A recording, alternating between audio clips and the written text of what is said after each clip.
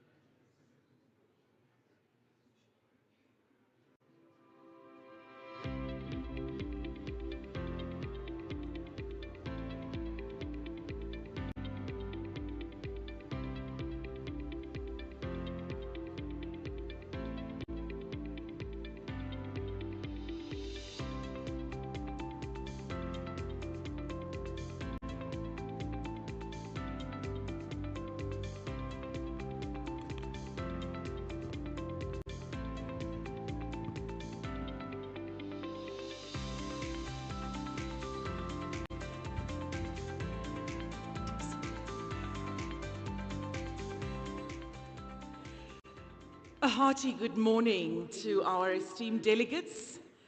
Thank you for being here this morning. We will be starting in the next 4 minutes with our first session.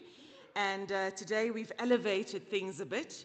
We've actually now put a speaker outside in the lobby area, so no more stubborn herd to watch over. Please make your way inside the venue. To all our delegates still outside in the lobby area, we will be starting shortly. Thank you.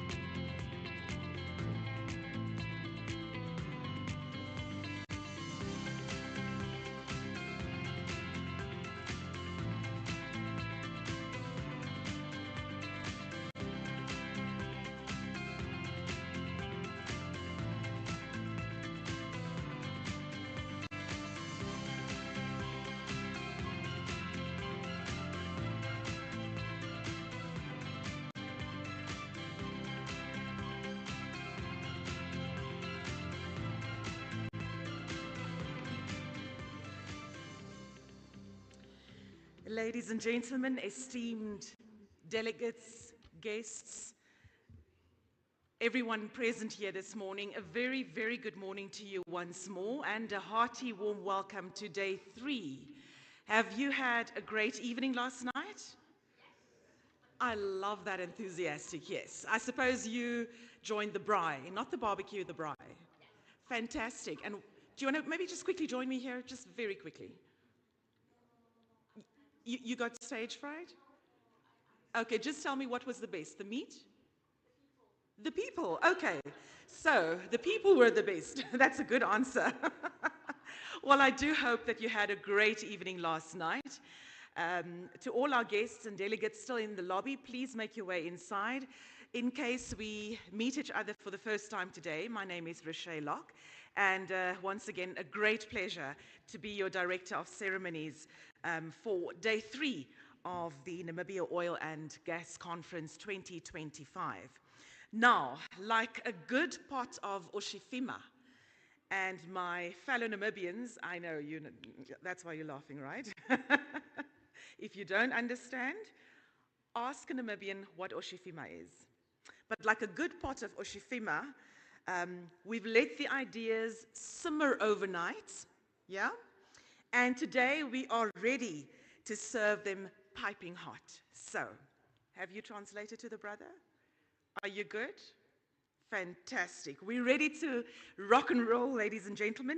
Just again, a kind request to our panelists and moderators to kindly stick to time, but most importantly to our delegates here in the room, please bear with us when we are busy with the panel discussions.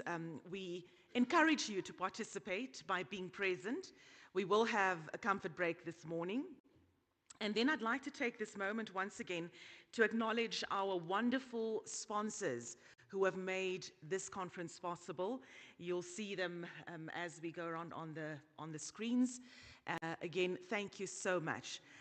I need to also just single out this morning 4 ladies doing a great job. And these are our rapporteurs. I'm going to ask them, I see 2 of them are not there at the moment. Sarah, if you can just quickly stand and just wave.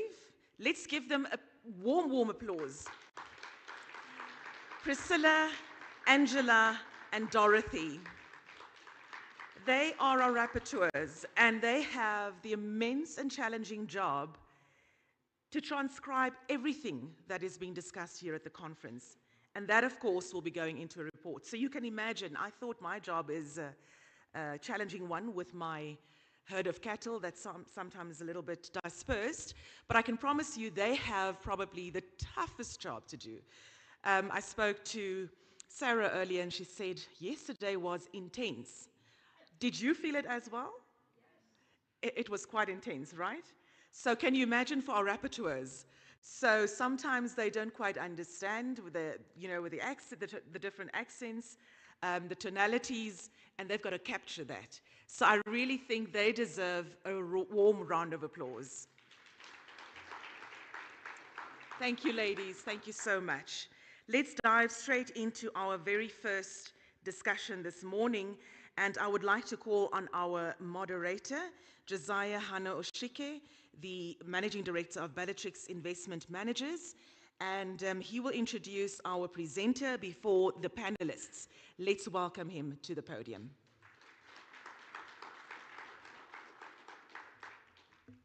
Josiah, yesterday I noticed that some of the moderators, they deliberately didn't want to look at me, but I shall move right in front and I shall, just show you 10 minutes, stop. So if you can help me also just to keep time, that'll be awesome. Thank you, over to you. All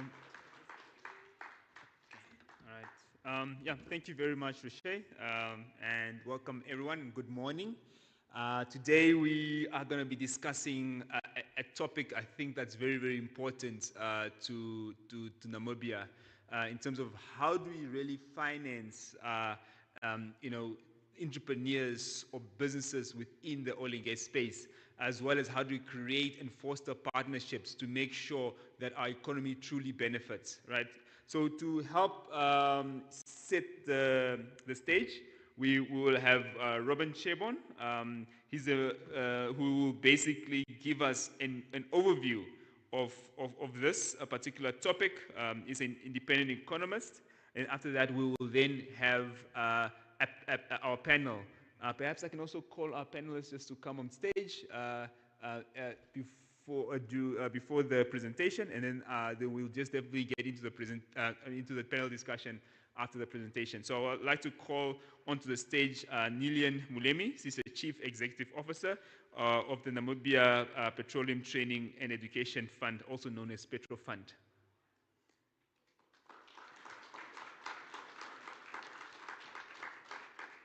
Okay, I also like to call on stage Angelique Peak. She's the Head of Oil and Gas and Energy Resources at RMB Namibia. Then we also have Johan Barnard. He's the CEO of Momentum Short-Term Insurance. And finally, but not least, we have our guest from outside of Namibia, Humphrey Hugo. He's the Regional Director for Southern Africa for Afrixim Bank. Okay, thank you very much. So, Robin, please come on stage and give us a very insightful presentation. Thank you.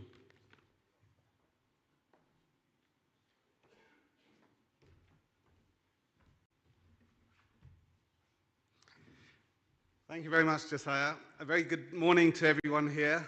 I see things have thinned out a little since yesterday, but I hope you'll bear with me during my presentation here. If it's okay with you, I'm going to skip the protocol today because I've only been given 15 minutes to make my presentation. For those of you who don't know who I am, my name is Robin Sherborne. I'm an independent economist here in Namibia, working on a whole range of issues. I came to this country first from the UK in 1991, and I noticed there was a lot of talk yesterday about NDP 6, Namibia's National Development Plan 6. Well, I was a co-author of NDP 1, which sort of dates me rather, and in fact I even go back to the TNDP, the Transitional National Development Plan, when I was working in the National Planning Commission back in 1991, just after independence. So I've been an observer of the Namibian political and economic scene since then. I've been asked to plug my own book by the Hanns Seidel Foundation. So I've written a book called A Guide to the Namibian Economy, for those of you interested in economic history and how this country has fared economically over the last 35 years, since 1990. It's there for sale, I think, at the Hanns Seidel stand next door. Okay. You know, I've sat in on all the day's discussions, and it's been very interesting. I have to congratulate the organisers for such a professional event. There have been an awful lot of warm words, and you know, I'm not against warm words per se. I think warm words are fine. But anyone who knows the history of oil and gas in the world, who's read about it, knows that oil and gas is about power, it's about money, and yes, it's also about economics. So I think we thought it would be a good idea to give a sort of economic overview of what's going on in Namibia at the moment.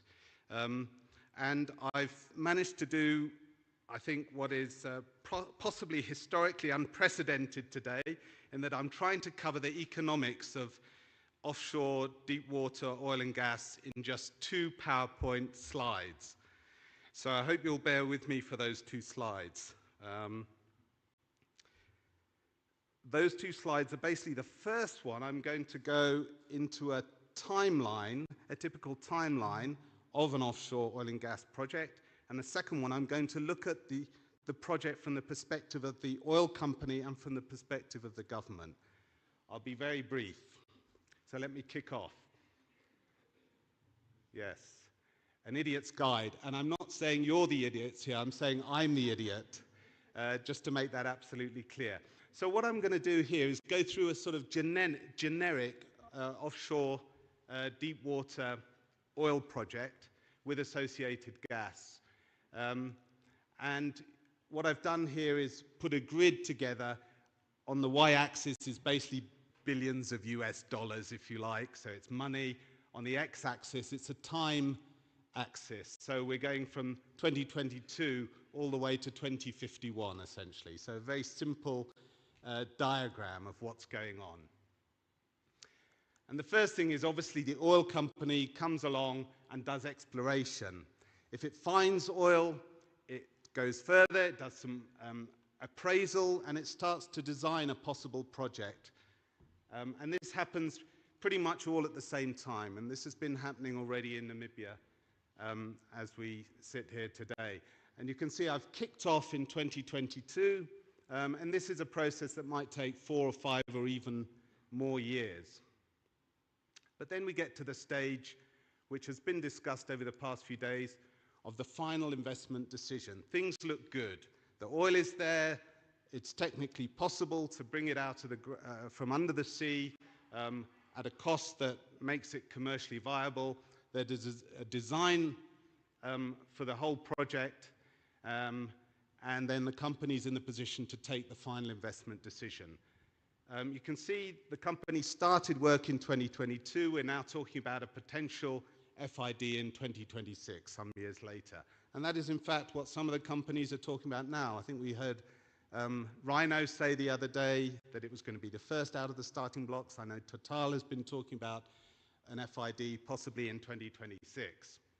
So we get to the FID. This is a very important moment in the life of the project, obviously. But it's also a very important moment in the life of the country, because it signals that Namibia is now really open for business, really serious about this industry, and is ready to go ahead with it. It's not just airy-fairy talk anymore, it's something very concrete. And it's also a stage at which government can already go out and borrow on the strength of future revenues, which is possibly a good thing, possibly a bad thing. But the FID is incredibly important. It's a signal to the world and to the global investment community. Right, once the FID is taken, then we get into the really big bucks. Sorry, what I forgot to mention, exploration, appraisal and design. This is already quite an expensive part of the process.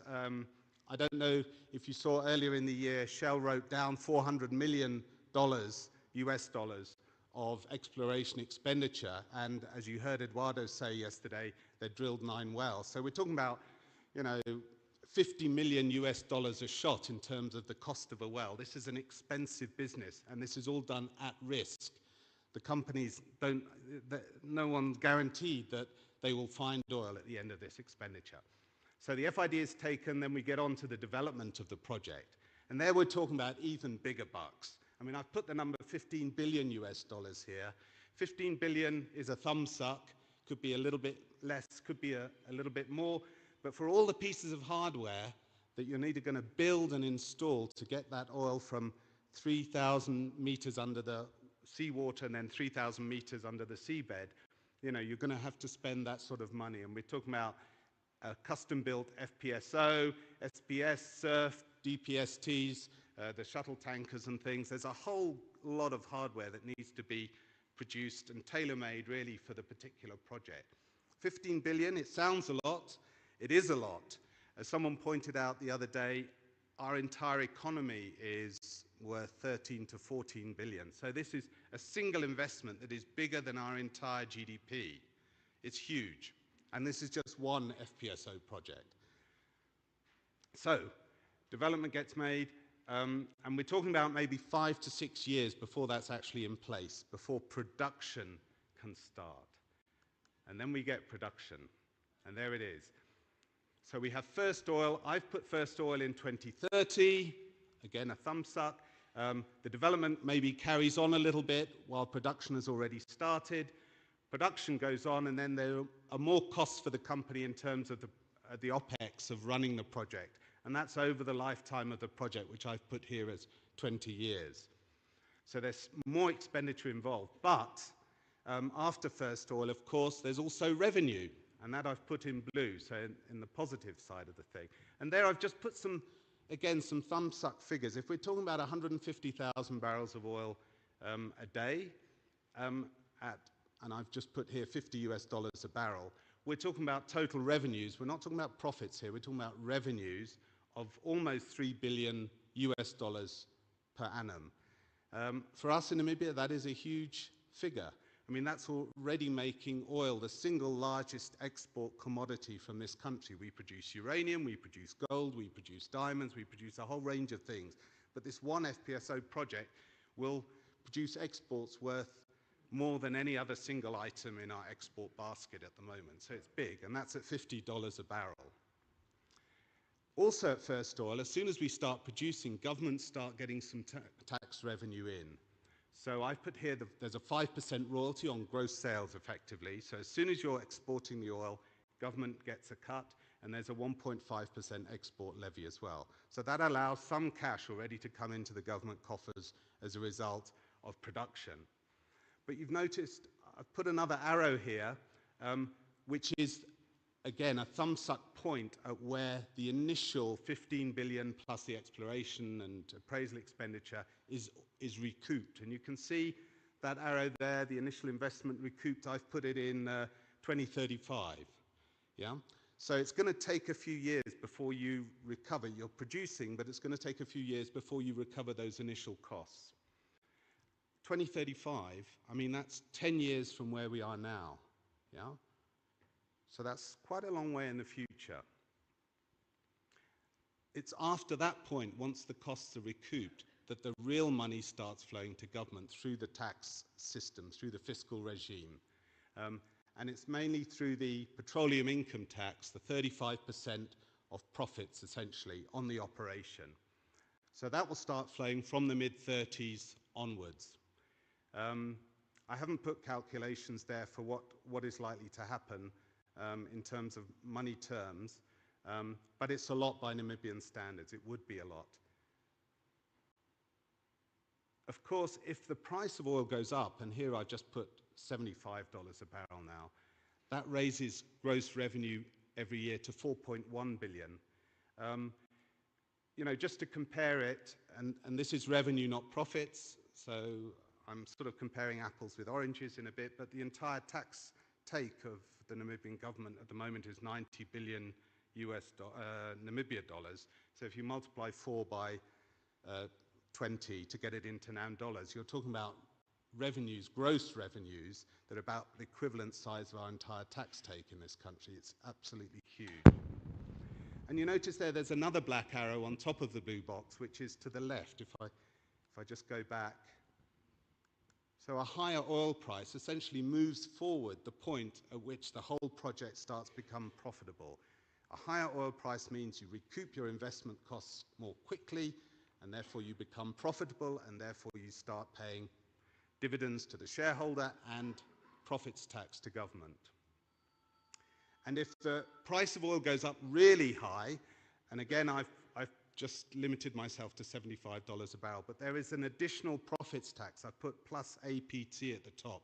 In the fiscal regime of Namibia, there's an additional profits tax, which is designed to cream off more of the profits for government if the oil price goes above a certain level.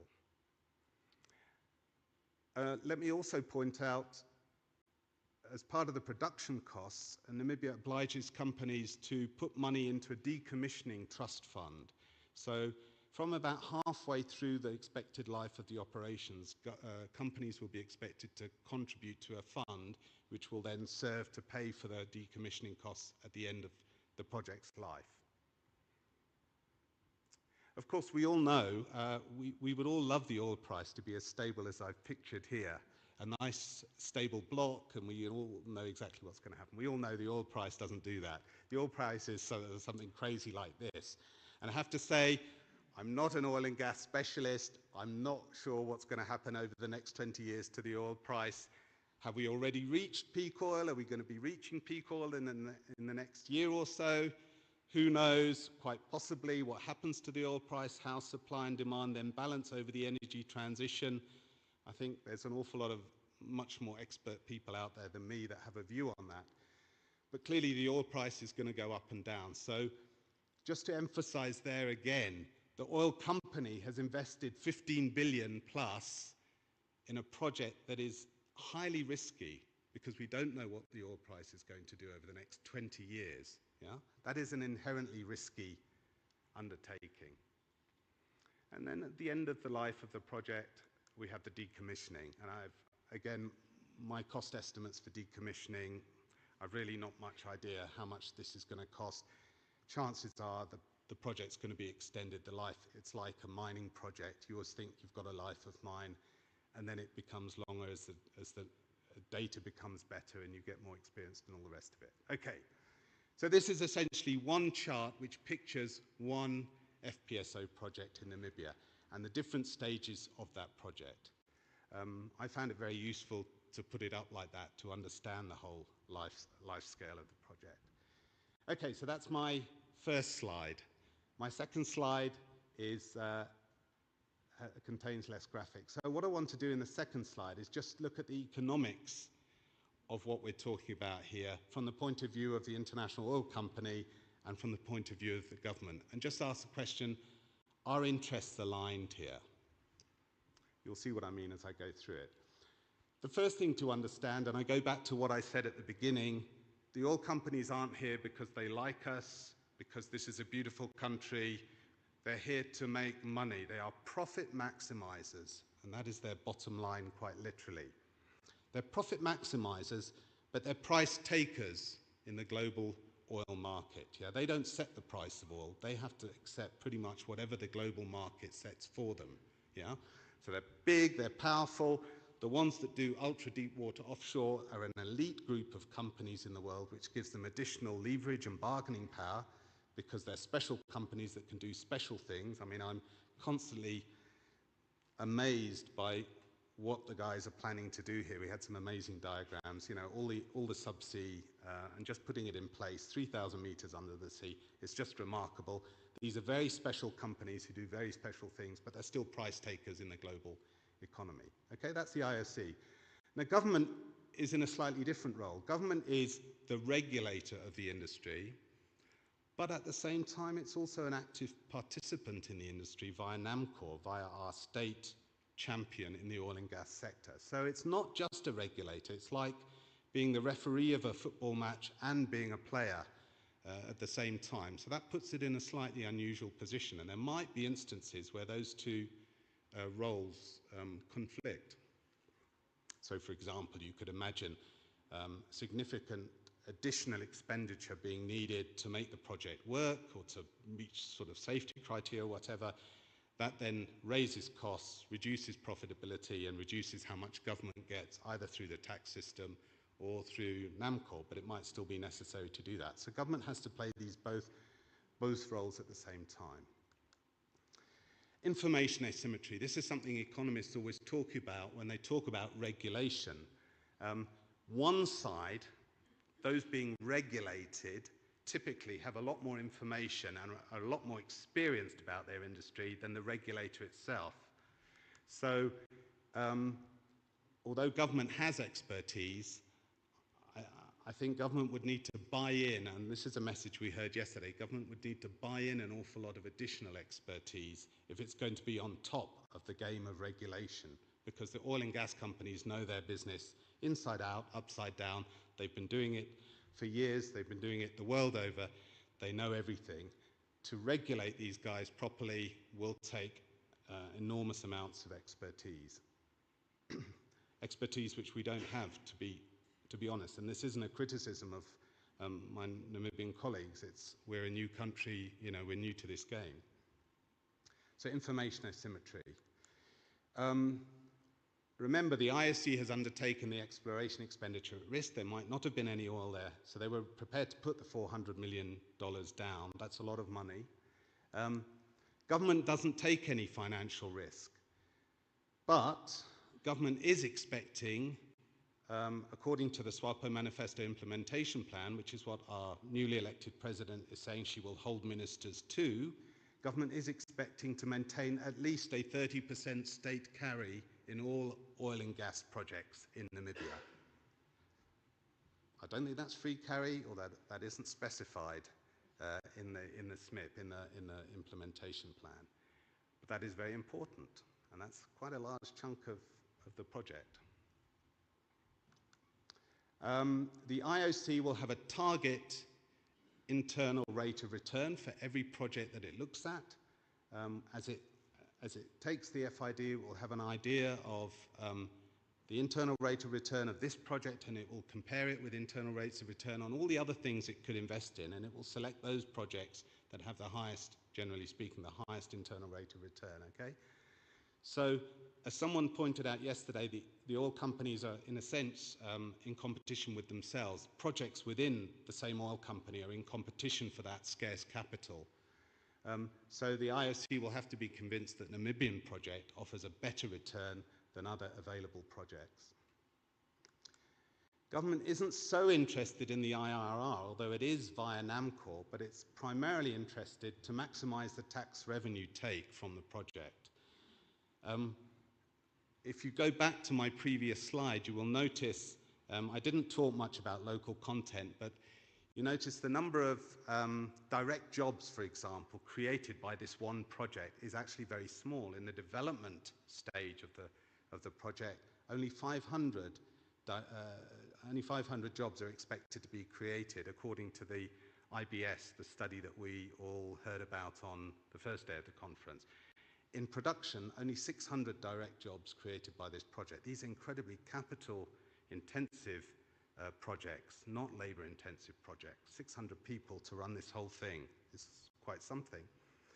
So government isn't going to get a lot of jobs out of this project, but it is potentially going to get a lot of tax revenue out of it, a lot of tax revenue by Namibian standards. And the key question for government, not so much for the IOC, but for government, is what does it do with all this additional tax revenue? Okay, and that's a whole other lecture that I could give you, which I'm not going to do. But that is the prime, I see that as the prime benefit to the country of a project of this sort, okay?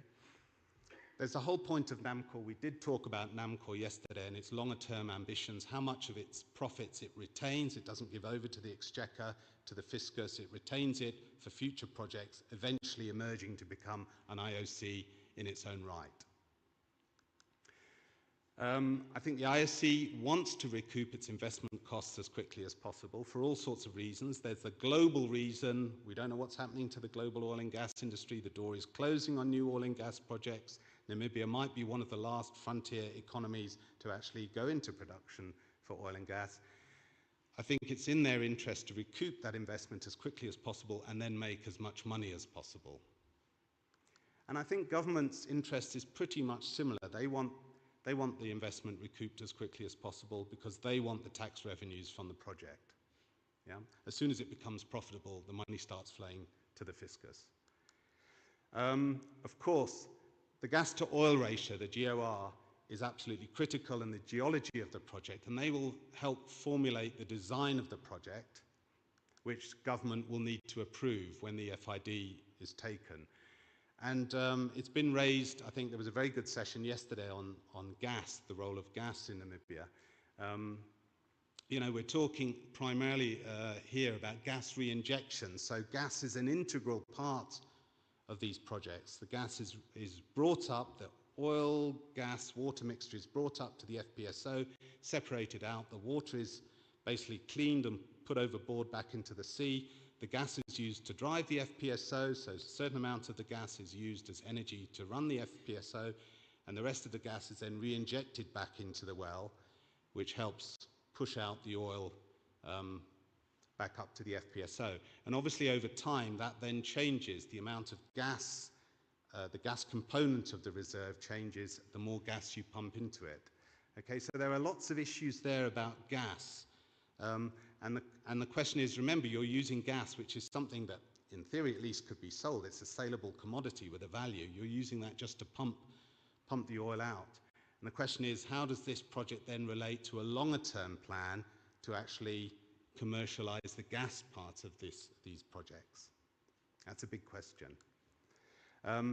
Obviously, once you've invested, once you've developed, you've got the FPSO and all the rest of it, it's not a project you can just turn on and off like that. You're basically pumping the oil 24/7, 365 days a year, yeah? So you can't just suddenly stop it and start it. And that's important. That increases the risk of the project, basically. Once the IOC is all in, it's spent all the money, it's pumping the oil, it's basically at the mercy of the international oil markets. Government needs to understand that, I think, and government's role, one of government's role, is to minimize the amount of risk wherever it's possible to do that.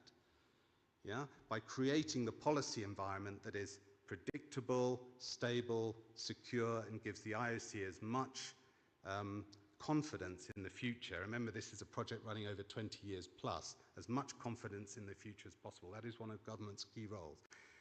And therefore, when government comes along and says, oh, we want an oil refinery, we want 30% carry, we want high local content and things, these things can be haggled over. They will be haggled over inevitably in the run-up to the FID. But once they're set, then they must be agreed upon, and government must understand that it has to go along with that. It can't just chop and change year by year on a project of this nature. Gas reinjection, integral to the design. I've talked about that a bit already. How does that then relate to the gas master plan, which isn't yet formed? Gas can be sold, so it is a valuable commodity in itself. We understand that's a longer-term undertaking for Namibia, so we get the oil out first, then we start talking about the gas. But how will these fields link up with gas pipelines and things? That's a huge issue, but needs to be addressed if the gas is going to be commercialized.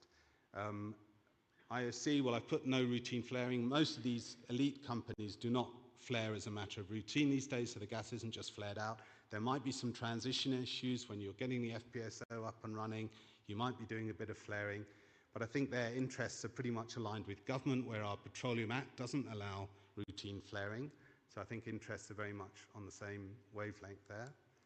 Safety, this has been emphasized time and time again by the IOCs. They're not going to cut corners on safety, especially in a new country, especially in a new frontier market. We all remember the certain incidents stay in our memory, Deepwater Horizon and others. It's absolutely critical we put safety first here, and I think government and the IOC are aligned on this. I don't think anyone's interested in cutting corners because, again, it will send a signal to the rest of the world if there is an accident here, that will be a blot on Namibia's attempt to become a major oil and gas producer in future. The IOC, I think my own view is too much is made of this local content thing. If you look across the production thing, knowing the Namibian economy as I do, I don't honestly think there's that much we can produce for one project in terms of local content. But even a small proportion of the billions being spent will make a huge difference to our economy, of course. But I think local content will be maximized because it will make commercial sense to do that in most cases. So I'm quite confident the IOCs will try to produce locally wherever it makes commercial sense to do that. Whether government, which obviously has a political interest to maximize local content, whether it does that strictly on commercial terms or not, is, I think, a bit of an open question. So maybe the interests aren't strictly aligned there. We'll see what happens when the local content policy is published towards the end of the year. And then finally, later on, I think, like most of the extractive industries, big companies come in, their overhead costs are very high, they're listed, they have to appease their shareholders the whole time, safety and all the rest of it, they can't cut corners, blah, blah, blah. They might decide at some stage they've made enough money from this project and they bail out and they sell the project on to a smaller operator. It happens. I think government's interest in all this is to ensure that the deposit is utilized to its maximum effect for the benefit of the country. In other words, we're not just creaming off the easy bits of the reserve and then moving on. We're trying to deplete that reserve as much as possible, as much as it makes commercial sense to do that. And it might be that a lower cost operator is better placed to do that later on down the road than a high cost publicly listed operator, for example. Okay, so I'll stop there, but I think that gives you a good flavor of the sort of overall economics of what we've been talking about over the last couple of days. I think each of those issues I could have talked at length for. You're realizing I'm not an expert, I'm a bit of an idiot, but I'm a sort of half-informed idiot that comes to look at these things with an outsider's view. I'm not employed by an IOC, I'm not employed by the government, I've got no commercial skin in the game. So I think there's a lot of interesting economics here. I think it's good that people understand the economics and what's really going on, but let's not be too dreamy and starry-eyed about this industry. This is an industry about, as I said, power, money, where economics plays an important role. Thank you very much.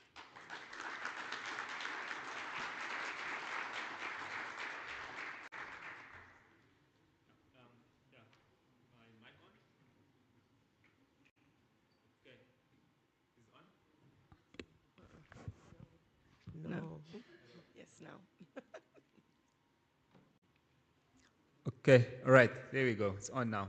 Thank you very much for that presentation, Robin. I think at least the takeaway for me is that obviously, as we all know, it takes a lot of money to get this type of oil and gas projects up, all the way from exploration, and then we go into development, production, obviously, even decommissioning, there's a lot of money required. And then we also need interests to be aligned between the oil and gas companies as well as government. But obviously government is there to protect the interests of the citizens in a country. And I think one topic that has been discussed a lot as well, and I think we perhaps need to dive deeper into it, is the area of skills development. We need Namibians to get involved in this, but they also need the right skills for them to be able to meaningfully participate within the oil and gas industry in Namibia, because otherwise, the money will just flow out of the country, right, and leave, the citizens, without economic benefit. So that's given that context, and I want to ask my first question to Nilian, given that you're from so given that skills development is so central to ensuring that Namibians fully benefit from oil and gas projects, how can financing strategies integrate training and education as a core investment priority? Thank you. Thank you very much for the question. Apologies for a hoarse voice. This is weeks of talking, but also weeks of a lot of excitement. Robin, by no means, you're not that weird that you put up on the screen. I've known Robin for many years, and it's good to see him today talking about oil and gas. When we bumped into each other, he asked, "How are things, Nilian? You've always been talking about oil and gas." I said, "Exciting, but very busy." Skills are very important. They are what drives investment. And Robin is so on the point that all these investments that we are seeing, speaking in a lot of zeros that perhaps won't even fit on our phones when we type them, are driven by human beings. And without the technical capabilities, projects become expensive, projects become delayed, but also projects in terms of safety, you start compromising safety. So skills are key, particularly for the oil and gas industry. And the skills that are required are driven by the stage of development of the oil and gas industry. Exploration, we talked a lot about those that would drive to unlock the investments, the geoscientists, the geophysicists, the financiers, the environmentalists. As you move beyond that, the scope of the skills widens. It opens up so widely. It becomes literally disruptive because you need everything from the pilots, in our case. The discoveries are offshore, so you're going to need people who are skilled to manage the transportation of personnel. And the whole scope, really. I mentioned one because somebody asked me yesterday, are we going to need pilots? Absolutely. Are we going to need underwater individuals? Absolutely. So skills are key. But with this knowledge, how do you finance these skills? Because there's a tendency to recognize their demand, but discussions of how you make sure are available becomes something that is not active. They need to be developed, and $1 has to be put on the table to finance them. And it has to be done in a sustainable manner because you've got to continue doing so. And in oil and gas, from a safety perspective, you have to make sure that your safety is accredited, meaning that you need to get trained every so often. If you work offshore, you need to have the BOSIET, which has an expiry date. So you can see that skills are very key in making sure that they are relevant, but they are also up to date. But they need to be financed, and that's the conversation we're having today. What our government has done to finance those skills for all those that are granted licenses to explore and eventually produce, they make a commitment to put funds together, and those funds have been deployed directly into the economy to develop the skills. So that's the financing model that our government adopted. That model has saved us since the law was put into place in 1992. What we've also done as a financing model is that everything which is contributed is pulled together, invested, and the development of skills has been primarily limited to the interest derived from those investments as a financing model. But as you can imagine, the demand for skills is going to grow. So it means that for you to keep up the pace, you are going to need to ensure that the base from which you draw interest income is also expanded. But I'm happy to say that that model has worked very well and that has saved us. We are also happy that the government has now put a policy in place which is going to make access to tertiary education in national institutions of education free. So that will also allow for all those that want to participate also to equally take advantage of the fact that tertiary education is going to be free. That's also a financing model, but that's at government level. It also means that at institutional level, all those that are playing in the sector, it's very important that when you design projects, you know, the 50 billion that Robin outlined there must be a portion dedicated to skills development. Otherwise, you do all this work and the cost of unlocking the project becomes very expensive because you've not set aside funds to develop skills. You are going to have to import skills and all that becomes very expensive. So those are my comments for now under financing of skills development. Thank you. Yeah, thank you very much, Lillian. Angelique, from a banking and investments perspective, what innovative financing instruments can Namibia deploy to fund oil and gas projects competitively? And perhaps you can also give a few examples where RMB is playing a role in this. Yeah, thanks. Ooh, I'm naturally very loud, so thanks, Yesaya. So maybe we should just take a step back from that question because I think it's important that the audience understands that technically the operators are not really going to borrow in any country from the local banks.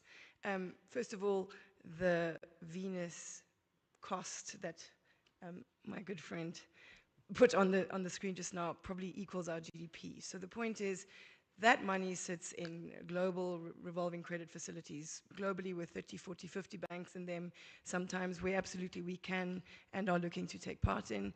The money sits in their own treasuries. But it's more important when you start looking at the local ecosystem where the funding can happen. Even the tier 1 and 2 contractors are probably not going to do major capital funding through the local countries that they operate in.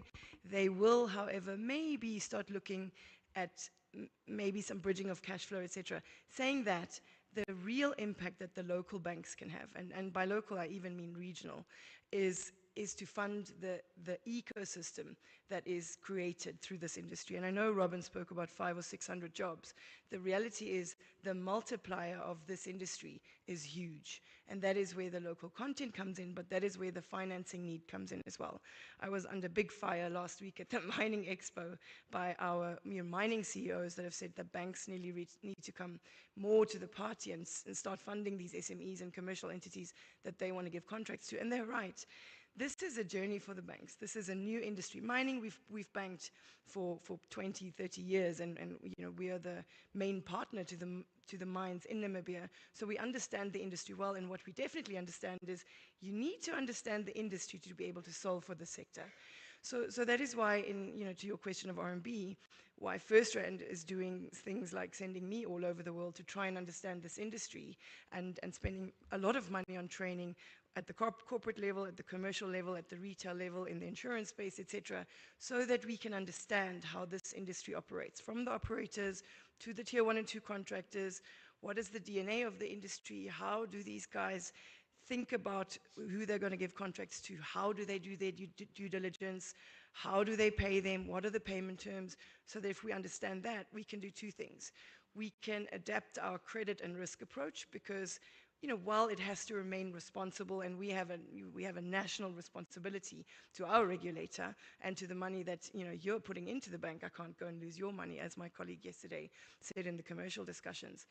The reality is, if we understand how this industry operates, we can first of all use that relationship with the operators, with the contractors, to understand why and how the contract works that they've given out to people, that we can then end up funding through the ecosystem of the FirstRand Group. And we can adopt our approaches, our credit metrics, our understanding. So we've played in some of the project finance things that are coming around at the moment. We're sorting out a lot of cash flow bridging because we know this industry puts long payment terms onto locals, and we're already experiencing it with some strong local companies. They can't handle this cash flow for a bigger and a bigger and a bigger or another project. And you have to come in and fund that in some way, shape, or form. So understanding how the industry operates really helps us fund it at every level. And then it also means we can fund the commercial guys. So with my understanding in the corporate space, we can assist our colleagues in the commercial space, all the way through from the top-end commercial clients to the middle ones, to the SMEs, and then also the local guys. So whether it's the people that are operating in these companies or the expats that are coming in that definitely need different solutions, this is not about understanding how we can create products. This is understanding how we build relationships to understand industry, to solve for industry. Thank you very much, Angelique. Now I move on to Johan. So insurance is a critical enabler for large-scale projects, energy projects, oil and gas projects as well. How can Namibia's insurance sector innovate to support oil and gas financing, particularly in high-risk exploration phase? And again, perhaps you can also give a few examples of the products that Momentum offers. Yeah, thank you. Luckily, Robin and Angelique give some context how big the whole oil and gas thing will be and already is. Because what we have to understand is, in the real context, just as the bank won't be able to provide that capital, no insurer will be able to support such an event. So I think that is good context for us as well. I think the problem is Namibia's got quite a well-developed insurance industry, but we have to remember it is very small. It is very small in the context of Southern Africa, but it's even smaller in the context of these big numbers that we just saw here. Now, I think some of the midstream and downstream solutions there, in the Southern African context, there's enough solutions to support. There's enough capacity and there's enough expertise to support that. But the moment you go upstream, you basically float from insurance and from risk perspective. Just to put the opportunities in context, if you look at, and what Robin was showing there, 14 billion in investment to develop one of these wells. That is about twice the size of the Southern African insurance market in total. So it is significant. So any loss of that size, and if you look at that loss that happened with one of the bigger players not long ago in the Mexican Gulf, you must remember that is about 40 times the premium income. The insurance loss was about 40 times the premium income of the Namibian economy. So it's 40 to 50 times. So it's significant. So no insurer here can really play ball, but what we can do is, and to satisfy the local content is, we can partner, and we do partner with foreign reinsurers and foreign markets. So the foreign market is, as we know, is already fully involved in the oil and gas in all over the world. And those are the partnerships that we're now building through our bigger corporate relationships, and especially from a reinsurance perspective as well. So what's currently happened in the products that we currently look at on the upstream side is definitely through existing players and through the existing all majors in their existing captives and their own programs. And we've got the ability in Namibia to place these risks in these markets that can support any finance or any lender or any investor that can support their requirements. So I think from that perspective is what the insurance market in Namibia is doing currently, and what is quite important is to create those structures like self-captive structures, reinsurance structures, and those structures that enable us to cater for the local or for the requirements of local contact for insurance. Okay, thank you very much, John. Humphrey, from the FXM Bank perspective, you have supported infrastructure projects across Africa. What lessons from other markets could Namibia apply to large-scale financing for oil and gas projects? Thank you so much, my dear moderator, for the invitation. First, I express my sincere appreciation to the organizers for extending the invitation to Afrexim Bank to be a part of this conversation. And earlier you were introducing me as a guest. I cannot be a guest when I work for an African Development Finance Institution, when conversations around development of Africa are being held. So I'm not a guest, I'm part and parcel of the development of Namibia. Thank you so much. So with almost $50 billion of cumulative disbursements in the oil and gas sector across various countries on the continent, I think we have a role to play in supporting Namibia to take advantage of the emerging oil and gas sector. We are uniquely positioned, and that is why we are here, to engage with parties and operators on how that conversation can start. And yes, you're right, we'll finance transformative infrastructure across the value chain in different markets. And yes, I would, in a minute, give you an idea of what I consider the critical success factors that have helped the country's hydrocarbon economies in other markets. But perhaps to just recognize that Namibia is taking a deliberate and methodical step to ensure that they do not fall into the same trap that other countries who had the same opportunities in the past did. The so-called Dutch disease, where as a result of a boom in a particular sector, you ignore the sectors that were giving you revenues in the past.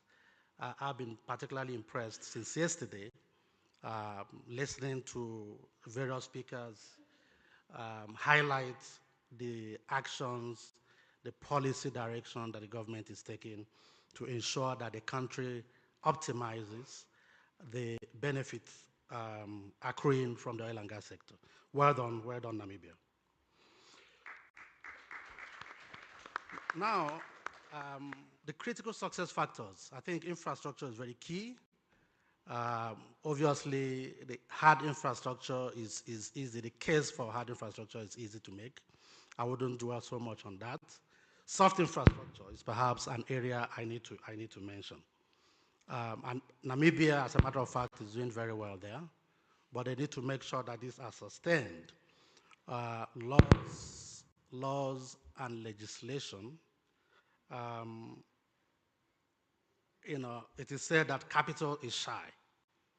And because capital is shy, it goes to places where it is sure of going back, living, or being repaid. So if they feel shy coming to Namibia, then that becomes problematic. So far, that is not the case.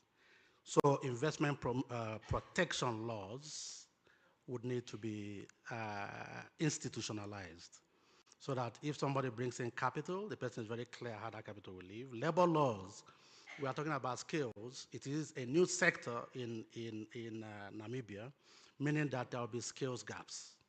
How easy it is for these operators to bring in skills from outside. The government would have to deliberately make it easy for them. Regulations, under what regulatory environment would these operators operate? The problem here, though, is not really about clarity or the right kinds of legislation or regulation, but the consistency of that. The problem we've seen in other markets is what we call policy somersault. You know, you come into a country under a certain regulatory environment, you cannot guarantee that by the time you want to leave, that regulatory environment still subsists. It may have changed. Some of them change every 6 months, some every year. It becomes difficult for investors to bring in long-term capital in that kind of environment. So I would encourage Namibia. So far, I think so far so good, but you have to make sure that that particular direction is sustained. Now, laws and jurisprudence, dispute resolution mechanisms.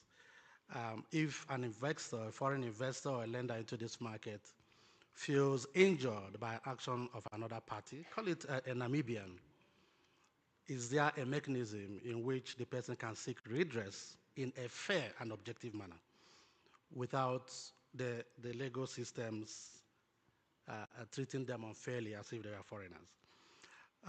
The final one, other soft infrastructure, is what I call the institutionalization of processes.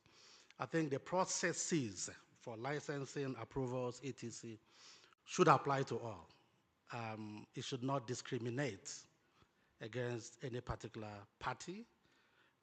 It shouldn't be subject to individual interpretation. The person sitting at the back of the desk, it should be institutionalized. And so far, I think, like I said, I wouldn't say it enough. Namibia ranks very, very highly on this point, and we encourage you to continue to create an enabling environment that would encourage inward investment into this market. Yeah, the second point I would mention, apologies, I just have 2 more points, but the second one I would mention is partnerships. They said for you to be able to attract projects, a project is actually as good as the parties that are promoting that project. If the parties are not reliable and trustworthy and credible, there will be no capital coming in to support that project. So far so good. I've seen partnership with IOCs, partnership with Gulf countries.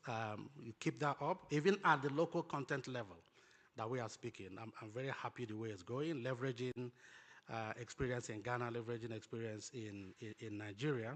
That should continue because it is really as good as the parties. And then security. So far, Namibia is a very good place, but we've seen elsewhere that if the community is not involved in critical decision-making, they can get upset. And when they get upset, they can frustrate you. We saw that in Mozambique, we've seen that in Nigeria and elsewhere. So I encourage the government to integrate, obviously, the sentiments of the community in coming up with policies that carry their interests along. Thank you so much. Thank you very much, Humphrey. Thank you very much. A very insightful answer indeed. So, Nilian, we know that the Petro Fund plays a role in capacity building.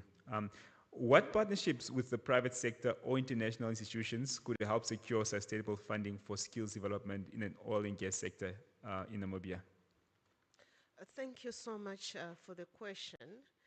A sector which is new, particularly the one that we are talking about today, which is oil and gas, would require relationships with those that have had such a similar sector in order for us to carry hands with each other and move and fast-track the development of such a sector. So it's very important to have partnerships, not only from the investment leg, as my colleagues from the bank are saying.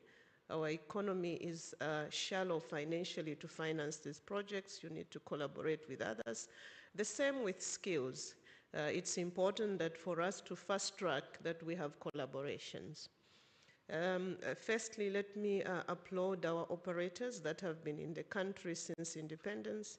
They are the ones that have enabled us through those relationships to start building skills long before the first drop of oil is anticipated to come to the fore. So all those that have licenses are engaged with our government. We've managed to build a pool of funds that we are deploying back, and it's through those relationships. We want to see those relationships grow. They've become even more important for us to be able to meet the anticipated demand of skills. But this is not a platform where the operators can now play alone. We now need everybody else who has a stake into the sector, and this is the service companies. We have seen an influx of all the service companies you can think of in the world. Either they have already taken actual physical presence, or they are on their way to take physical presence, all of them. We encourage that partnerships are developed so that we can build skills. Our current strategy is ramping up of skills.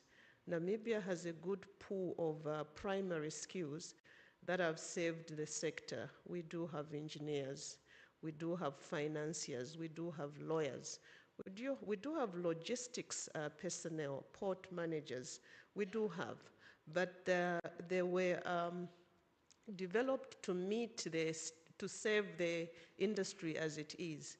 We now have to close the gaps in knowledge, and to do that, it's very important that we deploy on-the-job training strategies, mentorship strategies, internship strategies.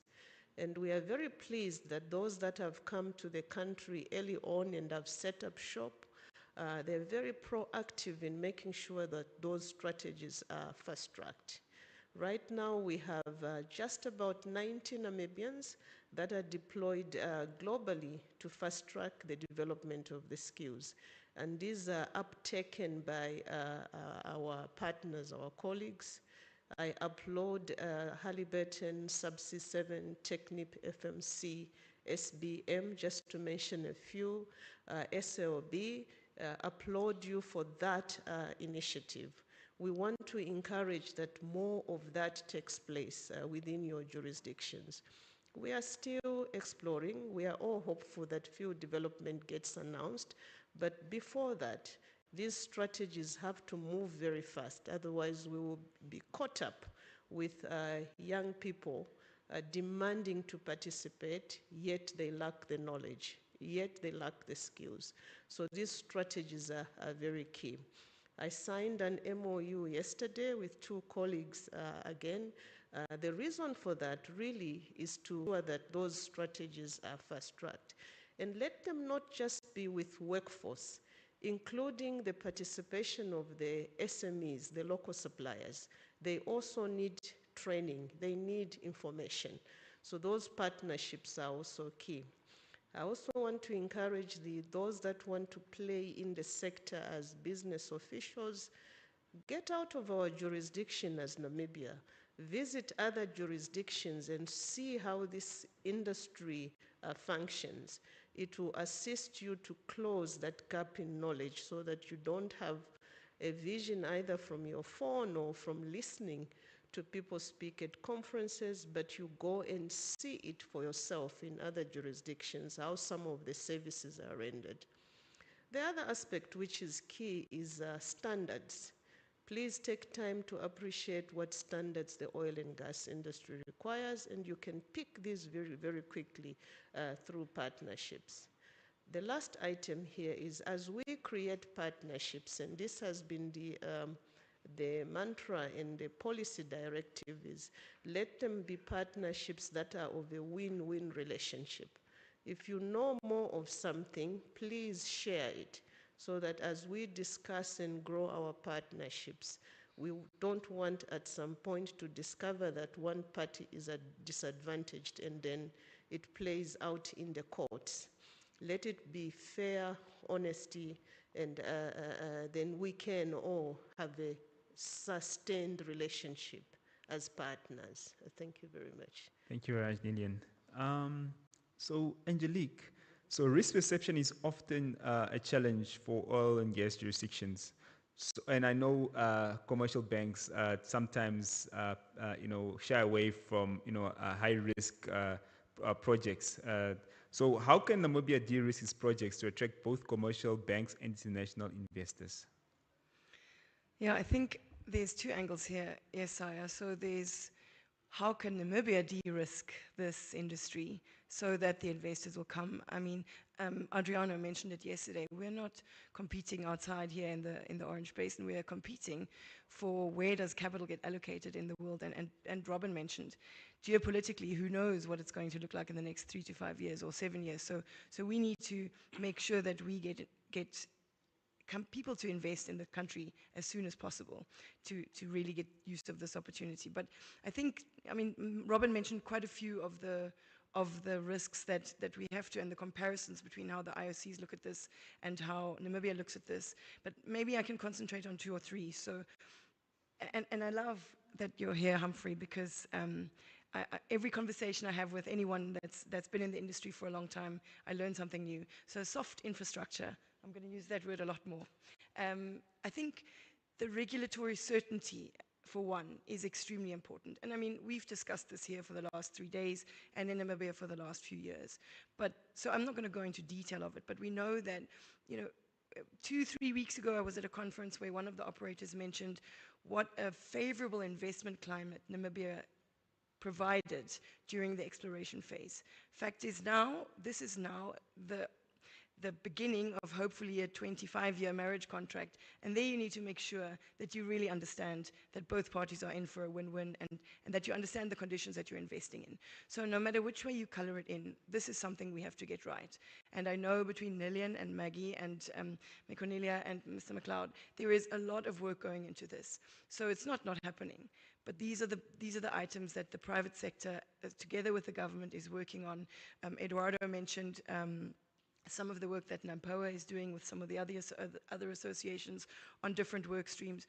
So a lot of work is going into it, but we have to get this right. It has to be worth investing. And like Robin said, this is a commercial decision that is competing with other commercial decisions globally. So we need to make sure that we are putting the right conditions there. From another angle that I think is important, or I am definitely in every conversation seeing is important, is the hard infrastructure, if you want. I've heard, and I love hearing this, Namibians love hearing it's a great country. You have great infrastructure, people speak English, the conditions are already very favorable. But the infrastructure, specifically in and around the port and the logistics side of things, are super critical now for us to get right and get right fast. Because otherwise, people like Total or Rhino, whoever comes with hopefully an investment decision, can't operate. And then we have the danger of them having to do some things from South Africa or Angola. And guess what? That means the whole multiplier of the ecosystem sits in those countries. And we don't get the social and economic benefit. Sure, we'll get the oil income one day, but the social and economic benefits from the multiplier of the ecosystem, that's where the real opportunity is. Our president wants jobs created. That's where the jobs are. So that's the infrastructure makes a huge point for making this investment worthwhile. And it takes me to another point, and I'll speak a lot more about that this afternoon, but this is also about partnerships, and Humphrey said the same.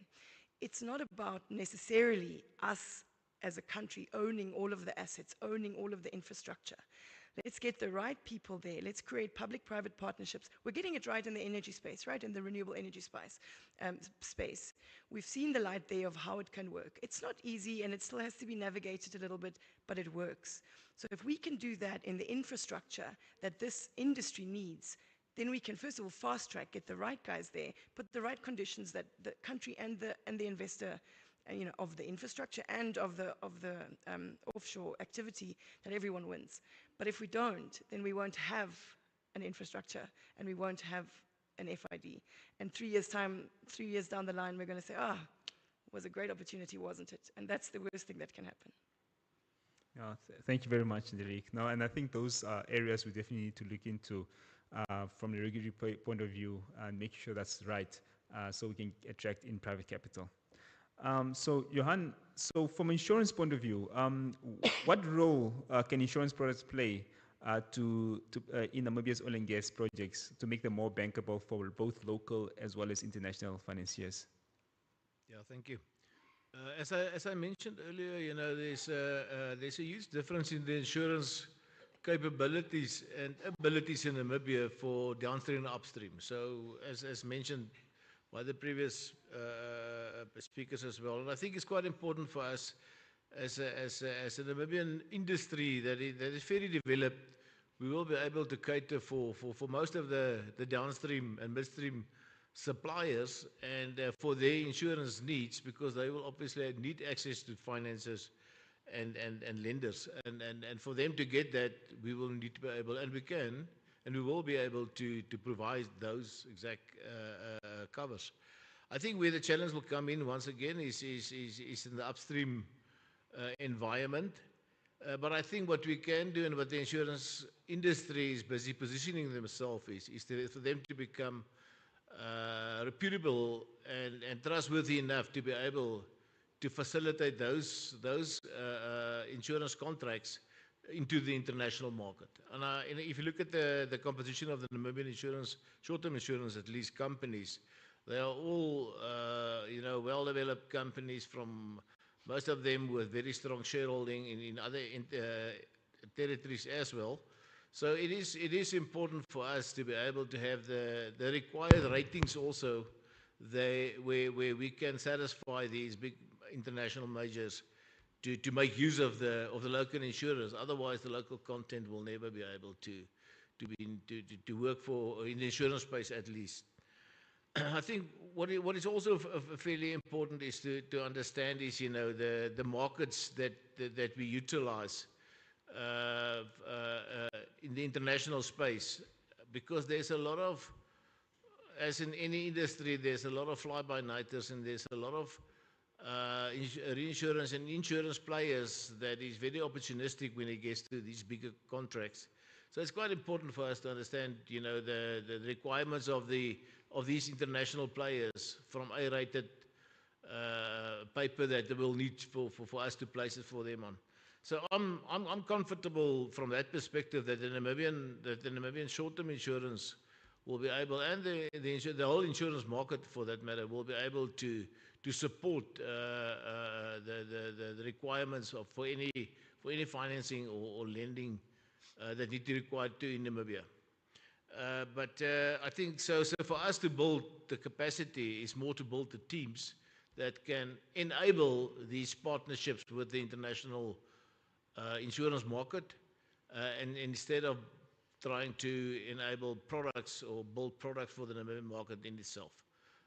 But if we look at the Southern African market currently, with respect to those relationships and those capacity, it is more than capable of supporting most of these requirements, or that will be required. But I think once again, looking in context, and what Robin was saying and Angelique was saying, it is huge numbers, and it is a very small mistake. We worked out the other day, if you make a 1% mistake on a big loss like that, it'll be almost the same as 5 times the insurance market. So 1% mistake is not a big mistake. That happens quite often in the insurance business. So we have to wake up and be able to have the right mitigation in place for that. Okay, thank you very much, Johan. And Humphrey, so I just want to know, how does AfriExim Bank view Namibia's potential in the oil and gas sector, and what financing solutions could the bank offer to accelerate project execution in the country? No, thank you so much. I think in the interest of time, I will skip the first part of the question, which is essentially how we see Namibia in the oil and gas sector. I think it is obvious. It is an emerging strong hydrocarbon frontier. Maybe just to highlight a little bit about funding instruments. And I agree with Angelique. The nature of the financing we are looking at is such that the local market alone, especially the financial system here, cannot sustain, cannot finance. So there's a need to look outside of Namibia. But in looking outside of Namibia, it is also important to look within Africa. you know, not necessarily outside of Africa. And I may shock you, actually. A study by the United Nations suggests that the current stock of capital available to Africa should be able to finance all Africa's requirements. It says 4.1 trillion US dollars available to Africa by way of foreign reserve by central banks, pension funds, insurance companies, and even commercial banks. But the problem is there's no deliberate effort to harness those.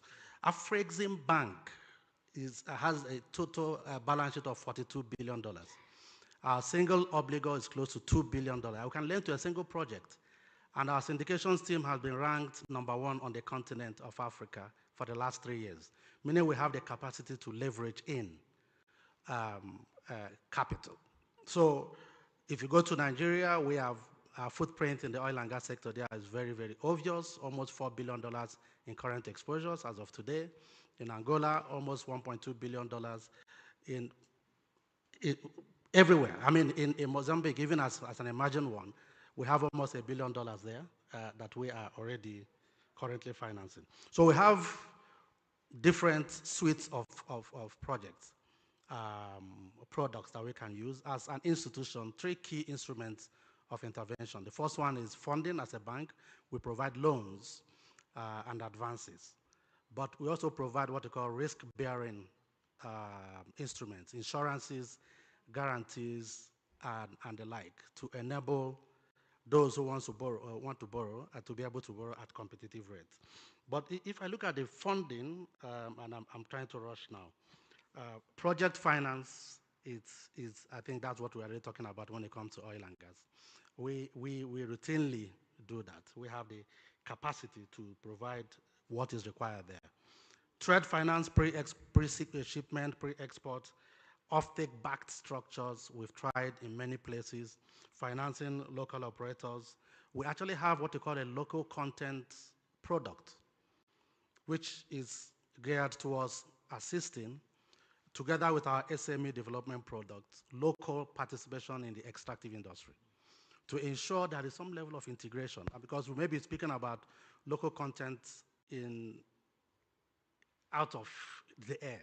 But the idea is to make sure that the locals, the domestic economy is integrated, because this extractive industry has a tendency to operate as enclaves with limited integration into the economy.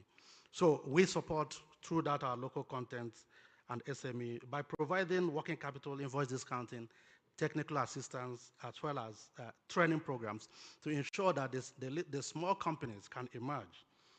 We have the capacity to provide even equity, especially obviously for the local companies, as the IOCs have their own capacity as well, to provide equity through our Fund for Export Development, to provide project preparation funding for early stage financing in order to de-risk projects, and then to facilitate importation of capital goods through what we call our Export Credit Agency facilitation program. So I think that's where, and obviously our advisory services can also be made available to assist the Namibian market to package transactions as they look for funding. Thank you so much. Okay, thank you very much, Humphrey. And I see our MC looking at me, given that we're running out of time. But I think what I'd like to do, unfortunately, we cannot take questions at this point in time, but I'd like all the panelists, and I also want to include Robin as well, given he gave a presentation, just give 30 seconds of his final thoughts from Robin, then Humphrey, Johan, Angelique, and then Nilian. Please, just 30 seconds of your final thoughts on the topic. Yeah, thanks a lot. 2 points really, Josiah. The first is I've been a little bit negative about local content, and I am deeply skeptical about the degree to which local content can be forced through legislation rather than encouraged. We're starting from zero at the moment here in Namibia when it comes to oil and gas. But I would say what I described there was just one FPSO project, yeah? Now, if we get 5 projects off the ground, then the whole game changes. It's all about economies of scale. It's all about different timings and things. So I think, you know, what could be done in local content changes dramatically as the number of projects increases. So that's the first point. And I think a lot of it will happen naturally without it being forced by legislation or by government or anything like that. It will just make commercial sense to do a lot more locally if there are more projects getting off the ground in Namibia. So that's the first point. The second point I'd make is the biggest contribution policymakers and government can make to this industry is by providing as much certainty as possible on as many things as possible. And chopping and changing rules, tax rates, the fiscal regime, state ownership, carry, local content, oil refineries, you know, I could go on and on. Chopping and changing will not help develop this industry. I think we need a strategy. Let's get something off the ground and then, you know, build on that rather than get everything perfect from day one. So I'd say those two things. One is multiple projects, one is the policy environment and the policy certainty we give these investors. Should I go ahead? Yes, please, please go ahead. I think, please go ahead. No, I think my conclusion would be effectively where I started from, which is for Namibia to seek to avoid the pitfalls of other countries that have been blessed with huge resources, as we have found in the oil and gas space here. I spoke about the Dutch disease, but obviously the extreme case of that is what we call a resource curse, which is, in other words, called the paradox of plenty, which suggests that there is an inverse relationship in certain economies between the abundance of resources and economic development, which should not be. So Namibia needs to try to avoid those pitfalls. And look at the Gulf states. They've used oil and gas to develop other sectors of the economy, not necessarily only oil and gas. So the idea would be, as the economy is going to double in 15 years, as we've heard in the last 2 years, is to begin to use those resources. And Robin, you presented $3 billion per annum. That is a lot for an economy, a population of 3 million. So, you know, they must improve the attractiveness of this economy by investing those funds in other sectors of the economy. Thank you so much. Yeah, thank you. And I agree with you 100%, Humphrey. I think what's also important for us is to start to understand this is, you know, there's a lot of talk in Namibia the whole time from a regulatory perspective and all these, you know, and the industry talk, but I think there's not a lot of that gets done. So we're not good at acting. But I think, you know, it's time now for the industry to realize where we are, create these opportunities, and where necessary, the necessary regulatory changes need to be made. But I'm very excited, and I believe we will be able to accommodate most of the challenges. But I believe that Namibia's got this opportunity, and we as an insurance company will like to support that and providing whatever is required to make it successful. Thank you. Yeah, thanks, Liz. Yes, I want to say I'm very glad we sent a team to Egypt to work with Afreximbank about 3 weeks ago, because they clearly know what they're doing and have good intentions. So, as I said from the start, it's a massive learning journey, and it will stay that way. I think the reality is, if we see one or hopefully 2 or 3 or 4 FPSOs or even projects out there, the opportunity set for Namibia is huge, and we really need to get Namibia ready to be there and be able to play in this space over time. It will take a lot of time, and we need to understand that. But, I mean, we are here to support Namibia as a country, and we know that there isn't a bank if there isn't a Namibia. So that's the game. It's about understanding the industry to be able to enable it at every level. And if we can get this right as a country, I think the opportunities are endless. Thank you very much. I have the pleasure of saying the last words. One item that is coming out very strongly in this conference is managing stakeholders, sharing information, being ready. We can only manage the stakeholders and share information if it's made available. So I'd like to encourage our operators that have licenses, have made discoveries, bring come together and make information available so that factual information is known both to the press, those that publish information, but also those that have an interest to participate in the sector. We don't want, for instance, to hear that one of you have spudded a well when I'm sitting at the conference. I'm just giving that as an example. We would like that to be public knowledge so that when people are entering our borders through the airport, they are aware that this is taking place and they treat you very well as you come in because they know that you are coming to do business and big projects are taking place.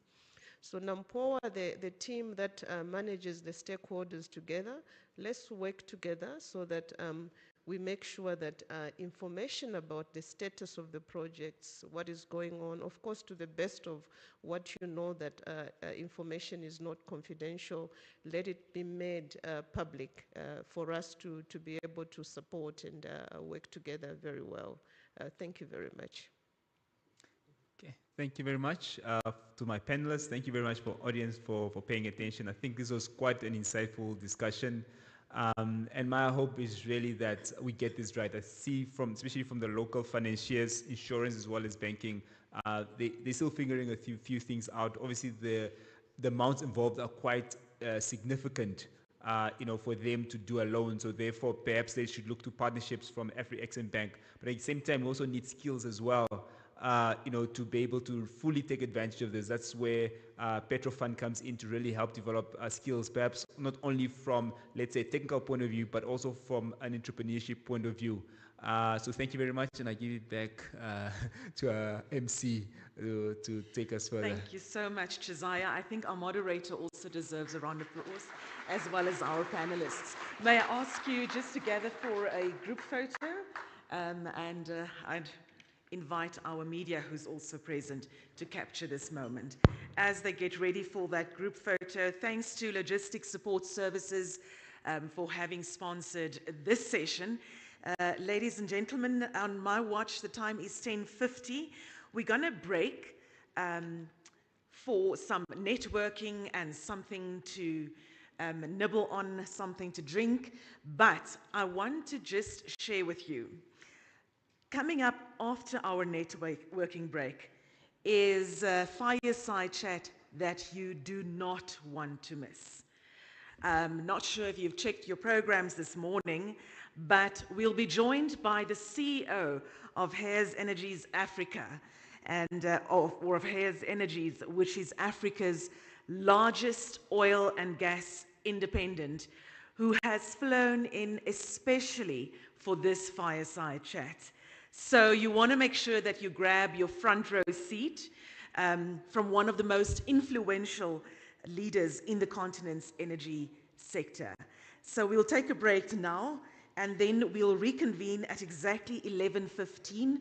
I kindly ask you to work with me, that we have our seats taken at 11:15. That's when we will start with our fireside chat, and the topic, the making of an African independent, key factors for establishing a successful oil and gas company in a competitive market. One last announcement, ladies and gentlemen. If you're not feeling well, or if you know of someone not feeling too well, this is on a serious note because yesterday we had an incident. We have an ambulance available on site. So please do not sit and not feel well. We have emergency assistance on site. Thank you, and enjoy the networking break.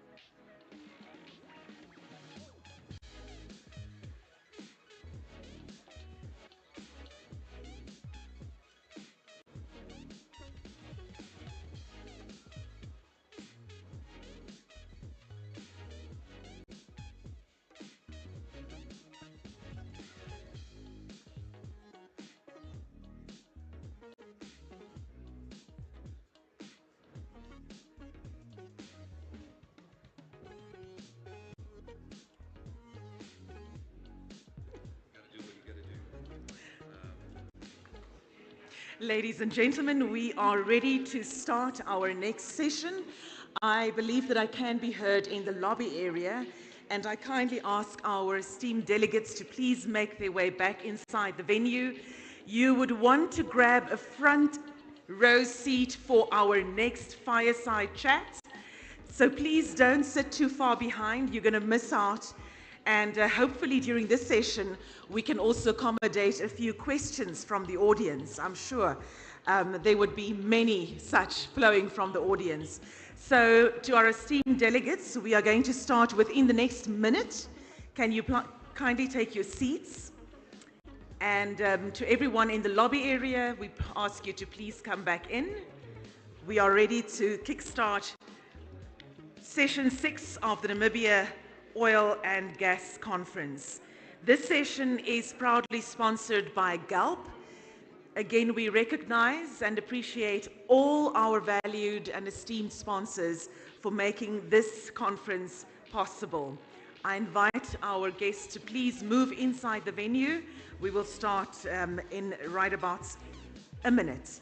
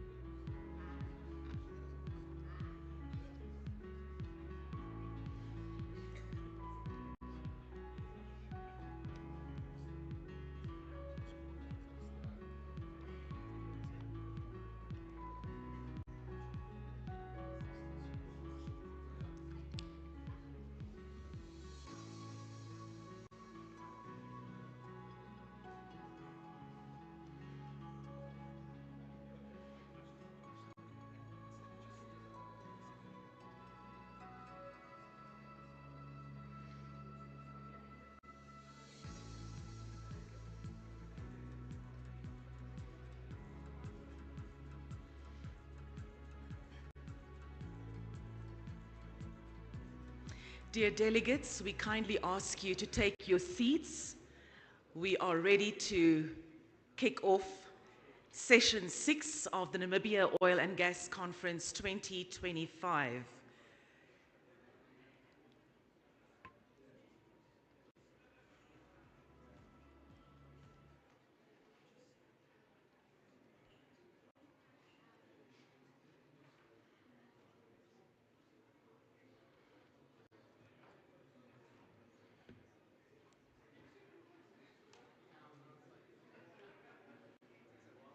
Well, I see that our moderator is here for this session, so I'm not going to prolong it any further. If you are still outside, please, you do not want to miss this session. Every conference has its highlight, and I can promise you that this is ours. You're welcome to move to the front seats as well. You're welcome to fill up the front rows.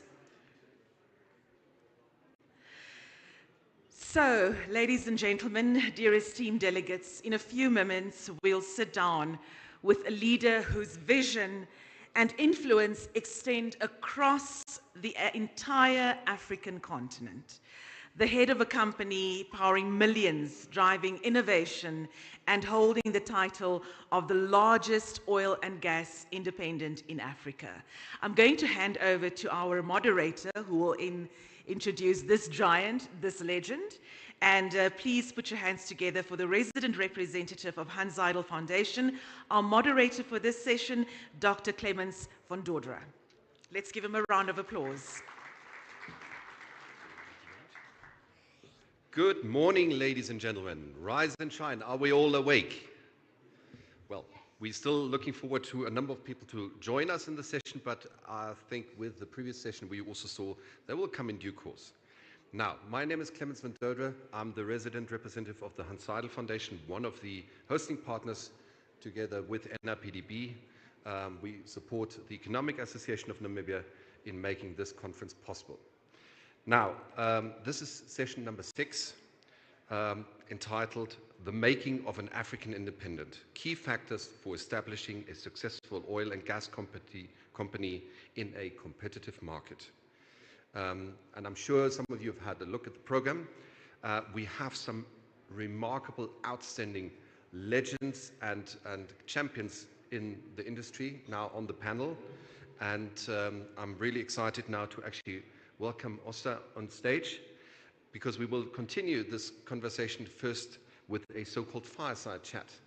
And we will have a bilateral conversation about the work he does and the history, sort of how things have evolved and developed, and what he was able to contribute to actually build an energy independent.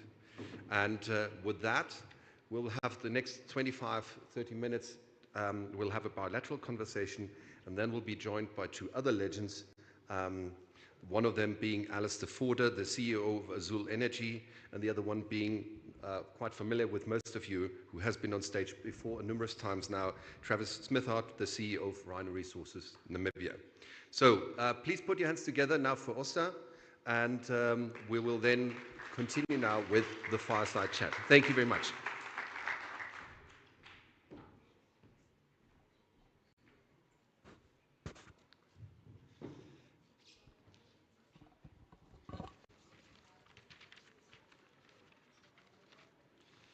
So, ladies and gentlemen, are we on? Yes, fantastic. Now, ladies and gentlemen, you have to bear with me, like the experts I have here now, and also being a champion here. I'm everything but an expert. To use Robin Sherborne's words, I'm not even an informed idiot. I'm just an idiot. So please bear with me. But if I'm an idiot, then many others might be also in a similar situation and want to learn and to grow. So it gives us actually an opportunity now to move forward and to learn. Now, Osta, what was your original vision behind Hanns Energy, and how has it evolved since inception?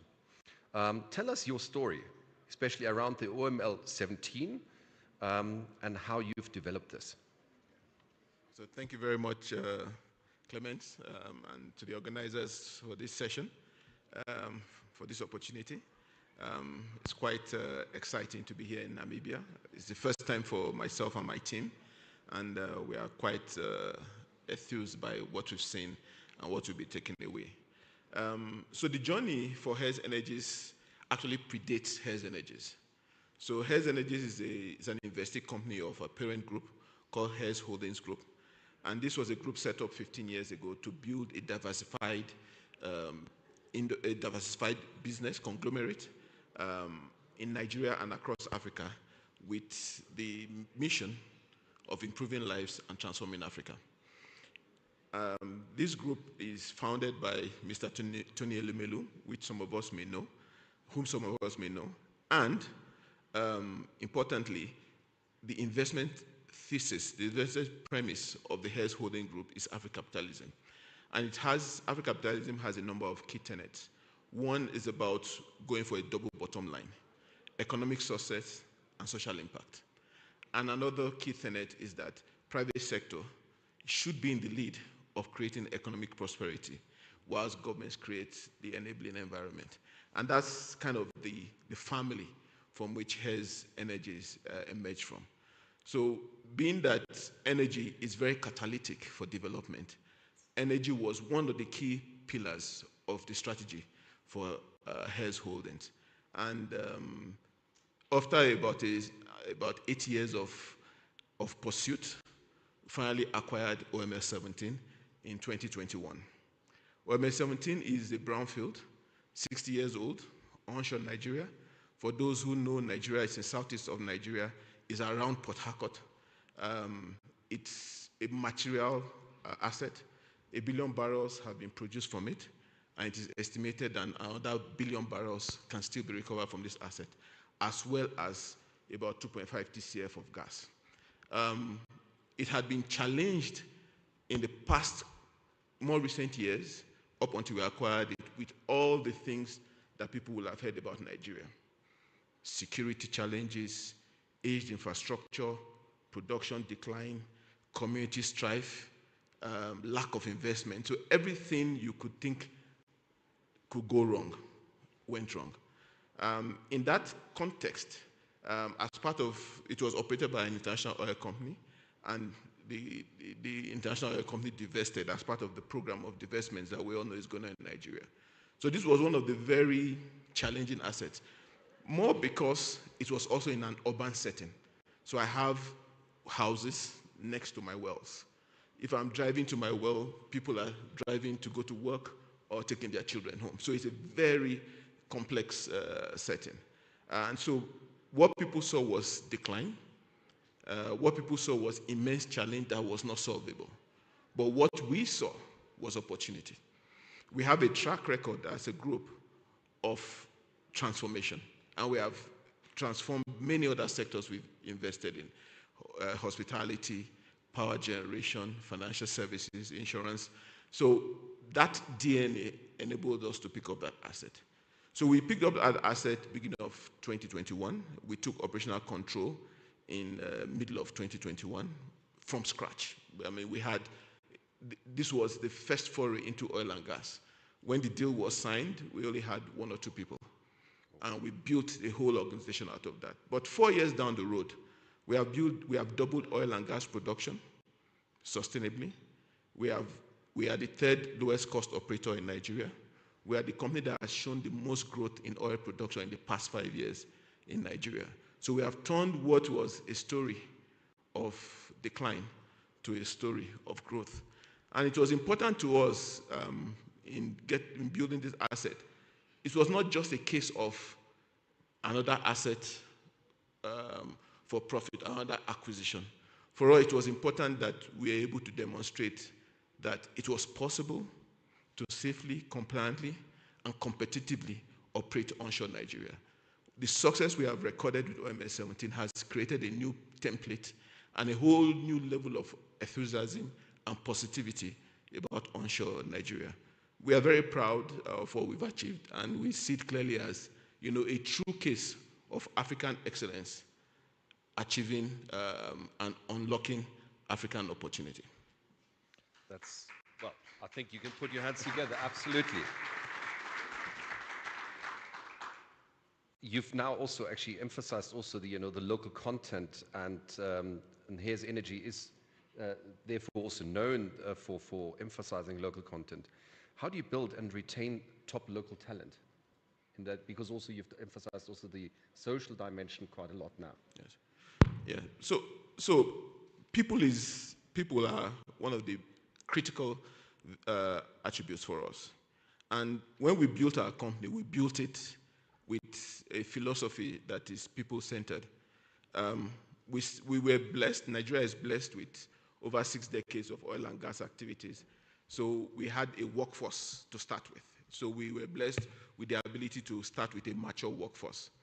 But what we have then done is to take that workforce and create an African champion.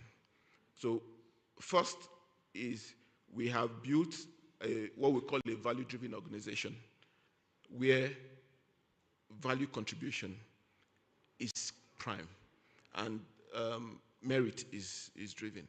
So that creates a scenario where people are very attuned to give their contributions because they know it to be recognized, and it creates a momentum that keeps people connected and attracted to the company. Second, of course, is that even though we started with a mature workforce, we also started building our organization from day one. So as we employed people with a lot of experience, we've also employed graduates and mid-career staff. And so we are building the organization as we go. So from a workforce of 2 or 3 people scratch, today we have a workforce, direct workforce close to 300, and we have thousands of others of staff working with us. It's important to also highlight that beyond resourcing people, we also train. We are very deliberate about training and development. Our training and development is around 4 different lenses. We train for domain or discipline. We train for culture. We train for management, how to do things. And we train for leadership, how to inspire our workforce to, or whatever your team is, to achieve goals. We also have training across all strata. So we have training in-house, we have training in Nigeria, we have training overseas. We've also built an organization that is very curious. We are very curious, we are very innovative, and I can tell you that at any point in time, even though we have built a lot of local capabilities and local workflows on how to deal with almost every issue that has confronted the industry in decades, we have confronted and dealt with many of them. We are still curious to know what the world offers. So as I speak, I have a team in China visiting the China Petroleum Industry Fair to go and see what is emerging. When there are fairs in the US, we go to see. When there are fairs in Germany, we go to see. So we are rooted locally, but we are also making sure that we are taking the best from the world. So that, because we are really trying to build an African champion that is founded on the best local and the best globally. I like hearing that, because also, for our conference, we also said locally rooted, globally connected, open to all. And I think you live that already. You set an example for us here in Namibia, and we're certainly happy to learn from you. Thank you on that. Now, with regards also to you were talking about leadership qualities or leadership training also, that is a key ingredient. What leadership qualities do you think are the most essential for driving sustainable growth in Africa's energy sector? Yes. So I think we come from the premise that for Africa to grow, Africans have to take hold of their destiny. Yeah, we operate within a world that will offer us a lot of opportunity and help, but we have to be accountable for our countries and our future. No one else is going to do it for us. That accountability lies with us. So I think that's where it starts from. It's about accountability. It's about saying, we got this. We are the ones who are going to make this happen. Without that, everything else is a non-starter. So if that accountability is brought to bear, the second thing is then visioning. You have to be able to say, this is the future future state we want to achieve. You have to be able to paint that in however detail one can or cannot. But you are able to say, this is where I want us to get to. I give an example. When we took over our asset, the acquisition plans had said we would double production in 2 years. When we took the asset and we looked at it in detail, we set for ourselves as an organization to double production in 6 months. But I can tell you, we achieved it in 3 months. Wow. Yeah. So we set audacious goals and we propel ourselves to doing that. So vision is important. Second thing, the third thing that is important, so the first one is around accountability that drives the reason to get things done. Second is vision. Third is about having a roadmap. Vision without a roadmap is motion without movement. So you can have an end state, but you need to have an idea how you're going to get there. It could be very clear, it could have some gaps, but you have to have an idea. And people will be excited when they see a vision. But when they see a vision matched with a roadmap, they will sign up. And that's key for that. The other things is that you need to have the capabilities to propel the organization to move forward. But to wrap it up, I would say that in all of this, it can't all be about profit. Yes. It has to be about also social impact. And that's the glue. That's what keeps you going. That's what keeps us going. So for us, when our workforce thinks of what our workforce is most proud of working for Hanns Energies is the fact that the gas that we produce is what enables electricity to be on when we get home and to be on for millions of homes around us and for the factories and the livelihoods and the jobs that emanate from those factories comes from what we do every day. It's a huge source of pride. And I think the last element of leadership that I'll just mention, there are many others, is about the human connection. As Africans, family, community is very important to us. So seeing ourselves as brothers and sisters and the different players in the ecosystem, that human connection, both with our staff and with the stakeholders around us, is very key attributes of the leadership that we need to be able to thrive in environments as we found ourselves. Fantastic, very interesting, very insightful.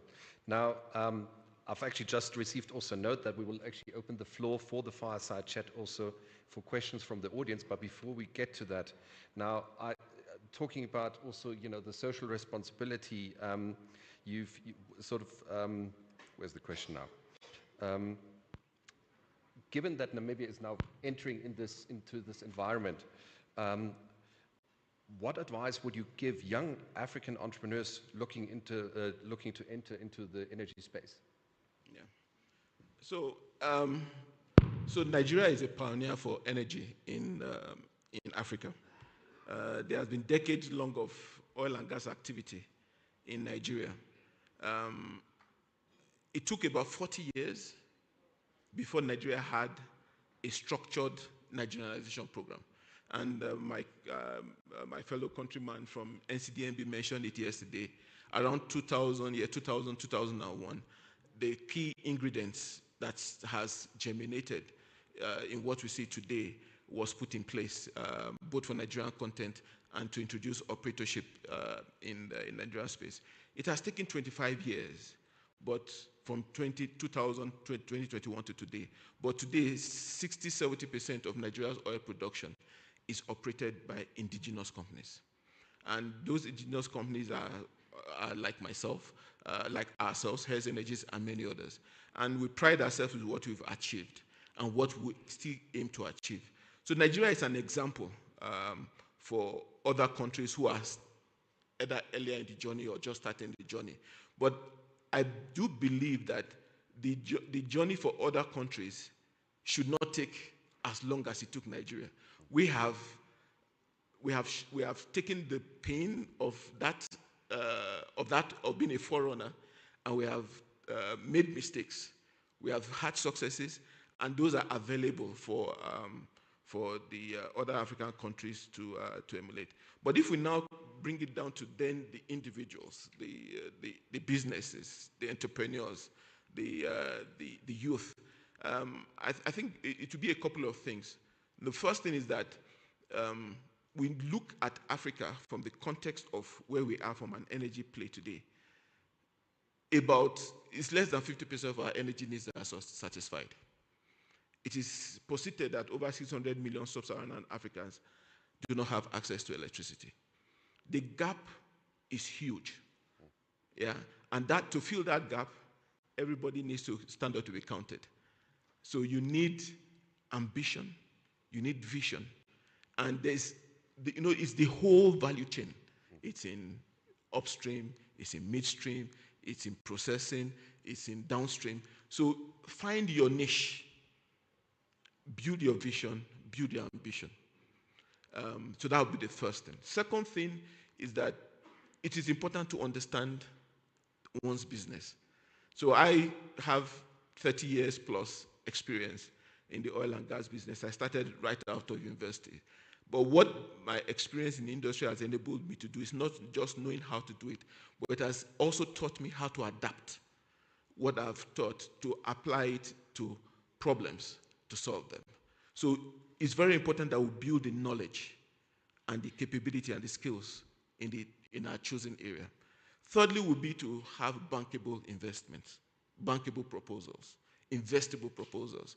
I think it's beyond just wishes or desires or vision without roadmaps, but we need to have vision, roadmap, and what that vision with the roadmap has to be bankable or investable. And lastly is to be led by purpose and passion. Without purpose and passion, without that strong desire to try to help address Africa's energy challenges, we will find the journey very daunting. There will be lots of challenges, and what will keep one going and resilient in the face of big challenges will be that understanding that there's a higher purpose that you are faced with, and it's not just around profits. So that would be my advice for up-and-coming entrepreneurs and leaders. Now, talking about bankable projects and profits, last question from my end before we open to the floor. Would you invest in Namibia? What is your where do you see your role in Namibia in future? Yes, I will invest in Namibia, and I'll tell you why. We have Pan-Africanism in our DNA. So for those who may not know, you may not know of Hanns Energies, but you know today. But you may have heard of United Bank for Africa. We are from that same business family. United Bank for Africa is in 20 plus countries in Africa. And so that Pan-African DNA is in us. So we will spread across Africa. So now that we have kind of proven OMS 17, we are taking that playbook and we are looking to expand our business in Nigeria and expand our business in Africa. So you may notice that we have been to a number of other places in Africa to understand. So what we are doing is we are building our knowledge of Africa, because we have been very purposeful about our growth, and Namibia features strongly in our future landscape. So we are very happy to be here. We're quite pleased as to what we heard yesterday and what we are hearing today. And this is a first of many visits and interactions we are going to be having with Namibia. I think the audience and we all can agree that we applaud you to that, and we're looking forward to that. Now, ladies and gentlemen, I'm happy to open the floor for questions from the audience. I see one hand to the right here. Do we have somebody on that side? Let us start here. Somebody will come with a microphone to you, so you can please briefly introduce yourself. We don't want statements, a brief question, so that we can actually give our panelists here the chance to answer the question then. Thank you. Thank you, Clements. I'm Nadia. I'm the president of a women's network that has more than 4,000 women in the energy sector between Europe, Africa, and the Middle East. And Dr. Osayande, I'm very happy to meet you. I actually worked for 4 years in Port Harcourt, onshore and offshore. So my question is about women in the energy sector. So I want to find out, it's a bit of a challenge. What do you think?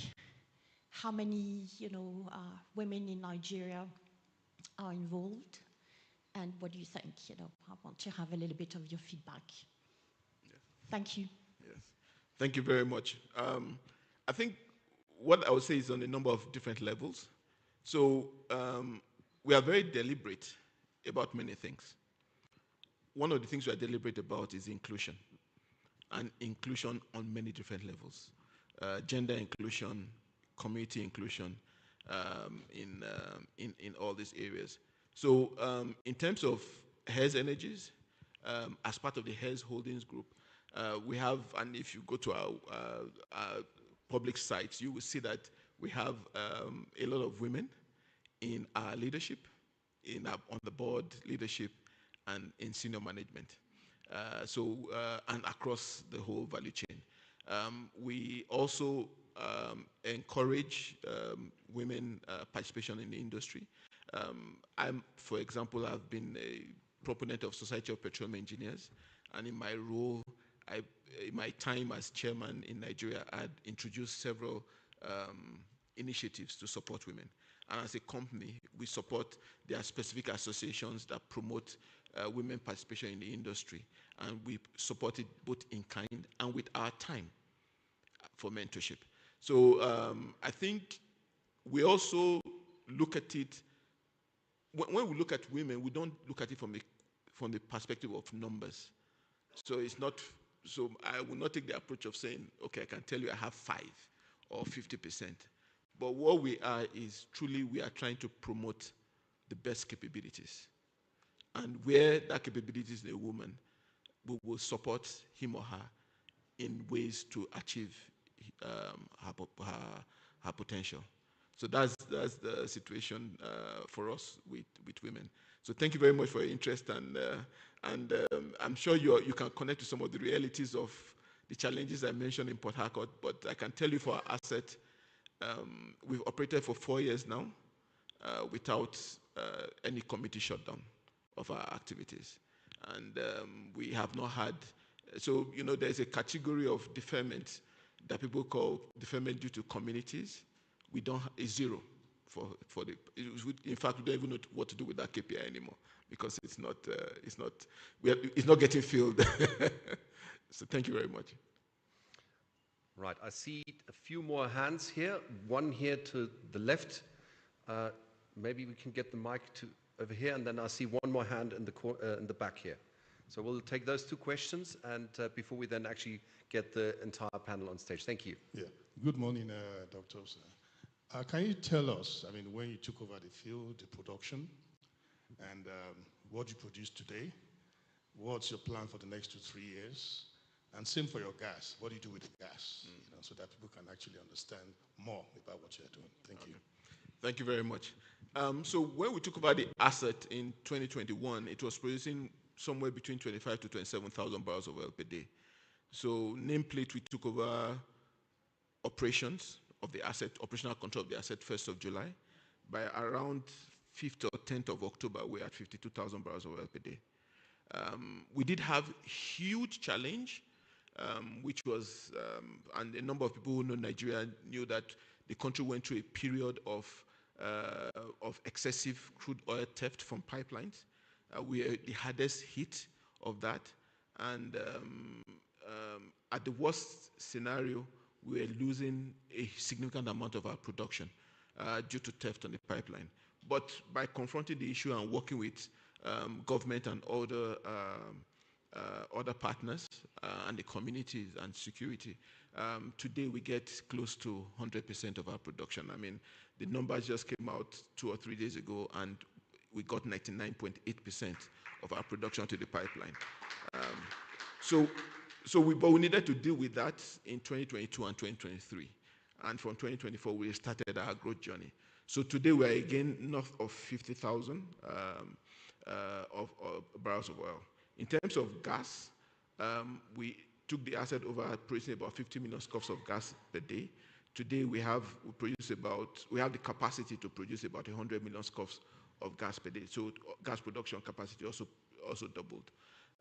What we produce on every day depends on many factors because we are directly connected to the domestic market. All the gas we produce goes into the domestic market for power generation and for gas-based industries and other industrial uses. So none of our gas is exported. So that's what I meant, that the fact that our staff are proud of the fact that whenever every day we are working, we can see when we get home that the electricity we have in our homes is from the fact that we went to work that day. Yeah, and for the people who are employed in the factories and things like that. So when we look forward, what is our ambition? We want to take this asset to 100,000 barrels of oil per day, and we want to be able to produce gas in the order of 150 to 200 million scf per day. That will take us a couple of years, 3 to 5 years. Depends on many factors, investment levels, oil price, and things like that. But overall, we have been able to de-risk this asset and take it to production levels it has not seen in decades. And we are going to take it to levels it had not seen even at inception. So that's what we've achieved and our ambition. Thank you. So one last question here.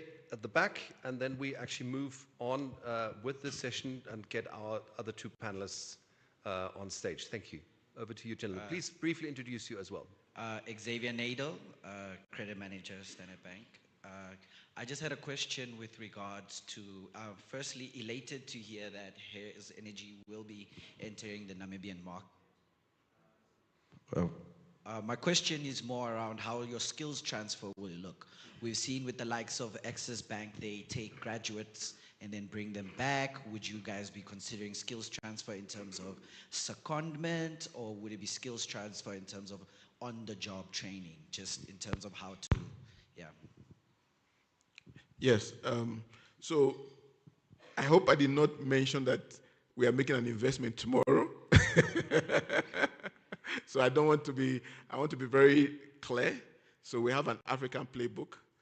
We are looking at all the multiple assets, and we'll see how things play out. But we are Pan-African, and I can see clearly that Namibia is on our radar.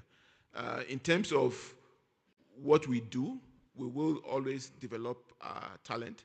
As I mentioned, we have mentorship, we have formal training, we have on-the-job training, we have graduate training programs for all of this. And I mean, I can also share with you that our workforce is 100% Nigerian, and our contractor base is 95% Nigerian, indigenous.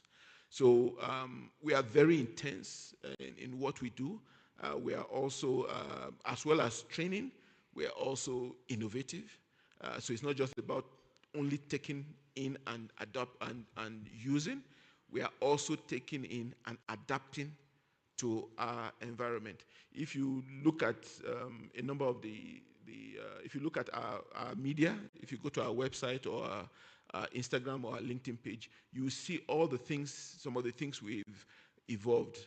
We have developed a new, our approach to safety is different. Our approach to safety is different from the traditional assurance-based approach. Our approach is based on empowerment, and we call it everyone is a safety officer. It's our own approach which we evolved. We talk about brownfield excellence, which is our own operational excellence philosophy and approach that has allowed us to grow production. Incidentally, I don't think I mentioned it, I should just say it here that this production growth we've achieved, we have not drilled a new well. What we have done is to take all the legacy investments and make sure that that we can maximize the extraction from that. We have developed frameworks around financial modeling. So they are in every single area. We have looked at it and looked at the traditional approach, but also say how should an African independent approach this in a way to thrive and succeed. And we have changed, or we have done that. So in terms of if we go into a new country, a new play, we are not only coming with what is there, we are coming in with a proposition that is different. And it is enduring, it's impactful, and very competitive. And we will, of course, take the people with us. Well, put your hands together now for the next panelist coming on stage. And I would like to actually move now from Nigeria to Angola. But Angola will come with a bit of a British flavor in this instance. So I'd like to ask actually first for Alistair Forder to come on stage. Please put your hands together. And while he is coming on stage, let me give you a bit of a background about him. Alistair serves currently as the Chief Operating Officer of Azul Energy, Angola's largest oil and gas equity producer. And in this role, he is responsible for overseeing the company's operational strategy and execution, ensuring efficiency, safety, and sustainability across its diverse portfolio. And prior to that, he was at BP, held various leadership positions, and he developed there a robust skill set in operations management, rotating equipment, gas processing, and commissioning. And the list goes on. I don't want to bore you now with all the details. He can tell you more about that himself. And I'm sure also when you engage him bilaterally, he has much more depth around that. And the third person I would like to ask to come on stage is already quite familiar with most of you, Travis Smithard, the CEO of Rhino Resources Namibia. Put your hands together for him. I'm not actually going to. I'm not going to introduce him to you again. If you need more information about him, talk to him bilaterally. Go on the website. Go on the app of the conference. There you will find much more information about the companies they all actually represent, and also obviously about the biographies of each individual. Now, let's dive into the content, shall we? And what I would like to do now is obviously that we actually here not just have a presentation and you will be bored to death. We'd like to have a conversation. And I would like to actually invite our panelists now to also to interject, to sort of add on what somebody else has said. And obviously I would like now to primarily also give the latter two gentlemen now who have come on stage now to give a bit more time to talk, but obviously all three of you should be able to actually answer to the questions we have, and I've got a set of questions, and again at the end, if time permits, we'll still open the floor for further questions from the audience. And let me start now actually with the first question on what policy, regulatory and financial resources can African governments adopt to enable the emergence and growth of independent oil and gas companies, particularly by improving their access to capital, infrastructure and markets. In other words, what do you need actually as an independent operator in terms of finances, financing, regulatory framework to have a conducive environment? So let's rock and roll. Maybe, Alistair, you want to take the first question to start off with? Of course. Great question to start with, where to start with that. But before I do that, so it's a privilege to be sat in front of you this morning talking about the opportunities, challenges, and dreams, if we put it that way, of what Namibia is and the huge opportunities ahead of the country, and more importantly, the people of the country. Before I answer your question, or try to answer the question, I'll just talk very briefly about what Azul Energy is. Azul Energy, born 3 years ago, pretty much to this day. It was born by joining the Angolan businesses of two companies. Those two companies are in our brand, our name. For the people with good eyesight, they might be able to pick it out. So it was born through the merging, the formation of a joint venture of BP and ENI's assets. So why do I talk about that? And why do I sit before you in terms of independent? But I want to reinforce that we are truly independent. And I also want to identify the forming of such joint ventures as part of the opportunity of the rich African energy landscape.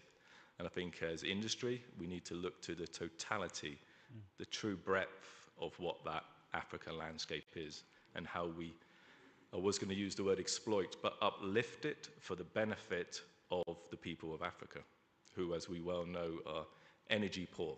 And that is a travesty in this day and age. So just a little reflection on Azule, and I can talk a lot more about it. But to talk to your, or try and talk to your question and then invite my learned colleagues in here, what I would say is I think it starts with stability. Of course, that's been a huge theme that's come through this conference so far. But stability and clarity is what the industry, given the scale of what we do and the uncertainty that we deal with, is most motivated with. Now, I won't talk to specific policies, but there are multiple policies we well know. Some of that is through the local content effort that the host government here is very much driving, appropriately so. But it's also around clarity of terms. It's also around how access to resource is allowed, enabled, and facilitated. These are the things that I think are most foremost in my mind. What I'll also talk about is financing. As independents, and for the avoidance of doubt, Azul truly is independent. We raise our own finance, we raise our own, and we had a very recent successful bond issuance. It's the ability to attract the right finance. Now, of course, that has to be backed by something. And it has to be backed by the resources to facilitate loans and other mechanisms, but it also has to be backed by the perceived financial security of the country that independent is operating in, or is hosted in. So these are the things that are in my mind. But let me just pause there and probably hand the baton to my colleagues.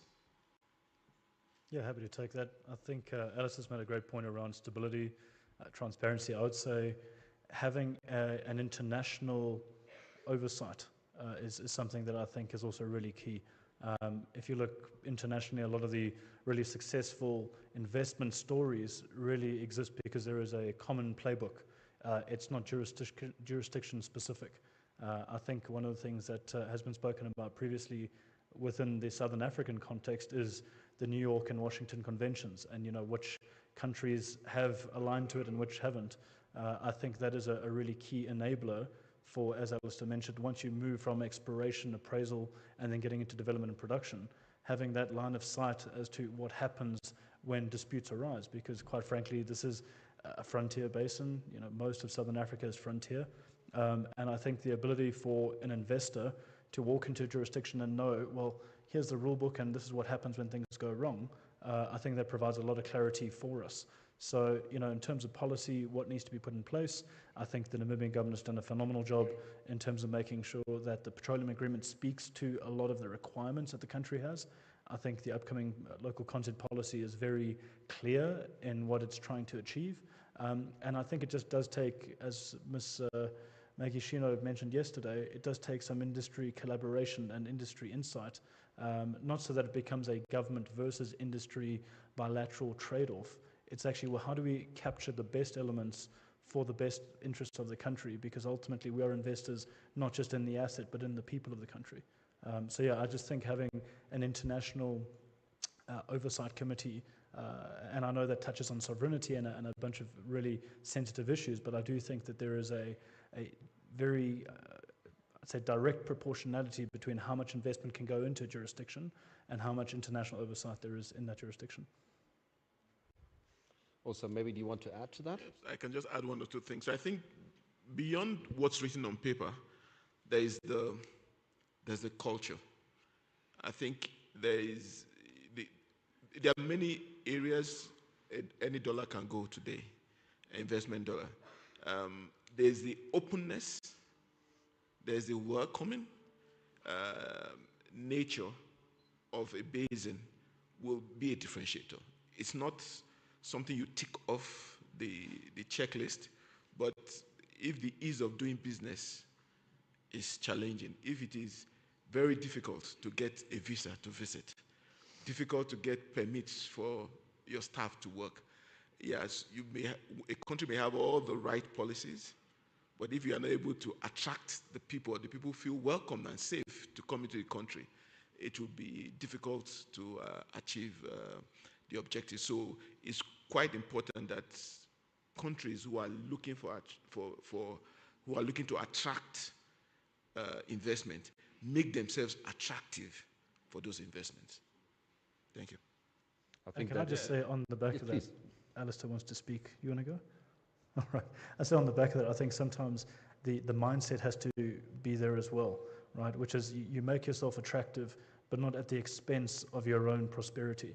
And I think there needs to be a dislocation, and almost decolonization, if I can use that terminology, of the idea that foreign investment equals national degradation from a prosperity perspective, right? I think that needs to be addressed through the mindset, and I think Dr. Sir is bang on in terms of what do we need to do as investors to make sure that the government feels comfortable with us, and likewise, how do we then reciprocate that level of trust to say, thank you for this welcome, this warm welcome, this is how we can participate in your country. That's a mindset. I think. Yeah, I was just gonna build on the comment here, and there's there's 2 points I wanted to make. One is relationships, right? And I think what we're seeing here, certainly what I'm hearing, is this theme of, and of course they need to be appropriate, but relationship through the establishment of trust enables business. But that trust has to be equitable, it needs to be transparent, and it needs to be fair. I could also say brackets and abiding by the law, obviously. The law of the land must preside. I think the other thing that we're talking about stimulus is, and I just wanted to bring in, and I know we sit in Namibia, yeah, but I wanted to bring in the example of Angola. So Angola went through a decline in oil production. the oil production fell below, or was at risk of falling below 1 million barrels a day, which was a threshold. Angola withdrew itself from OPEC. Angola stimulated the industry, and it has been enormously successful in stimulating the industry by having the courage to say we will revise the fiscal terms to stimulate investment. And I think I raise that not to say that's what Namibia must do, because Namibia is at the start of its journey, but those are the type of examples of this win-win partnership that needs to be established with an industry that does really difficult things in really difficult parts of the world and needs to be not helped unfairly, but incentivized to invest appropriately and wisely in the resources that we are honored to steward on behalf of the country. Well, I think this is already some wonderful keywords I hear there, and I think a lot of important messages. I mean, if I just took then relationship, stability, clarity, transparency, international and national oversight, a culture, a mindset change, a fair and law-abiding context, I think those are all very critical terms, and which obviously need to be filled with life, need to be Namibianized, obviously, and because it needs to be a partnership on eye level. But I think, with those, looking in the same direction and looking at this together, I think we can certainly move Namibia forward and can create a success story across the board. Now, in the natural gas sector, what strategies can help independent operators to balance commercial viability with the urgent need to expand on infrastructure, improve local market access, and deliver affordable supply to households and industries? I think also that you referred to that to some extent, but maybe Travis and Alistair, you would like to add on that a little bit. I think I mentioned this yesterday. Having a gas master plan in Namibia is going to be critical. I think this, again, just points to clarity. It points to how do investors look at associated gas or even pure gas plays in the country. I think, there is an abundance of requirement in Southern Africa. I think the Honourable Deputy Prime Minister was very eloquent when he mentioned the fact that Namibia could play a vital role in Southern African, specifically gas and energy infrastructure development. So from our perspective, it's quite clear that there needs to be a very firm regulatory position that the government takes on natural gas, specifically in the country. When it comes to, and my colleague Gilles said this very well yesterday, when it comes to ideologies as to do you try and maximize gas production for revenue generation, or indeed do you try and build a localized gas infrastructure that you can then expand upon, I think that's going to come down to the visionary timeframe of the government at the time. I think there have been many instances where cash generation is helpful in terms of building out a nascent industry.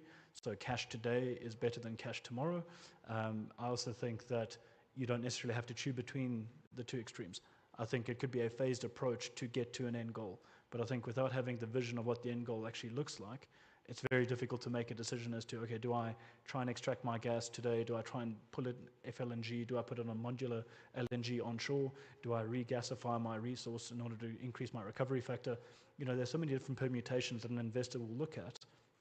But ultimately, if you can't make the business decision based on unclear data as to where do I end up making that decision, I think it becomes a sort of a chicken and an egg type discussion. So I think we just need a bit of clarity as to, what is the end goal of gas in Namibia, and indeed, is there a phased approach that can be taken? And I think, as Alistair mentioned, having the courage, the boldness, and maybe even the determination to not be stuck in an entrenched view because of a particular point in time. I think having the mindset, having the heart of adaptability, specifically in something like the gas space for Namibia, will serve the country very, very well. Anything to add? Yeah, I'll probably just add, so Azure Energy has the privilege to be a part owner of Angola LNG, so I just wanted to build on what you're saying there, Travis, which very much aligned with. So it's not only the liquid hydrocarbons that do typically create high value, it's the full supply chain, it's the full gas value chain and how to steward that. And that has to be part of the thinking. We could rush to first oil, and of course we will do that, but there has to be a cognizant decision-making thought process around optionality and truly developing out the totality of the resources that will be to the benefit of the Namibian people. And that is through, of course, an LNG plant has to be part of the conversation, but it's also through local and domestic supply. It's also through decarbonation, through the provision of LPG and stroke or other fuels for cooking replacement in terms of wood or charcoal. It's also through into the production of fertilizers and other things as all part of, which you could broadly call local content, but stimulating what is the industry in Namibia. This is a gift and it needs to be stewarded quite wisely.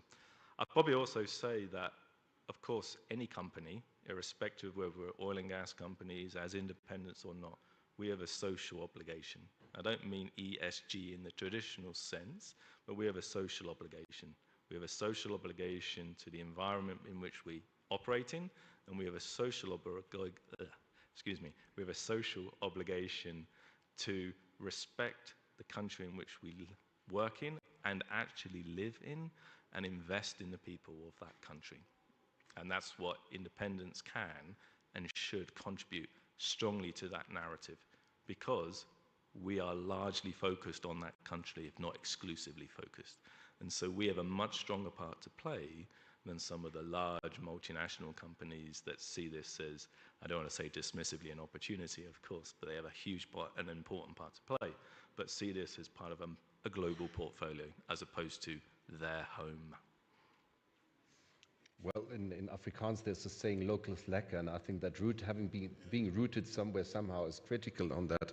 And at the same time, also, obviously, we operate now in a regional context where also energy is of a challenge in some places, and so the connectivity in across the region is vital to that. So how can independent oil and gas companies collaborate across borders, and sort of what type of joint ventures, shared infrastructure and technology partnerships do you see also both for the oil and for the gas development? Could I maybe just go back to what Alice was saying? Yeah. And then I think, Dr. Osa, you've got some very good insight there. I actually think we also need to overlay context to all these conversations, right? So even within the gas master plan idea, I think independents, as Alistair mentioned, are often solely project specific in their focus, right? That obviously changes with the likes of somebody like Azule, or even heirs who are looking at different jurisdictions to invest in, like ourselves in South Africa. But I do think there needs to be a contextualization of, within the gas space, is there a space for modular LNG? Is there a space for modular CNG? I'll give you a very brief example, and Mr. Paul Eardley Taylor, if he's in the audience, I'll give him the credit for this one. He was talking to us a couple of years ago about their interest in South Africa. We had developed a potential field development plan around modular LNG trains through a specific company. I won't market them for him today, but they're wonderful at what they do. They're in Argentina. And I think, we were trying to contextualize that for what was the local gas market at the time and how do you grow that gas market. I think if you look at Namibia, there are potential gas plays potentially onshore, and we were discussing, do we actually bring gas from the offshore down in the south where we are and build pipelines, thousands and thousands of kilometers to try and get them to Zambia? Or do you have a modular LNG or modular CNG, modular GTP solution for the copper mines in Zambia because of the neurology of those projects to that? So I think, in the broader context of providing frameworks and policies, there does need to be an adaptability, because ultimately that's what independents really thrive on. I think Dr. Oso was very clear on that as well. Your ability to understand your environment, adapt to the environment, and then capital deploy courageously in that environment actually is what distinguishes how independents behave relative to the majors and other and NOCs for that matter.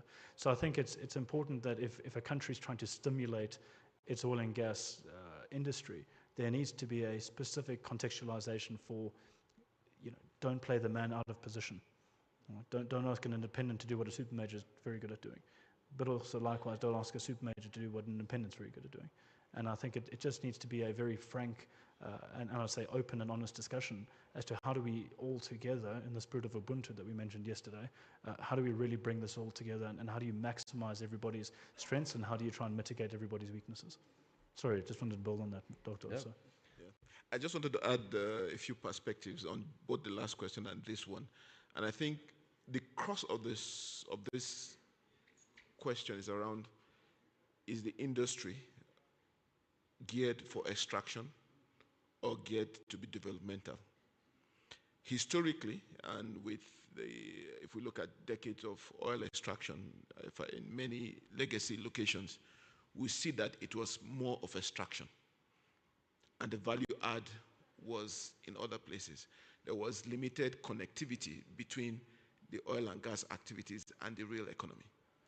I think with the benefits of lessons learned from others who have been on this journey for longer, and the realities of today, and with the advent of African independence, that balance between the governments and the African independence needs to create the balance to move it from extractive more towards developmental, where the oil and gas activities actually creates the catalyst and the momentum to drive economic development, not just oil and gas production. And that linkage is very important. So it could be around the gas master plants, it could be around integration to power, integration to industry, but the model will be different for every single location. But the benefit of the mistakes or the challenges that the legacy countries have had is first extraction before developmental, but you can actually start with both hand in hand. Well, I think we now actually get to a point where we can open also to the floor. I'm sure, yes? Could I maybe just, I feel like I talk a lot, I'm really sorry. I think Dr. Oso was really hinging on an important point around cross-border collaboration, right? And I think if you look at, we just talked about potentially Namibia and Zambia, maybe Namibia and Angola, there's obviously a very clear connection there. There's a lot of lessons to be learned, policy and operationally. I think we've also talked yesterday about Namibia, South Africa, and how South Africa is an incredibly energy-starved nation. It has a lot of dormant industry. So, Namibia being able to look at that as a provider and the beneficiation coming from the natural gas industry in Namibia to facilitate development in South Africa. If you look at it as a Pan-African context, then suddenly these plans start to make sense. If you look at it from an insular perspective, then you're always competing with yourself, right? And you never really get the holistic view as to how do I beneficiate my industry to fit into a global context. Because as we've all discussed, even independents have typically international shareholders or non-native jurisdiction shareholders. And so you're always going to be, to a degree, fighting for those investment dollars. And unless it makes sense within the broader context, you can end up effectively in a bit of a spin. So I think it's just really important that, when we integrate into these projects, when these gas master plans are put together, I know South Africa's been working on one, I believe Angola is working on one or has been working on one with the LNG plant, is that right? Yeah. So, I think from our perspective, it just comes down to, can you actually provide an environment that's conducive enough so that when you sow those investment dollars into that particular project, you can have line of sight on what the yield might be? Could I just jump in and build a little bit? We've been talking quite strategically about cross-border interactions, and of course that's appropriate and is part of the energy mix here. But what I also want to do is take it down even more sort of tactical level, a bit more practical, right? And that is a simple example. As the oil industry grows in Namibia, for example, how do we provide the resources but also the facilities to build out that energy base? I was talking this morning, he sat over there, I was talking this morning about, I've got a frack boat coming to me in Angola. And it's a strategic change in terms of the contracting arrangement to leverage an efficiency in how wells are delivered. Can Namibia accommodate and sustain a dedicated frack boat for one development? No, of course not. So there has to be this cross-block within Africa as opposed to sailing it from the Gulf or sailing it from Europe, right? So there has to be this collaboration, and that's not only at a company level that needs to happen, it needs to happen at a governmental level to facilitate import and exports of goods. Transfer of resource that is approved to work in Angolan waters into Namibian waters and vice versa. And I think why is that so important to an independent company is because we're quite price sensitive and we don't want to bear the inefficiencies of very prescriptive jurisdictions in terms of how we grow out this industry. Now, talking about a practical approach to things. Now, imagine all three of you would be now actually part of the cabinet here in Namibia. Sort of, actually, and this is the last question I will ask to you now, is what are the three most pressing or three most low-hanging fruit you would now say, okay, we need to focus in from a government perspective to actually provide that conducive environment to the independent operators? I'll take the first stab. I would say having an independent regulator. I think it's a critical position, and the upstream petroleum unit is being set up, and the Honourable Shilunga is heading that up, and I'm really excited to see her leadership in play. But I think having an upstream regulator that can exist outside of the politicalness, if you will, of what oil and gas can bring to a country, I think will give a lot of clarity, it will give a lot of direction. I think it will also become a more efficient processing unit for permitting and things like that. So I think Alice is absolutely right. If you look, they've got ANPG in Angola, there is Petroleum Agency of South Africa in South Africa.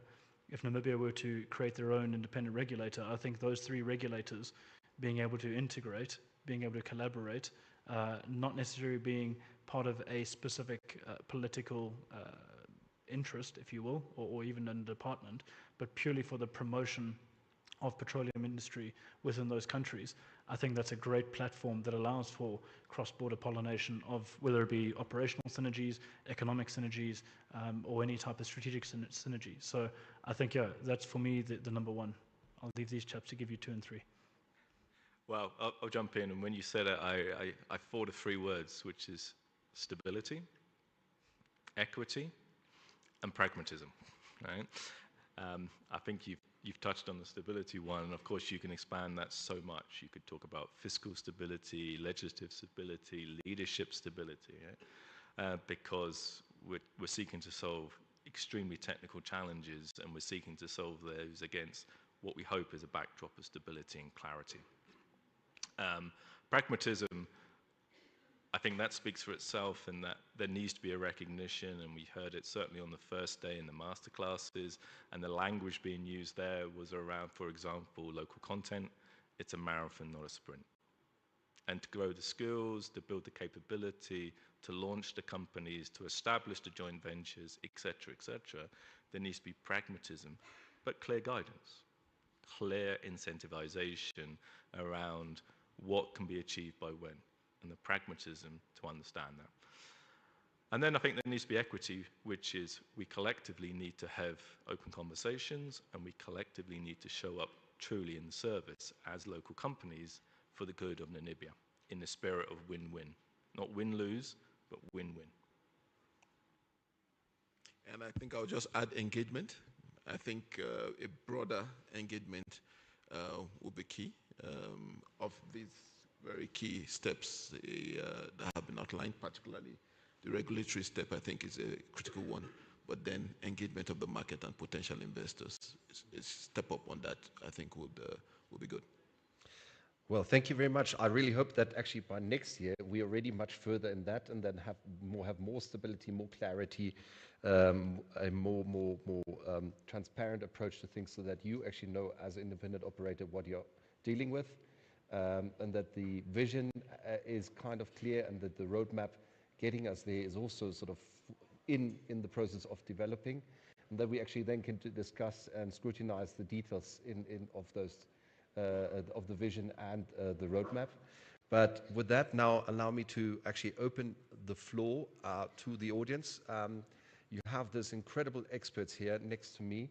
So the floor is now open if there are any questions from the audience. I look around, so please feel free. I see a hand over here in front. and another one over there. So we'll take now those two questions, and then we'll take it from there.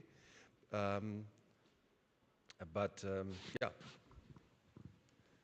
Again, please briefly introduce yourself and keep your question concise, please. Thank you. Hello, everybody. My name is Dr. Ibilola Amao. I'm the principal consultant at Lonade Global Services.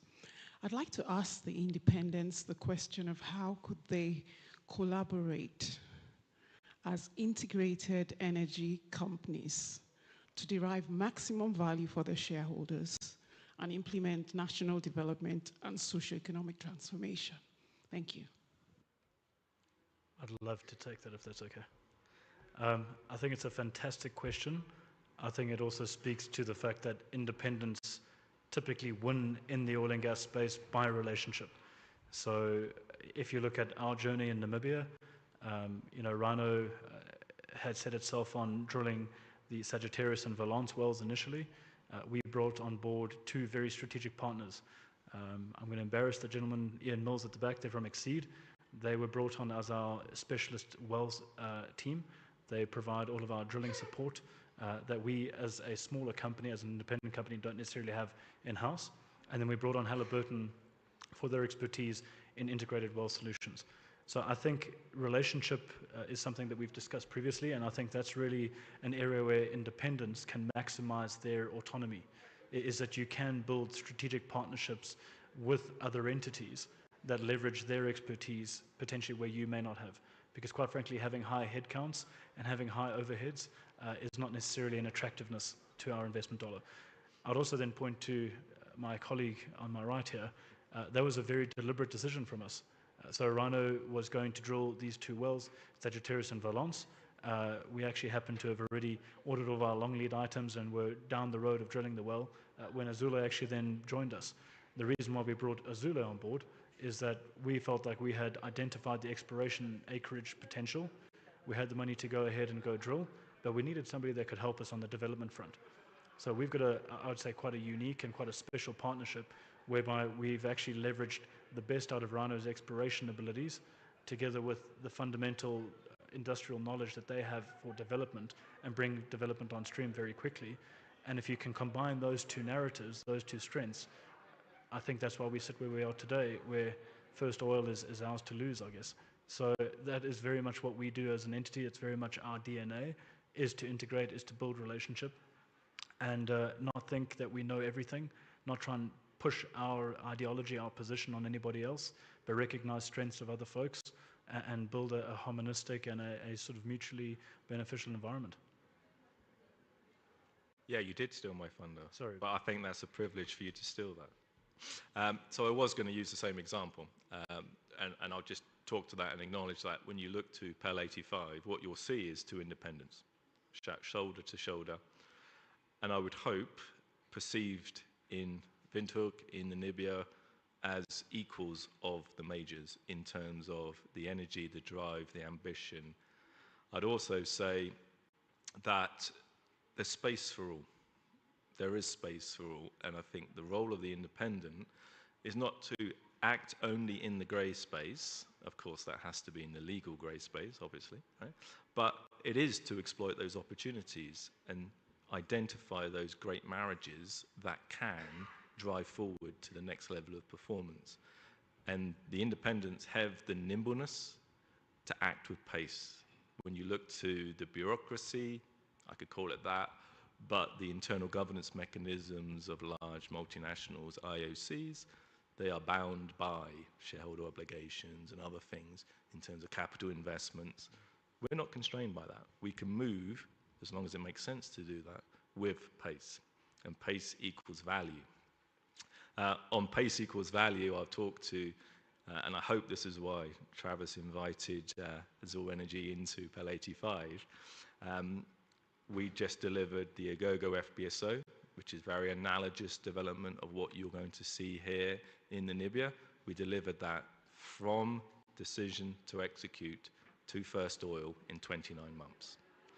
That's what an independent, when they make the right decisions, can deliver, because they have the courage to act in the space that others may not have the courage to act in, or maybe the permission. Yeah, just to quickly say that, one of the definitions of an independent is that you are limited in many ways. So what an international company will have operating in 50, some in 100 jurisdictions, you may be located to 1, 2, 3 jurisdictions. So you actually need to collaborate to survive and thrive. If you don't, then growth will be challenging. I give 2 quick examples with what we've achieved with OMS 17. I talked about the existential crude theft situation we had. We had to form a collaboration across all the players, the injectors into the pipeline operator, the government, joint venture partner, the regulator. It went all the way because it almost became a national problem. And it was that collaboration that solved the problem. And it solved it not only for ourselves, but it solved it for the industry because 5, 6 injectors were producing to that line, not just us. And the volumes was 50% for government through the joint venture arrangement. And so it was critical not just for us, our survivors, but also for the country. So that was one of the areas where collaboration together came to the level of national impact. Second area I will mention is that in Nigeria we have a group called the IPPG. This is a group of all the indigenous petroleum producers who have been working together for many years, but the criticality of working together has even been heightened. Now that within that group, they collectively control 60 to 70% of the production. So we are working together to be sure that what it takes to be successful with the transition in the industry, we have it, and we are working together to share critical resources because not every independent can build, for example, a niche process safety capability. You will need to, some companies may have it and some others. So there are niche capabilities that we are jointly forming or sharing, or within competition rules. So those are 2 platforms where we are, 2 examples I can give, where independents have to collaborate to thrive and succeed. Yeah. I need to jump in, sorry. I need to jump in because I've been remiss. What I didn't, and who I didn't acknowledge as part of our Go-Go success story was Yinsen, who are in the room with us, which is just a great example of that collaboration, that partnership. You can't do it alone. You have to do it through and through others. Well, thank you very much. Then I think we have one question over here. And I think this will then, if I don't see a hand right now, will we then be closing? Oh, I can see the young lady also next there. This will then be the last questions before we close this session. Thank you. Good morning. Thanks for the opportunity. My name is Jason Hailonga. I'm from Momentum Investments. And I just a question for Dr. Osayande. I think it's good to see, and I mean, you started, like you said, in 2020 when you bought your first asset, which you then sort of ramped up production, well done. Which obviously for us as Namibia, I think this is probably something we'll see maybe 20, 30 years from now, because the oil majors are the ones now obviously developing these fields and they will be mining them, or rather producing oil and gas from them. But I just more lessons I wanted to understand, when you sort of, when Hanns Energies bought this asset, was it because you ramped up production, right? Because I'm just like, oil and gas is almost such a lucrative commodity. Why would anyone sort of give it up? So what, so how did you sort of get in terms of, was it an outright buy? Did you buy majority stake? How was it, how did you finance that? Is it purely based on your balance sheet? Was it financed by banks? Is it a combination of both? So that's the first part. And then the last question is just, then where we are now as Namibia, which part of the value chain does Hanns Group see most value that you actually want to participate in? Okay. Thank you very much. That's a multifaceted question. You want to see into my playbook. So let me answer the parts that I can answer. So first off was that for those who may know the history of Nigeria, operations have been for 60 years, for over 60 years, over 6 decades, 6, 7 decades.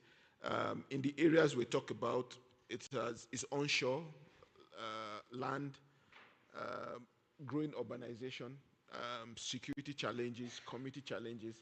So it gets to a point where for some companies, the challenge is more than the opportunity.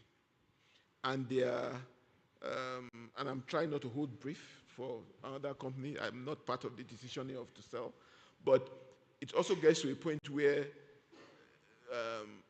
it's possible that the framework with which the company operates cannot deal with the challenges that presents. So at that point, you look at it and say, is it better for me to hold on to this when I cannot get the value out of it, or sell it and get the value that I can? And I think a number of companies came to that scenario. We looked at it and say, those things that are challenges, we can fix. And we have fixed. And we fixed it by confronting issues rather than retreating. We fixed it by collaborating rather than being isolated, thinking that we know it and we can deal with it. We fixed it by a deep understanding of the environment, knowing that over time, the challenges move from subsurface to surface.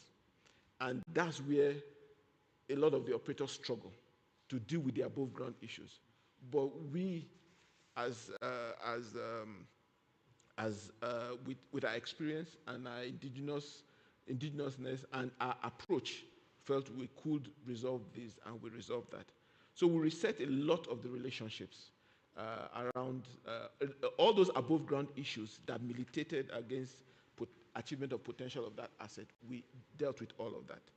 So you asked, how did we acquire the asset? So there's a number of ventures in the Nigerian energy space. There are joint ventures where there is unincorporated partnerships with government. There is PSCs, and there are many other structures. Those two are the most popular ones. So Hanns Energy's joint venture is an NNPC Hanns Energy joint venture. NNPC, which is a national company like a NAMCO, owns 55%. Hanns Energy owns 45%. It's unincorporated, not incorporated. Yeah. So what we did, we bought our 45%. We acquired that 45% of the joint venture from the trio of Shell, ENI, and Total. And we acquired it with it was a transaction in 2021, about $1.1 billion acquisition. And we acquired it with a combination financing of both international financing, regional financing, and local financing. So we built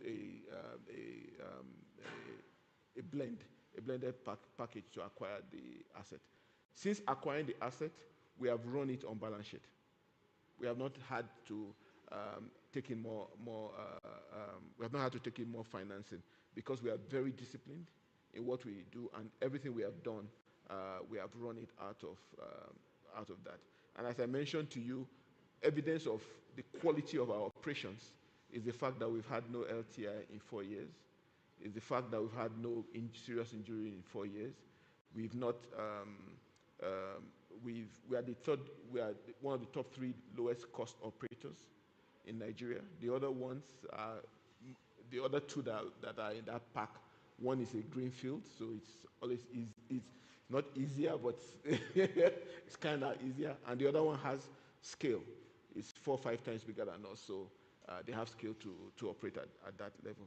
And we have shown the most growth in many years. So I talked about brownfield excellence, one of the methodologies we developed. And we take that methodology, and it can be applied to any sector. It's about the fact that there's a lot of focus in our industry on greenfields. And when you look at most aged assets, people find it very difficult to operate them at a high uptime or low cost. That's where we come in. We have developed a methodology that allows low cost, high uptime operations of brownfields. And that's what we have deployed here. So in terms of, thank you. Yeah. In terms of our Namibia playbook, you will have to wait. Thank you. Clemens. Oh, sorry. Yeah, if I could just jump in and yes, that's what the independent is. Yeah. High uptime, low cost, right? Yeah. And we can do that through our reach, our scale, which is nimble, agile, focused on the right things, not indebted, or I shouldn't say indebted, not burdened by some big globalistic type approach whereby you're trying to squeeze everything into the same frame even though you're in different jurisdictions. I'll give a more live example, which is Azul Energy. We've got 18 licensed blocks currently. We've had more, we've had less. And what we do is we look to our portfolio and we make choices on that portfolio based on, exactly to your point, where we feel the value is. Is the value with others or is the value with us in terms of what we are? We, and I won't give too much of the detail, but we sold equity, we sold out of one of our blocks in Angola, because actually we felt that the environmental considerations of that block were not aligned with what Azul Energy is, even though we're an independent. And so we sold down our equity. It's just a very valid example of you constantly look to your portfolio and decide, are others better placed to manage this, or are you better placed to manage it? If I could just build on that, because you seem like a very analytical young man, so I'll give you some data. Since 2020, COVID had a seismic shock type effect on the oil and gas industry. So when Dr. Osa was talking about their transaction in 2021, 2020, 2021 was a really difficult period in oil and gas. A lot of the oil and gas majors started to redefine their portfolios, trying to understand what is economic to them. Because I think your point was oil and gas is so lucrative, why are you getting rid of it? And it's because it does become, at a point in time, less attractive for a particular company to stay in a particular asset. Now, whether it's environmental consideration, economic, or even strategic, every company will have their own playbook, right? But I think Welligence have done a wonderful job of compiling some data. So since 2020, 70% of all of the transactions done in the M&A space in Africa, sub-Saharan Africa, are due to independence. So 70% of a roughly $17 billion M&A market. And that's to do with our friend like Dr. Osa, who's looked at a particular asset, recognized the entrepreneurial value that he can bring to not just sustaining that asset, but actually growing that asset. And it really takes an independent to be able to do that. So a lot of the companies have been very successful as independents since 2021 till today, because of the fact that you do have an agile capital deployment type strategy, and indeed you can often see value where others see risk or uncertainty. So I hope that gives you a bit of data. Thanks, Thomas. Well, then we're coming to the very last question. The young lady also in front, and please, now very concise, and also I need to ask the panelists to give a concise answer as the session is drawing to an end. We have our MC already here back on stage, so she wants to chase us off. Over to you, please. Thank you. Thank you. Good morning. My name is Puvi Bahoma with Hepton Energy Services Namibia as Vice President. My question is for Mr. Alice Forder. I wanted to know, out of curiosity, what is the relationship with Eni and Saipem? Also, to piggyback off the successes of Harris Energies, do you have any training schools or programs for our local encouragement? All right, just for the clarification, the relationship between Eni and Saipem, or the relationship between BP and Eni? I'm not going to talk to that. There's a Saipem country manager in the room here. Maybe you could have the conversation there. Maybe you can help us. Thank you, Chiara. Okay, I understand this can be resolved bilaterally later on during lunch. I'll hold you to that. I'm happy to be part of that conversation. I would love that. On the latter part, of course, when you talk about training, so we as Azul Energy have not directly established a training commitment in I was going to say Angola there. We have in Angola. In Namibia, our partners on the block, PEL 85, absolutely have, of which we stand squarely behind. A fantastic collaboration that they have set up with Halliburton and themselves in terms of university support. If I use the example of Angola and how we fully intend to import that example here, last year we hired 50 interns into Azul Energy, all Angolans, 50-50 female male, and we did that very deliberately because we wanted to bring, and we touched upon this and you made some great points on that, we wanted to make sure the diversity was appropriate.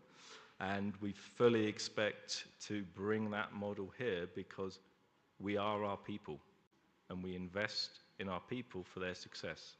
And even if they leave to go on to other roles, we have fulfilled our obligation in terms of investing in the populace, investing in the skills that the industry will so benefit from. So hopefully that answers your question. I'll take that, thank you. Thank you. You want to conclude, also, on your end? Yes, so I think it's a very important question. Human capital development is going to be critical for the way forward, particularly with independence taking a wider role. I think it's important for Africa not to swing the other way and become isolationist, but that we know that we have to be local. We have to be very successful locally, but we also have to be successful globally. And I think with my esteemed partners on this panel, we have explored, what it's going to take what is taking and what it will take to build great African independence. And I'm quite pleased to be sat with colleagues who are on this journey with us. And I think in years to come, I'm sure this will resonate with a lot of us when we see many more African independents standing up to be counted and making very tangible contributions to addressing Africa's energy deficiency and at the same time making contributions to global energy. Thank you. Well, that brings us to the end of this session. I think we've taken quite a lot of information from this one after, coming back to all those wonderful terms we've collected over stability, clarity, transparency, oversight, and so forth, which means also a lot of work waiting for us here in Namibia and beyond. But I look forward to that, and I look even more forward to next year. Yeah, hopefully we can sit in a similar combination and actually take stock. Where are we with this? And what needs to happen as a next step then? With that, ladies and gentlemen, also thank you to you all for holding out and for keeping you here in the room before lunch now. So put your hands together to this incredible panel, those remarkable experts here to my left. And with that, we close session 6. Thank you very much. Over to the Master of Ceremonies. Thank you so much, Clemens, and thank you again to Alistair and Travis as well for your contributions. And I think it would only be fair to once again express our deepest appreciation on behalf of everyone here. Thank you, Dr. Osayande, for sharing your insights and experiences with such clarity, vision, and depth. I think everyone would agree with me when I say that your perspectives driving Africa's future, whilst navigating challenges and creating opportunities, is not only inspiring, but it is also profoundly enlightening. And again, like I said, it's such a rare privilege to hear from a leader of your caliber, and your thoughtful guidance has left a lasting impact on all of us. So again, thank you so much. I'm sure you'll agree with me that we can only imagine the impact that anyone would have working alongside you, Dr. Osa. So on that note, the perks of being an MC, I'm going to ask for a special photo with you, and then we shake on my future position at Hanns Engineers. Let's give them a round of applause. While we have the photo captured, mine is coming up after that. But ladies and gentlemen, dear delegates, we thank you so much for your participation in this session. We're going to break for lunch now. Remember, there is the NAMIP, the NOSOP, and Nomad rooms or restaurants on the southern side of this building. And then we also have lunch at Mervenpick. We'll reconvene here at exactly 13:30. Enjoy your lunch. Thank you.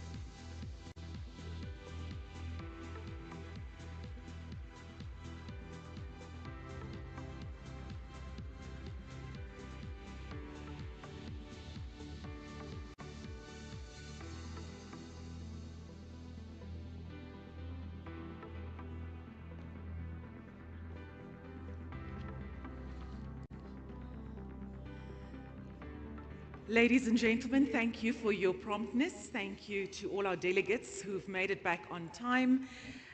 We appreciate your patience. We'll give it another 8 minutes. We'll start at exactly 2 o'clock with our next session. And then there is a slight change to our program. We will have, after the next session, which is session 7, we'll have the Right Honourable Deputy Prime Minister conclude the conference with his final remarks.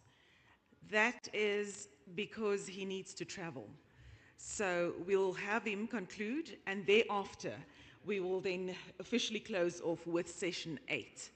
So we would like to invite everyone. We'd like to ensure that the room is filled when the Right Honourable Deputy Prime Minister arrives.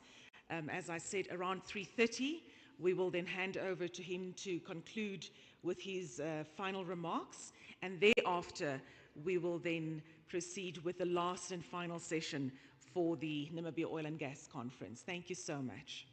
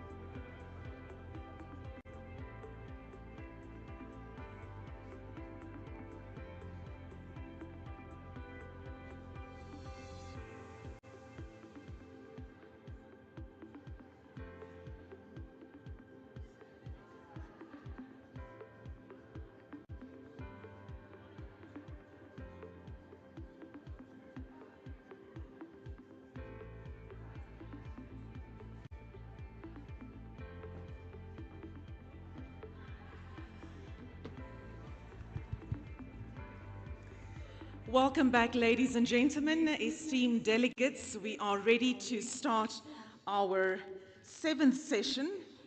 If you would kindly take your seats, and then also just a call on the rest of our delegates in the lobby area to please join us inside the venue. We are ready to start. Thank you to Galp, who has generously sponsored lunch, and we hope that this won't be the graveyard session, but that you're all set and ready for the 2 sessions of this afternoon. Without any further ado, our next conversation addresses supporting infrastructure and enabling environment for a world-class oil and gas development. And I hear and I believe that our moderator is the Queen. So, Engineer Elizabeth Rogo, founder and CEO of Tsavo Oilfield Services, who will also be introducing her panelists. And of course, remember, as I said earlier, we will have this session, and right thereafter we'll have the Right Honourable Deputy Prime Minister deliver his final concluding remarks, after which we will then proceed with the final and 8th session. Thank you so much. Over to Engineer Elizabeth Rogo. We'd also like to acknowledge that this session is proudly sponsored by Galp and Logistics Support Services. Over to you. Thank you very much. I'm going to stand. Thank you. I'm going to stand. Good afternoon, everyone. Thank you very much for attending this session. I think it's going to be a very interesting session when you see the panelists involved. I'm very proud to have had some minutes with them. Not some minutes. We've had quite a good talk to understand what we're all about. So you'll be hearing from people that are dealing with FPSOs, people that are dealing with infrastructures such as ports. We also have an oil field service, or oil and gas, company out of Libya. And of course, whenever we look at big infrastructure, the banker must always have their say. So I'll be very happy to bring on board the panelists. I think we're missing one. If you could just give us 1 second. And also let me just set up here quickly. I will be standing so I can give the floor to everyone else.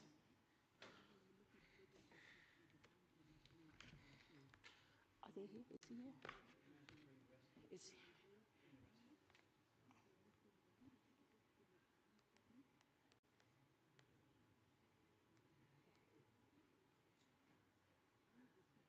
Just give us 1 minute. We have one of our presenters is heading this way.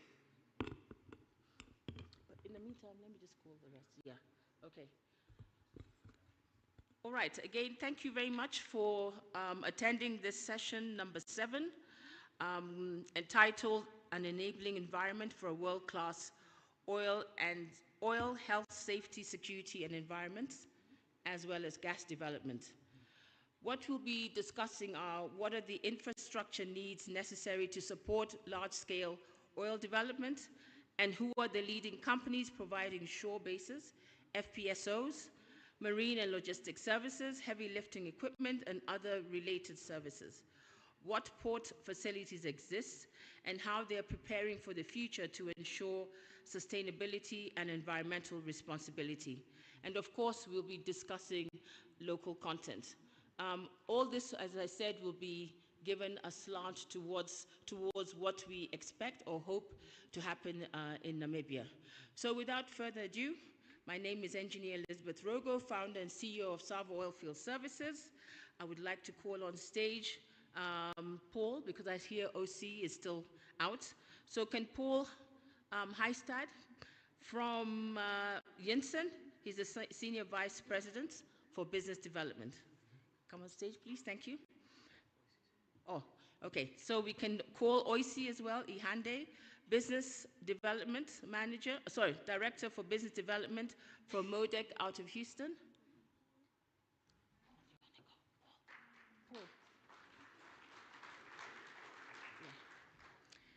Next on stage is the only lady and one of my favorites, Angelique Peaks from Namibia, who's head of oil and gas for RMB.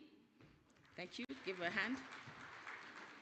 Next on stage is Joaquim Shipuko, who's the commercial director for Sonils out of Angola.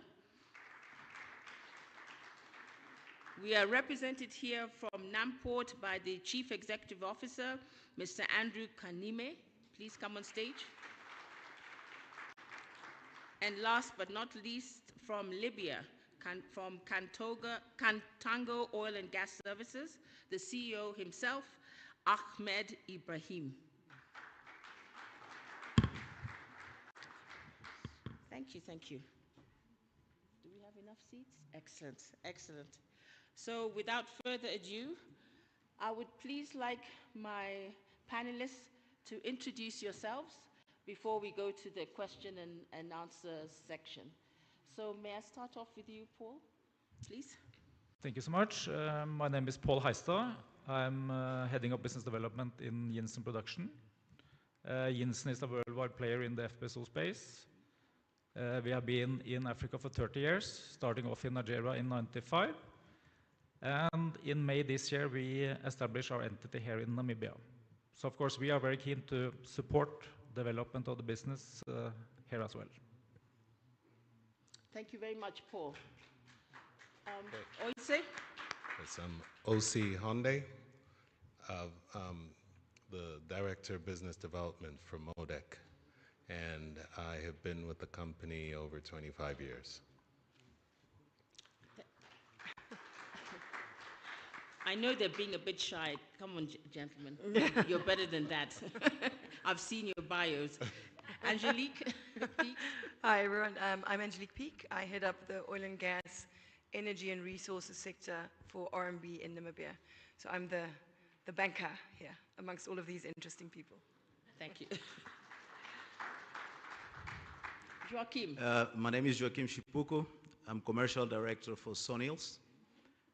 Sonils is a logistics operator that is based out of Angola, and we have a base in Angola in Port of Luanda. And wanted to actually say how many years I've been with Sonils, but after I heard Ozia, I don't want to try that. And next we have Andrew from Namport. Please give a hand of applause to Joaquim. So Namport, Andrew. Thank you very much. Andrew Kanime is my name. Chief Executive Officer for the Namibian Ports Authority. Obviously, we are key to supporting the oil and gas in Namibia. Thank you. And last but not least, Ahmed. Thank you. I am Ahmed Ibrahim. I am the CEO of Contango Oil and Gas Service Company, a company, let's say we are working on multi-nationalities based in UK, Libya, and Tunis, Algeria, recently in Uganda, and now we are here in Namibia supporting oil production service. Thank you, thank you. So, Oise, I'd like to start off with you. I've been in a couple of one technical session with you, and there's a lot of interest about the FPSO. We've been hearing about the Agogo from Azul, and that we know stopped over in Walvis Bay. I hope many of you got to see that. Exciting times.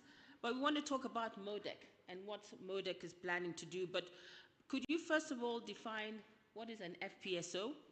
And also, as an FPSO operator, what would be required for a provider to install an FPSO offshore Namibia in terms of infrastructure, the port facilities, and equipment? Okay, so start with an FPSO, floating production, storage, and offloading. It's an acronym. And basically, as I would define it to a layman, it would be just simply a vessel that sits out in the ocean, sucking oil out of the seabed for a period of 10 to 20 years. And then to answer your question on the requirements, infrastructure requirements here in Namibia that would be ideal for an FPSO contractor to come in. The first thing would be having your, well, depending on the regulations, it would be having a deep water berth, and that would mean that we would require about 12 to 15 meters, and then the length and the strength of the quayside would be key, and that would be about 600 meters that would be required for an FPSO to actually come alongside the quayside, which in most countries would not be a requirement, because you would import the vessel and the vessel would be stationed offshore. You wouldn't need to bring it quayside. So that would be what we would require in terms of the actual quayside. But then again, having it offshore, you would require, regardless of what you have, you would require a laydown area, and you would require some secure storage, because we would have critical parts that are subject to corrosion if left out in the elements, so we would need some secure storage. And I can go. It's a long list of things, and you could give us the prize and just give it all to us, but I would start with that and let others add to it. I'll get the perception from Paul as Jensen in terms of the infrastructure. But just to let the audience know that this was quite a debate that we had with Namport, Andrew in particular, as to what their objectives are and what your objectives are as a FPSO.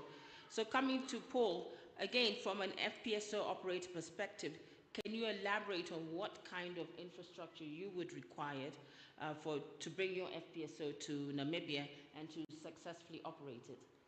Yeah, sure. So I guess I can tap onto to the list and elaborate a little bit more. So logistics is a key thing in the operation and maintenance of the FPSOs. We will require big warehouse facilities. A lot of spare part comes in, not only by sea, but also by air freight, because we have urgent need for spare parts sometimes. So we need to have effective logistic solutions from airport to warehouse, and also custom is a key thing. We see in many countries that our equipment is stuck in customs for weeks, and we simply cannot afford that. So there are many things related to logistics that are a key thing for all FPSO providers. But there are many, many other things, and I think the panel that was before the lunch with the independent, they had a lot of good comments that are applicable to us as well.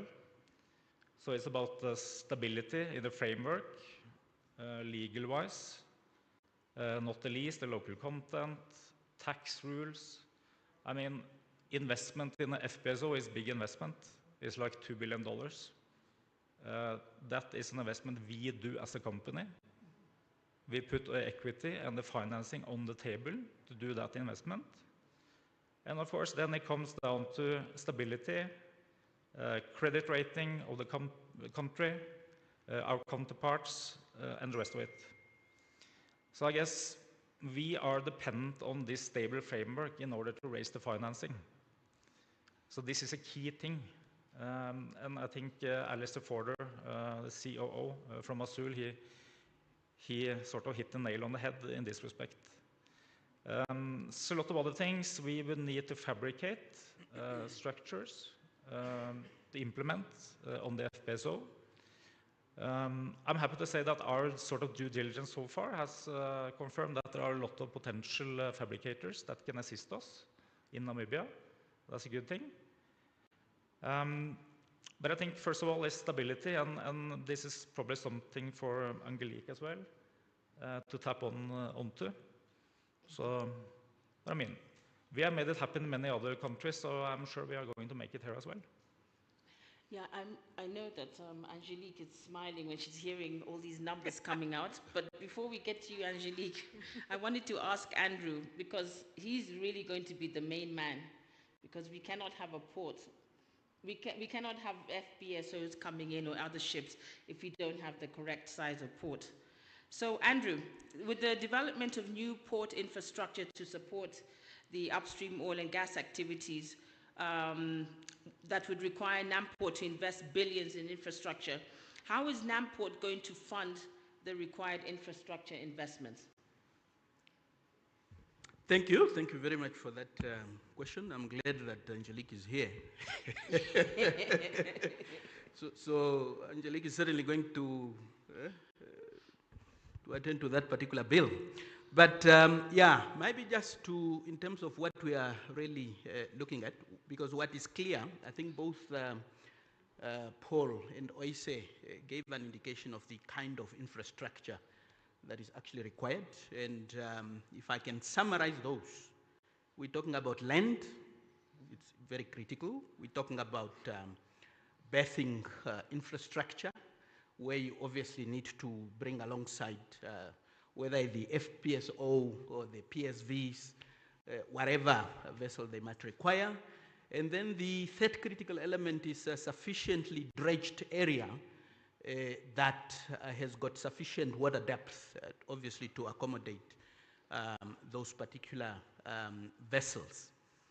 Now, up till now, we have been able to support the exploration and appraisal phases out of both the port of Lüderitz and also out of the port of Walvis Bay. What is clear, however, is that once that decision is taken to move to development, once FID has been reached, we expect a significant increase in the activities. I understand by more than a factor of 10 compared to the activities that we handle at the moment. And looking at the infrastructure that we have, we would definitely need to invest in new port infrastructure. As a port, we've obviously taken a strategic decision to get out of operations and move more towards what we call a landlord model, where we embrace the private sector, where we would be reaching out to the private sector to come and partner with us to develop and invest in this huge infrastructure that is actually required. So our thinking at this stage, you know, public funds are limited. They are required for other critical services. Mm-hmm. And therefore, as far as new port infrastructure for supporting the oil and gas is concerned, and taking into consideration the fact that there is a requirement to have dedicated port infrastructure only for the oil and gas sector, we'll need to invest into new port infrastructure. And for that, we'll reach out to the private sector. So I'll not be reaching out to Angelique directly. I'll be able to, you know, point him to a couple of other private sector players that would need to partner with us through a public-private partnership. But before Angelique tells us who are the people to approach her, there was a question that was raised in the room as to the size of the port, the quayside. Would it be enough for the FPSOs coming in? Yeah, you see, the challenge is dependent on who you speak to, you know. They give you all kinds of requirements. Our proposed extension or development of the new infrastructure will be implemented in phases. It will be informed, obviously, by the actual projects that will be implemented. But maybe let me just indicate that we are looking at a minimum of anything between 300 to 500 meters, right, as new port infrastructure. But at the moment, in fact, as far as Walvis Bay is concerned, if I were to specifically look at the FPSO, we'll be able to comfortably accommodate the FPSO alongside. Mm-hmm. But at least what we understand, especially from the front runners, there might not necessarily be a need for the FPSO to come alongside. what we are, especially, let me say, for the initial project that is likely to get off the ground. So it's our understanding that this FPSO will be stationed offshore at the oil fields, and then there would be vessels or PSVs and other vessels that would be running between the FPSO and the port, but also between the FPSO and I think it's a tanker vessel that will be stationed somewhere in Walvis Bay to receive the crude oil that actually comes from the oil fields. So FPSO, we can comfortably accommodate at the moment as far as Walvis Bay is concerned. And again, if we talk about FPSO, it is my understanding that FPSO will come online towards the end of the development project, you know, when you start with production. And that we can comfortably accommodate. The issue here is really when you move to development, the increased activities for you to lay down the pipe network on the seabed. That's where we expect a lot of increased activities. But FPSO, I think specifically, that comes on production, and that's really not an issue as far as I'm concerned. Okay. There should be probably pipeline vessels, you know, which we expect to lay down the pipe on the seabed. We have the experts here, and again, before I get to Angelique, because I just wanted to know, just get ready, from Oise and Paul, do you have anything to add to what Andrew is saying in terms of the fact that, as he says, you'll be looked at much further down the production? That's correct. Yeah. We would come in at the development phase, just like he said. What we're discussing now depends on regulations that Namibia would set.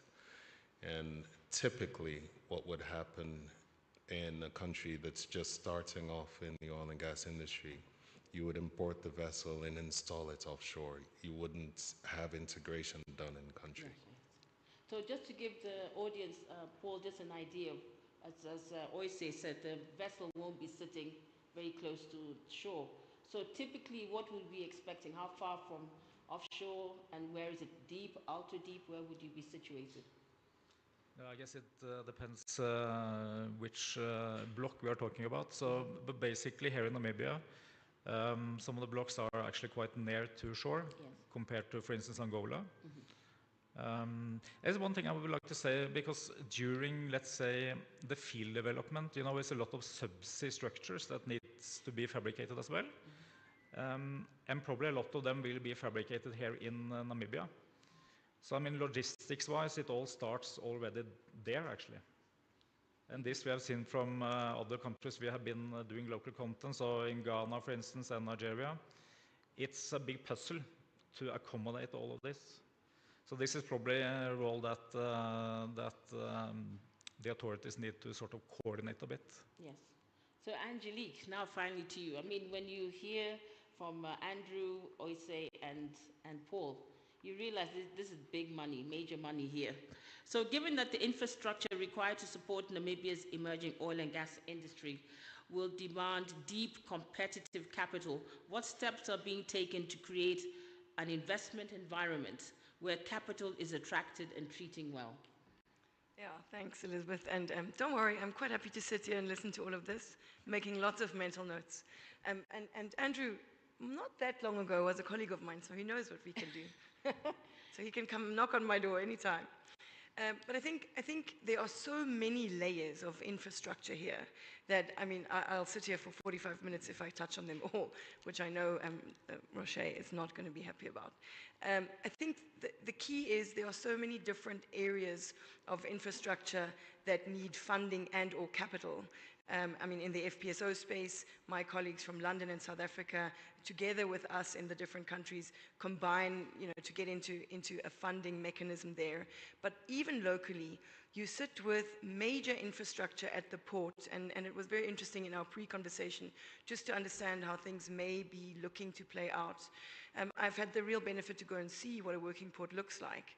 And the reality is, For the long term, it's probably a major project. There is an intermediate term, depending on how fast we get to FID and what the operators will need there, that will need to be catered for. There is an efficiency level that the port has to rethink how it currently looks.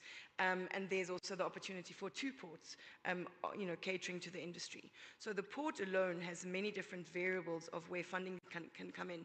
And I think in that space, the banks in Namibia have deep balance sheets and deep abilities to fund, but also have access to balance sheets in South Africa, Mauritius, London, the US, etc. So I'm not too worried about the size of the immediate infrastructure need. There is major experience in that. And remember, it filters further into the storage, as Oyster was saying, and Paul was saying, the storage, the infrastructure to and from port, because we're already seeing millions of trucks on the road compared to 3-4 years ago as we speak. So the road infrastructure and access to both ports infrastructure is a major part of what needs to be looked at. So from a funding perspective, there's naturally normal commercial banking funding that's available, and the banks here are fully capable to do that. But the projects are bigger and multiple, and the size of this industry, we have done a major amount of funding in, say, the mining space, which has always been a big industry for Namibia and remains very important, and I'll touch on that a little bit later. Yeah. But the oil and gas business is simply, multiples of that in size, which means the capital required is multiples in size, which then means one needs to create opportunities to maybe look at blended finance and also look at the capital pools of Namibia and the region and internationally, and create partnerships between local banks, regional banks, DFIs. And remember, if we look at capital, RMB has done quite a bit of getting capital or enabling capital to play in some of these big projects, for example, in the renewable energy space. And that nearly sort of starts ticking the local content button as well, because in many cases, local capital will be pension funds, etc. So I think the important part is to understand all of the different needs that this industry has, to stay very close to the industry from day one, which is what we're trying to do, and then to build different capital pools.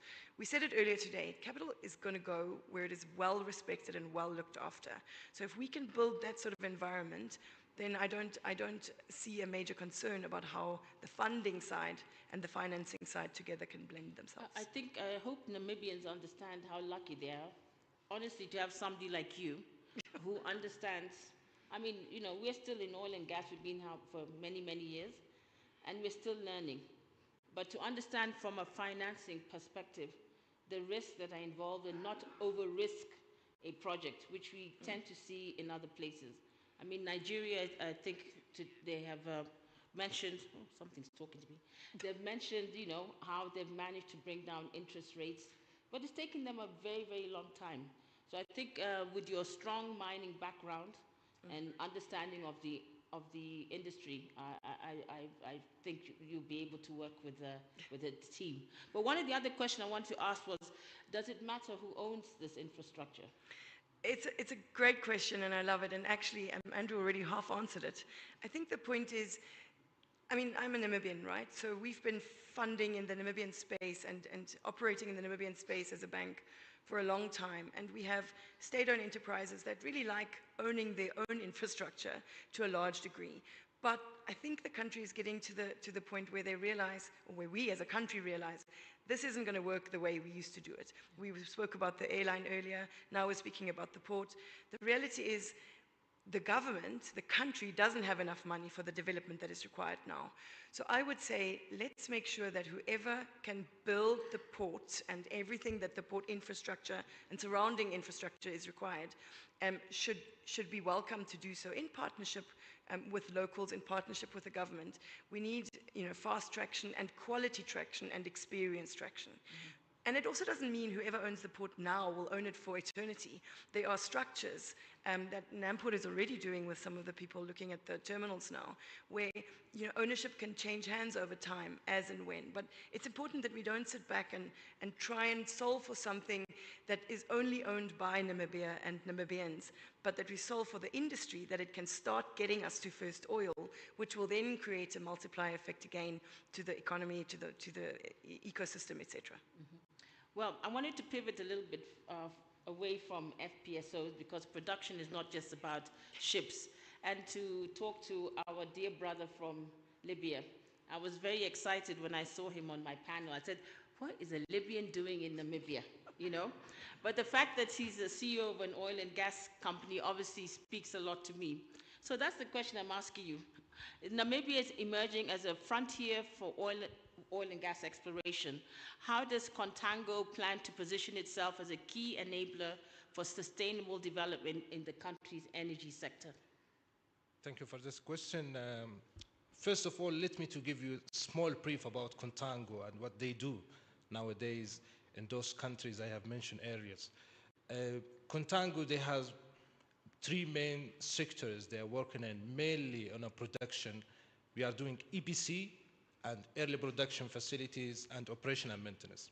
It's well known for everyone, the EPC and early production facilities, but the most common or the most interesting things that we do is the operation and maintenance, where there's plenty of challenging here, not only to do a production or to do operation, it is to save assets, because in general we have a market price when it comes to the asset, and the guys already mentioned on FPSO, there is a market price for the FPSO, for the asset, for the CBF, for all the infrastructure that we need for oil production. But how to maintain these facilities and how to run these facilities for a longest time in a proper way without any problems. And here's the challenging. Contango is utilizing a high technology in operation and maintenance and using the predictive maintenance, which is known nowadays by AI, and we help the clients in Libya to maintain their very, very old facilities, and we return those facilities back to production. We have a success story that we did in Libya. We assist the NOC, the National Oil Corporation of Libya, which is the owner of the oil facilities, to increase their production. Contango itself, we help the client to increase their production up 100,000 barrels a day. In maintaining many of facilities and infrastructures which is being damaged during the what happens, and everyone know, and during the bad maintenance or just asset which is being not maintained in a proper way for a long time.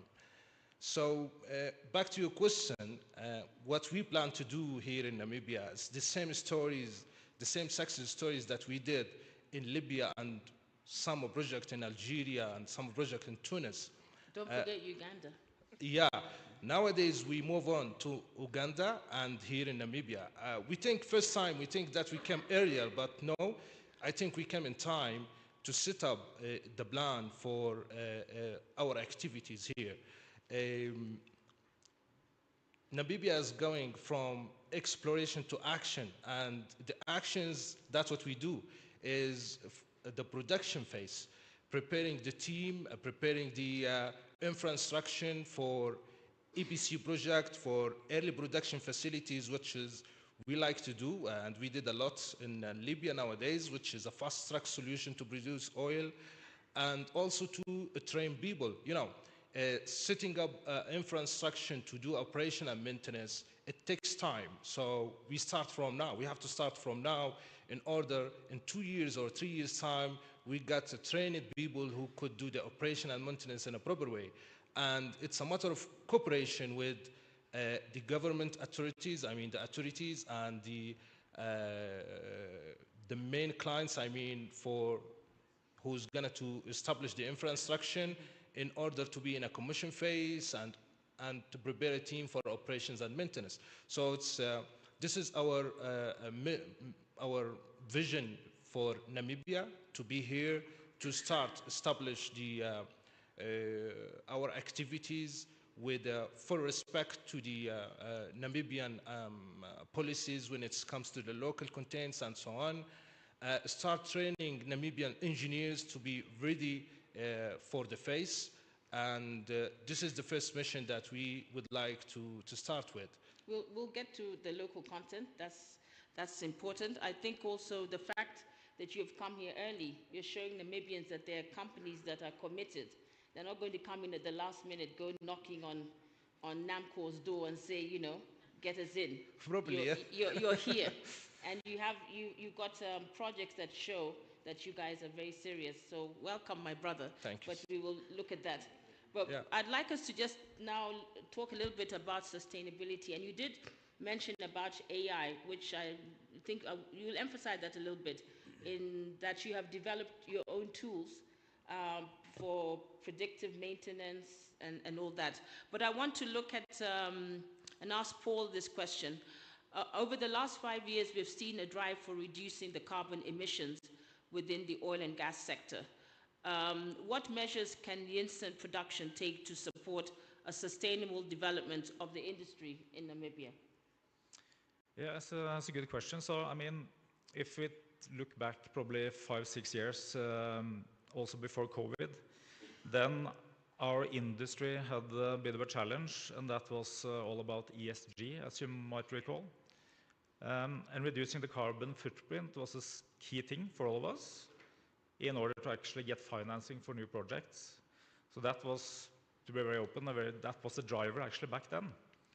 But what we see now is more and more countries, more and more oil companies, they like to follow that path.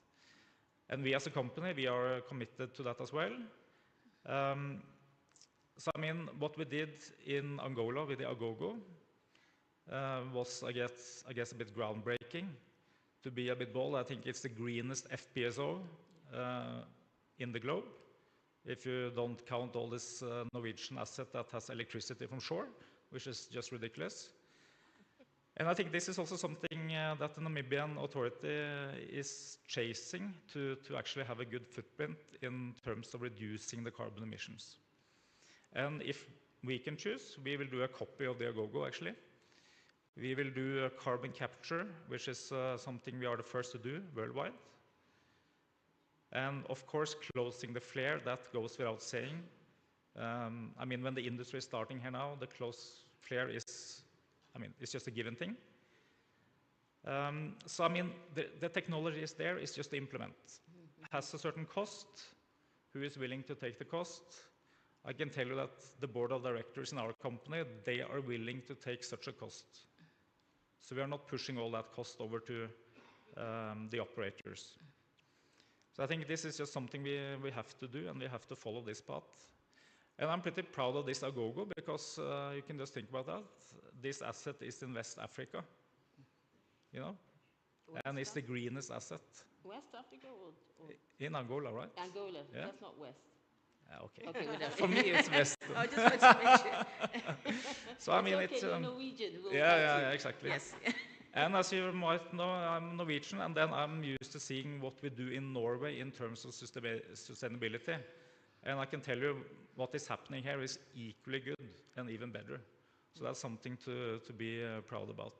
Yeah, I'm also very proud about the fact that, as you said about the Agogo, but MODEC themselves also have companies that also, through your technical presentation, we're seeing decarbonization is also very big within your company. Did you want to add on to that? Well, first I would like to take my hat off to Yinsen and what they've delivered to the market. I think we can give them a clap for those Yes. who know. We have our Target Zero initiatives as well. I'm not going to bore you with the entire list of different things that we've done, from fuel blanketing to heat integration, digital monitoring, and so on. So we have our different initiatives that we've implemented, but as I said in the paper yesterday, what we are focused on at MODEC is not necessarily just doing, not that Yinsen is doing that, but not doing sustainability initiatives for just doing sustainability. That's not our focus. What we're trying to do is focus on efficiency.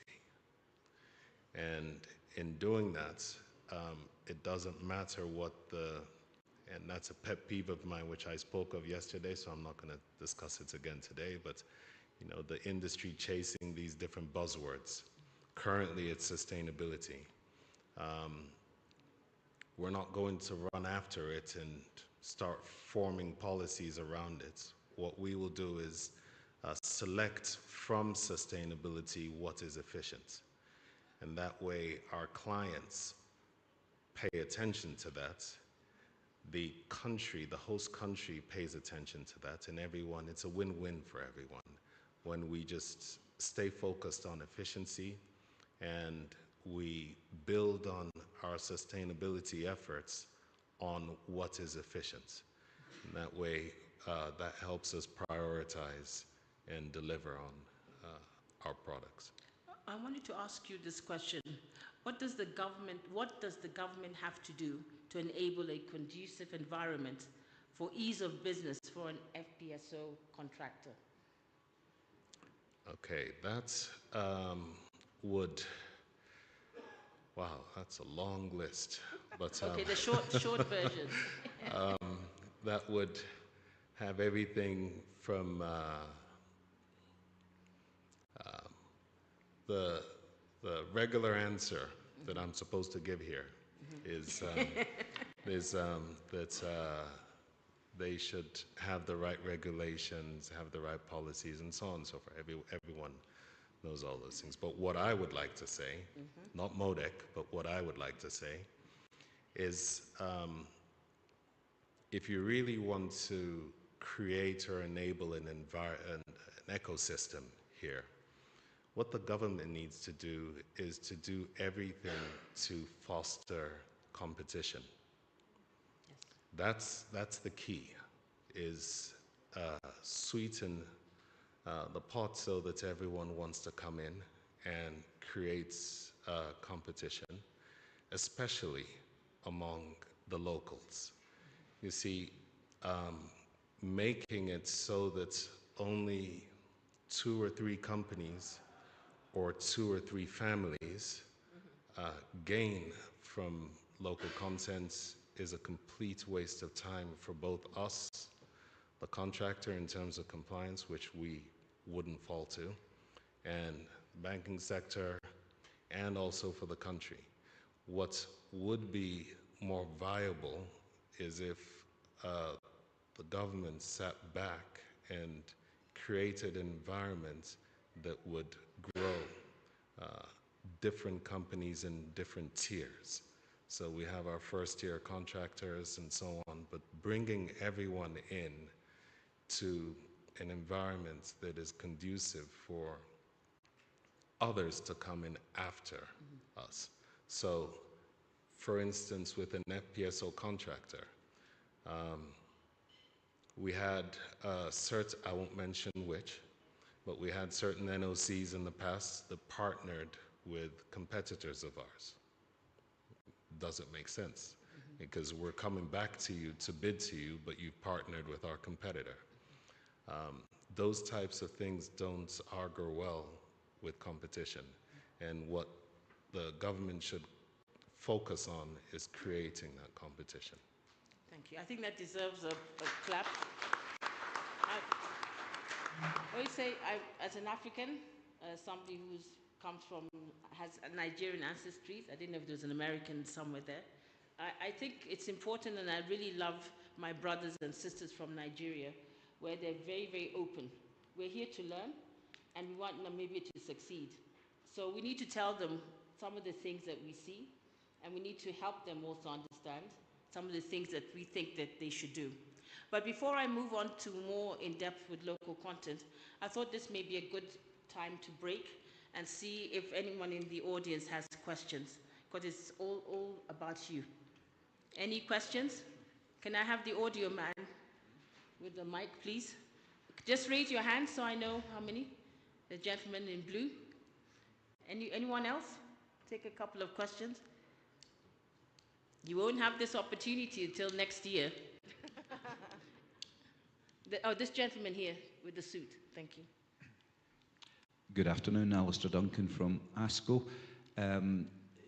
afraid, Andrew, you catch this one on behalf of the government, and I appreciate you're not directly government, but I think it's been very encouraging to see the progress that Namport are making, and in recent days, the plans for Lüderitz, and that can create a facility, to be what I think will be a production support hub in the long term. However, there's a piece of the jigsaw that's very much missing for me in all this, and that is the government contribution to this. We've talked about funding, that port development with the private sector. That's there. The money is there if the business case is there. But have you any visibility on what the government are doing about Lüderitz? Because Lüderitz as a town is not ready, and I don't think anybody would argue with me on that.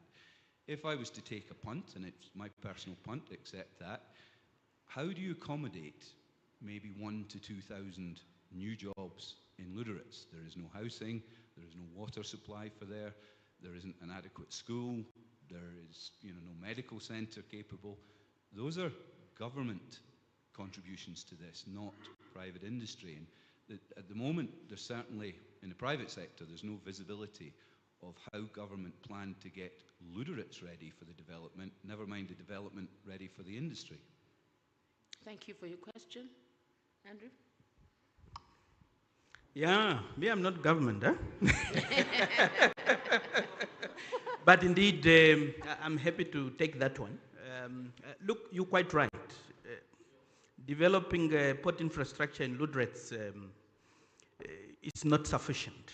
Reality is that there is a need to invest on all the other public services, especially public infrastructure and the like. What I can indicate is that we have indeed been engaging with government. We have indeed been advocating that port infrastructure development must be accompanied by the development of non-port related infrastructure. And I'm happy to indicate that government is definitely aware and in fact have allocated budget for the expansion, for example, of the town of Lüderitz. There is a committee that has been put together, including obviously the Lüderitz Town Council, and therefore certainly that is something that is obviously being looked at. So where public services are required, where government need to take the lead, that budget allocation has been provided for. Once some of those infrastructures are actually in place, there are also services obviously that the private sector need to provide. Accommodation establishment, for example, that's not space for government. Once government expand on public services, municipal services, so those are all the opportunities actually that are available to the private sector to invest in. I suppose it's just the rate at which these executions obviously need to take place. But again, it's a challenge, back to you, because again, depend on who you speak to. Some of you guys will also indicate, look, we'll be flying these guys in from Windhoek, wherever, Houston, Windhoek, Lüderitz, etc., and perhaps those are some of the areas that we need to address as a government to put policy into place to make sure that, we drive investment into some of these services in Lüderitz. But to answer your question, there is capital set aside, and I'm sure in time we'll see some of these developments. In fact, I mean, you have seen, if you're following the developments, especially land, because land is critical. I've seen town of Lüderitz have started, obviously, already investing into some of these public services infrastructure and so on. Andrew, maybe I can also help you here. Let's hear from Joachim, because I think this question kind of fits in with what you're talking about. So in your experience with Sonils, what major challenges have you come across that you feel should be communicated to Namibians? Thank you for that question. Actually, I would like to start with building a little bit on what Andrew just said, that to be non-port is key to development of infrastructure to support the oil and gas industry. I read a statement, I just hope I can remember it all, that says if sustainable infrastructure is body to future society, then infrastructure is the spine. Without it, you can't walk, stand, or grow. So I'm actually trying to say that infrastructure is very important. And yes, there are challenges. We can see, we hear coming from the reservoir characteristics. There are challenges that needs to be addressed. But those challenges are not in Namibia only. If we look at Kenya and Uganda, for being inland, there are challenges actually for them to export their production, right? And a similar thing is happening in Mauritania and Senegal, where gas cannot be taken to onshore easily. So yes, there are challenges. And going directly to your question, we encountered a lot of challenges. I mean, Sonil happened to be developed, or the infrastructure, at the moment where we just had our key discoveries that led us to produce up to 2 million barrels of oil a day. So, and then there was an instability at the same time, whereby we couldn't take the maximum capacity of the port that we have up north.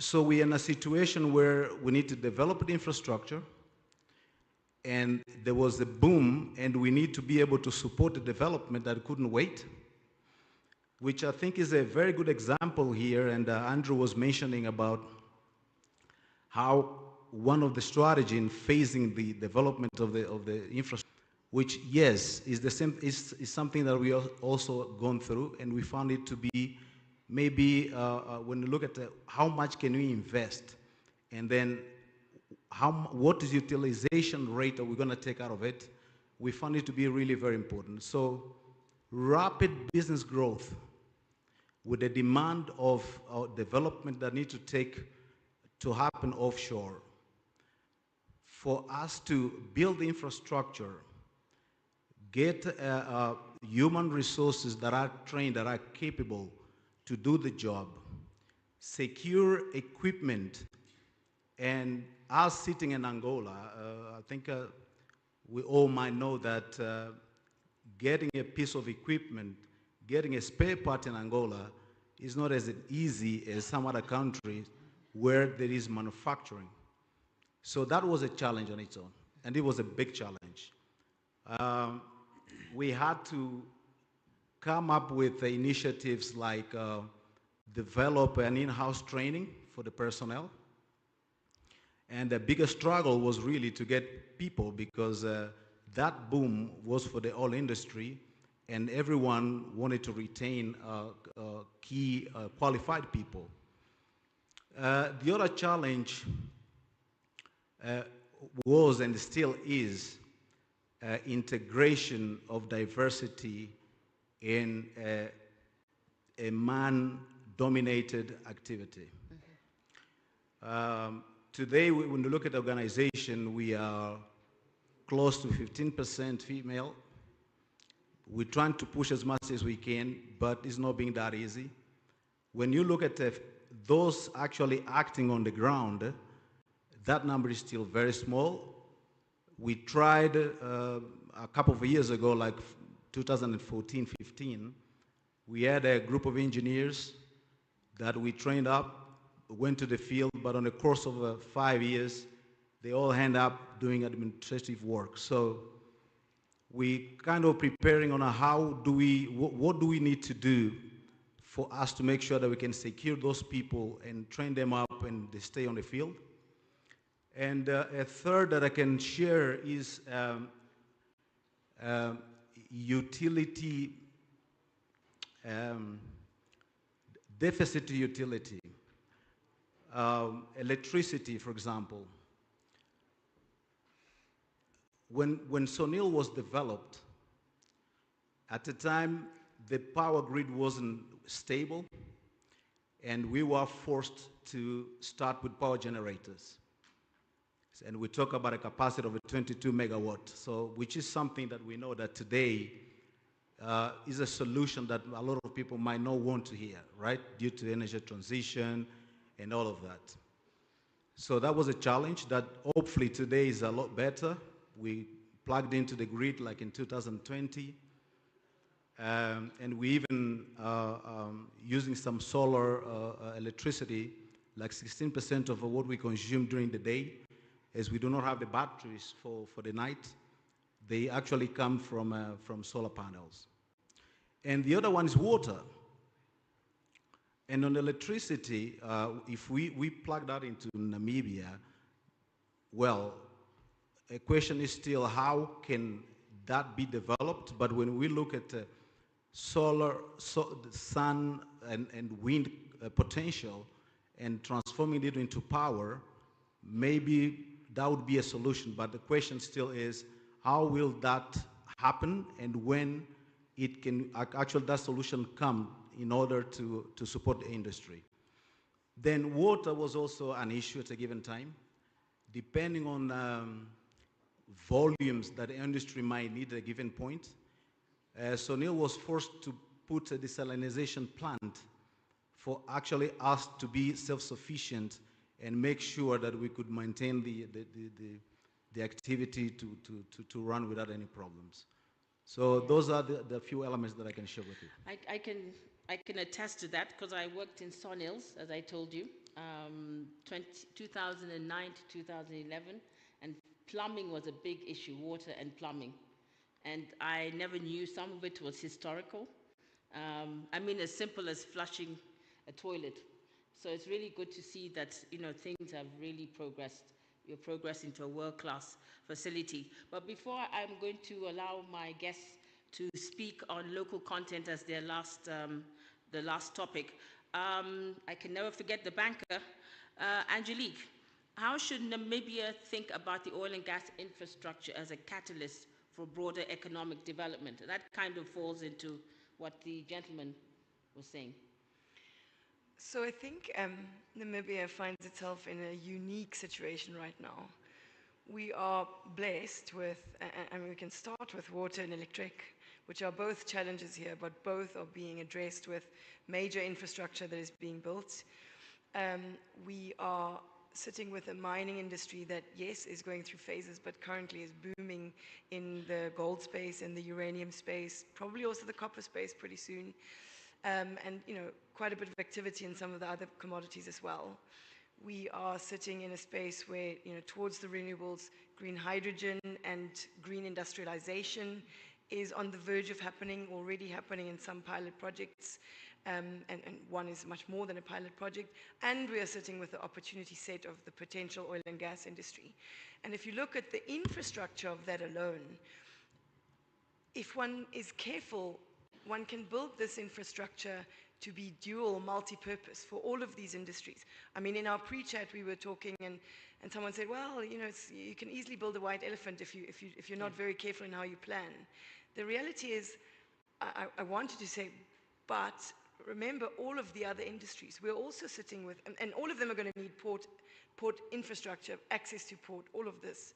So, I mean, I have no idea how Andrew is going to manage the port or ports with all of those needs on him. And plus, the trade corridors are moving from a very risky eastern side, much more to the western side, added to some of the tankers that now want to fill up here with green hydrogen. So, and we know about planned oil fuel storage, and we know about planned ammonia storage. So the activities on that side of the country, and hence the infrastructure that is required, plus all of the supporting infrastructure, create a major opportunity set for sustainable, transferable opportunities across the industries and synergies. So I think the opportunity set is massive for a combination of what this infrastructure can provide. We just have to make sure that we plan it well and efficiently, you know, and make sure that we don't build too much or too little. But I don't worry about there being this one big project of oil and gas and suddenly the stuff isn't used anymore. The other industries are all feeding from the same infrastructure. Okay, well, I hope you have some geothermal reserves we can talk. So I'm going to do the last round of questions, and you can use that to kind of close out on your own personal statement. Paul, how much time do I have? I've lost time. Oh, there you are, MC. Okay, MC, Lady MC. All right, thank you. So, Ahmed, let me just start with you on this last section with regards to local participation. So how is Contango ensuring meaningful engagement and priorities for Namibians? Thank you for the question. What I could say that Namibia, they are very lucky when they start exploration, oil and gas in this time. I mean, nowadays the technology, it's available, more efficient than what we had, for example, in Libya or in North Africa.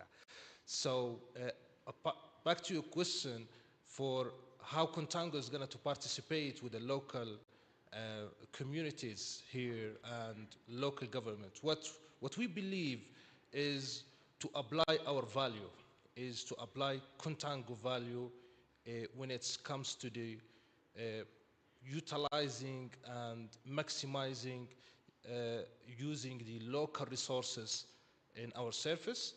And this is the first things. The second things,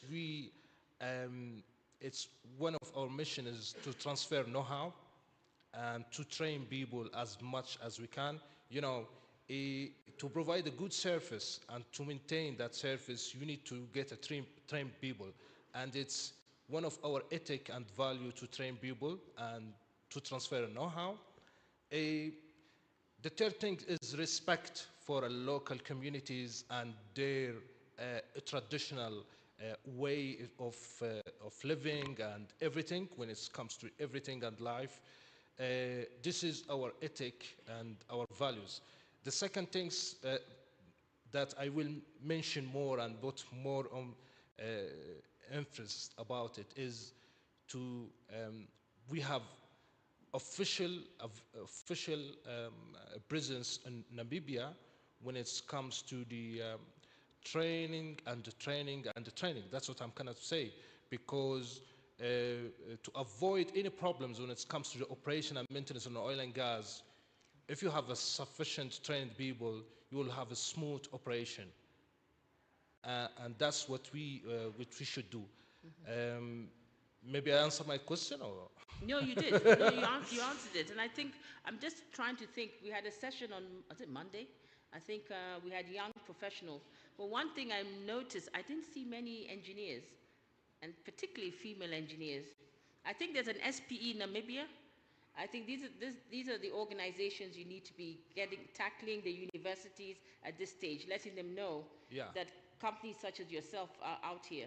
Absolutely, absolutely. Yes. We do the same in NSP in Libya for getting fresh graduated engineers, where they go to the special criteria for training to get them qualified to go to the fields and do the activities. Thank you. Absolutely. Thank you.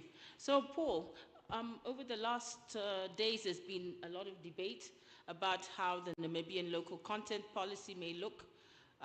Can you just give us a little bit of what your view is to ensure we have strong Namibian content?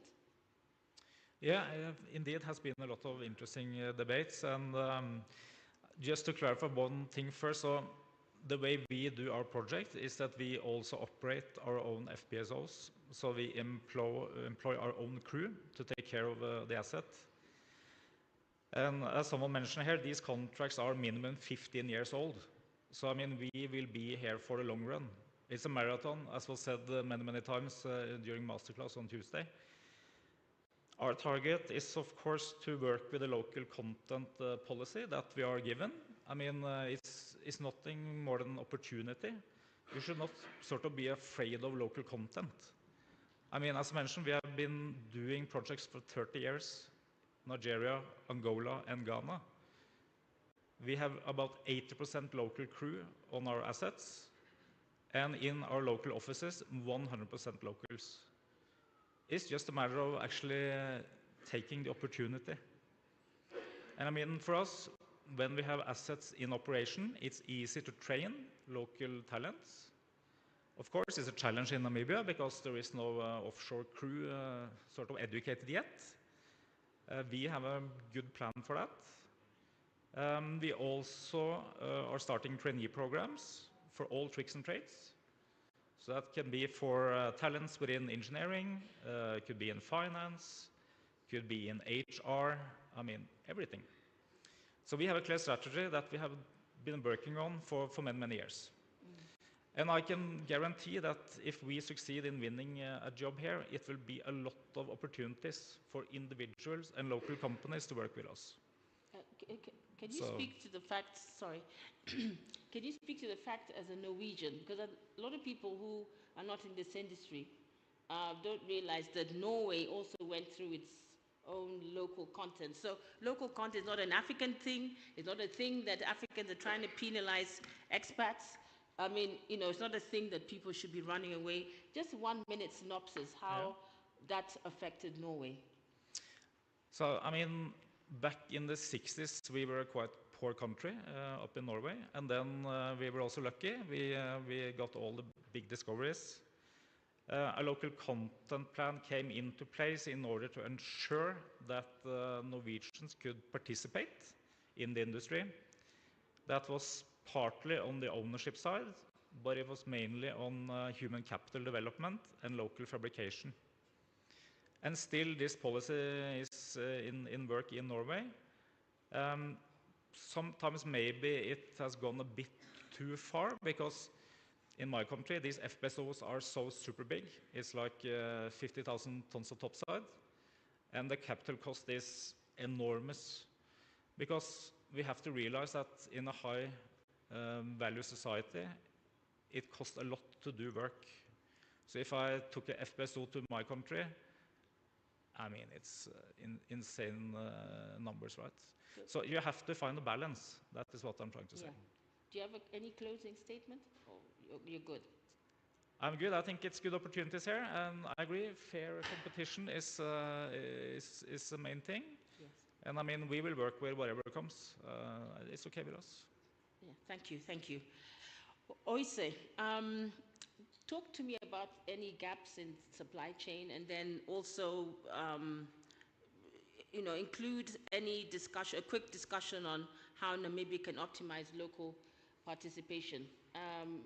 Yeah, the supply chain, because we have companies here. Okay, Yes. so I actually brought a list because Okay. I knew supply chain would come up as a question. Oh, But, just hold but- on. Do you all have your paper and pen? Don't tell me afterwards, Liz, what did they tell me? What did he say? Okay, go ahead. But just to close out on what Paul was saying on local content, the only thing I have to say, and I was actually shouted out of, I went in to give a presentation to a local content board in one of the African countries, and I was shouted out of the office. That would have been good, but they shouted me all the way down to the parking lot to where my taxi was. So that's how much they hate what I'm about to say, but what I was trying to sell, and I'm going to say it here, it's controversial, but Namibia should adopt the policy where you use a carrot rather than a stick. If you doubt me, look at all the countries that have tried to use a stick to grow local content. It doesn't work. We're here to make money. We're not here to be beaten. Now, if you use a carrot and created incentives for us to come in to start local content, then you find these countries flourishing. Look at Senegal and how they've been able to attract blue chip companies to come in. But then look at some of the other countries, I don't want to mention which, but look at what happened to them, and try to see when they started off and they were using incentives to draw companies in versus when they switched and they got in a petroleum commissioner that's strict, or they got in the head of the NOC that's strict, and then watch how oil production slumped in those countries. It's key to note that, and it's something that Namibia should pay attention to and try to just stay on the line, because now it's no longer, you're not the prettiest bride. You're competing with all these other countries. You're competing with Ghana. Ghana desperately wants to come back. Nigeria is going to come back. To come 2027, you're going to see a different Nigerian local content, no matter what they say. You're going to see it change. You'll see countries like Equatorial Guinea. All of these countries are going to come back, and you're competing with them. So you have to make some incentives for the right companies to come into Namibia. That's key, because you can be very strict, and what you will get are bottom of the barrel companies that are going to come in and rape you. But if you have the right companies coming in that have a robust infrastructure to come in, then what will happen is the country will grow. And that's, sorry, I went too long on it, but I think you're not even being controversial at all. You're saying it. Okay, plain talk. To my list, Yeah. and I'll go quickly through it. Basically, you need maintenance and repair facilities. Those are workshops, mechanical, electrical, and so on. You have your installation equipment, and those include everything from mooring installation, winches, anchors, chains, ROVs, and diving support companies that will come in. And you have process equipment. These are liquid mud plants, cement, bulk facilities, onshore testing facilities. You have heavy lift cranes, which would be key regardless of what type of vessel you're working with, which was already mentioned. You have your marine equipment, which include your tugboats, your HVs, your DP2s, DP3s. You have your pipe-lay vessels, your barges, and other support vessels with dynamic positioning systems. And you have your consumables. That's a whole industry all on its own, and you heard them speak earlier to that's an industry that is not just for oil and gas. The consumables will spill into mining and so on and so forth. And you have there your chemicals for processing, the demulsifiers, corrosion inhibitors, and so on. And you have your logistics and transportation, which we all know, and that's your supply vessels, helicopters, crew boats, and emergency and safety supplies, freighting, medical, and life-saving appliances, local vendor service network, which would be your catering, your cleaning, security, and corporate services. So I jotted these down, knowing, because I know that this question keeps coming up, and people come up to me at the booth to ask this question, and those are the areas in the supply chain and what would be required here in Namibia. In fact, for the Namibians, those who didn't attend the technical, there's a lovely lady here from MODEC, Fatu. I don't know if Fatu's here. If you have a chance to see her presentation on procurement, hunt her down. She has the workbook of what it is that you need to do here in Namibia. Thank you. Do you have any closing statement? That was it? Just what I said earlier. Okay. Thank you. Thank you very much. Thank you. Angelique, what would you like to add? Yeah, I think, look, I know local content is this major discussion. But I will spare you from it. No, you don't have to. Because all right. remember, I have been lucky to, over the past 2-3 years, build relationships with all of these international companies that are here. And without fail, every single one of them is telling me and showing me with examples of other countries where they've operated that their ultimate goal, their success story is how much they can work themselves out of the country over time in a people way, and how many people they can train. And of course, it also makes commercial sense, right? So from the local content will come. We know it will take a bit of time. I agree with a carrot approach, which might be controversial for me saying it, but the point is, it's already happening. We can already see our businesses and people that are around the port area seeing some of the real action and learning and getting new certifications, etc., etc. And we're only just in the exploration phase. This will naturally multiply if we go to FID, and I'm still saying if, but hopefully it's when. But I'm not concerned about local content. And the point is, we, and I said this earlier, are here to understand this industry and its DNA and how all of these operators and contractors and operate and how they think so that we can enable that ecosystem. So we're here to, you know, my colleagues from F&B Retail and Commercial explained that we've already adopted policies and thought processes and risk approaches to enable the ecosystem. We're doing the understanding of the industry on the R&B side of things for the entire group. The point is, we know funding is going to be a huge part of what the country needs to play in this space. But I'm not concerned that if we get the policies right, etc., and we give it the time that it deserves, local content will simply flow as a nature. What I just would like the bankers, not just yourself, but the bankers, to ensure they come up with robust terms between the IOCs, the local contents, local companies, and yourselves. You know, that is really important, and I know the sore points. If you can tackle that, then I think you're smooth sailing. Plus, you're a country that's had over 100 years of mining. Exactly. So it's not really new. It's just a different. It's resource. not new. It's probably just bigger. Yes, bigger. Yes. Correct. Yeah. So, you finished any? Good. Okay, good. good. Thanks. Joachim? Yeah.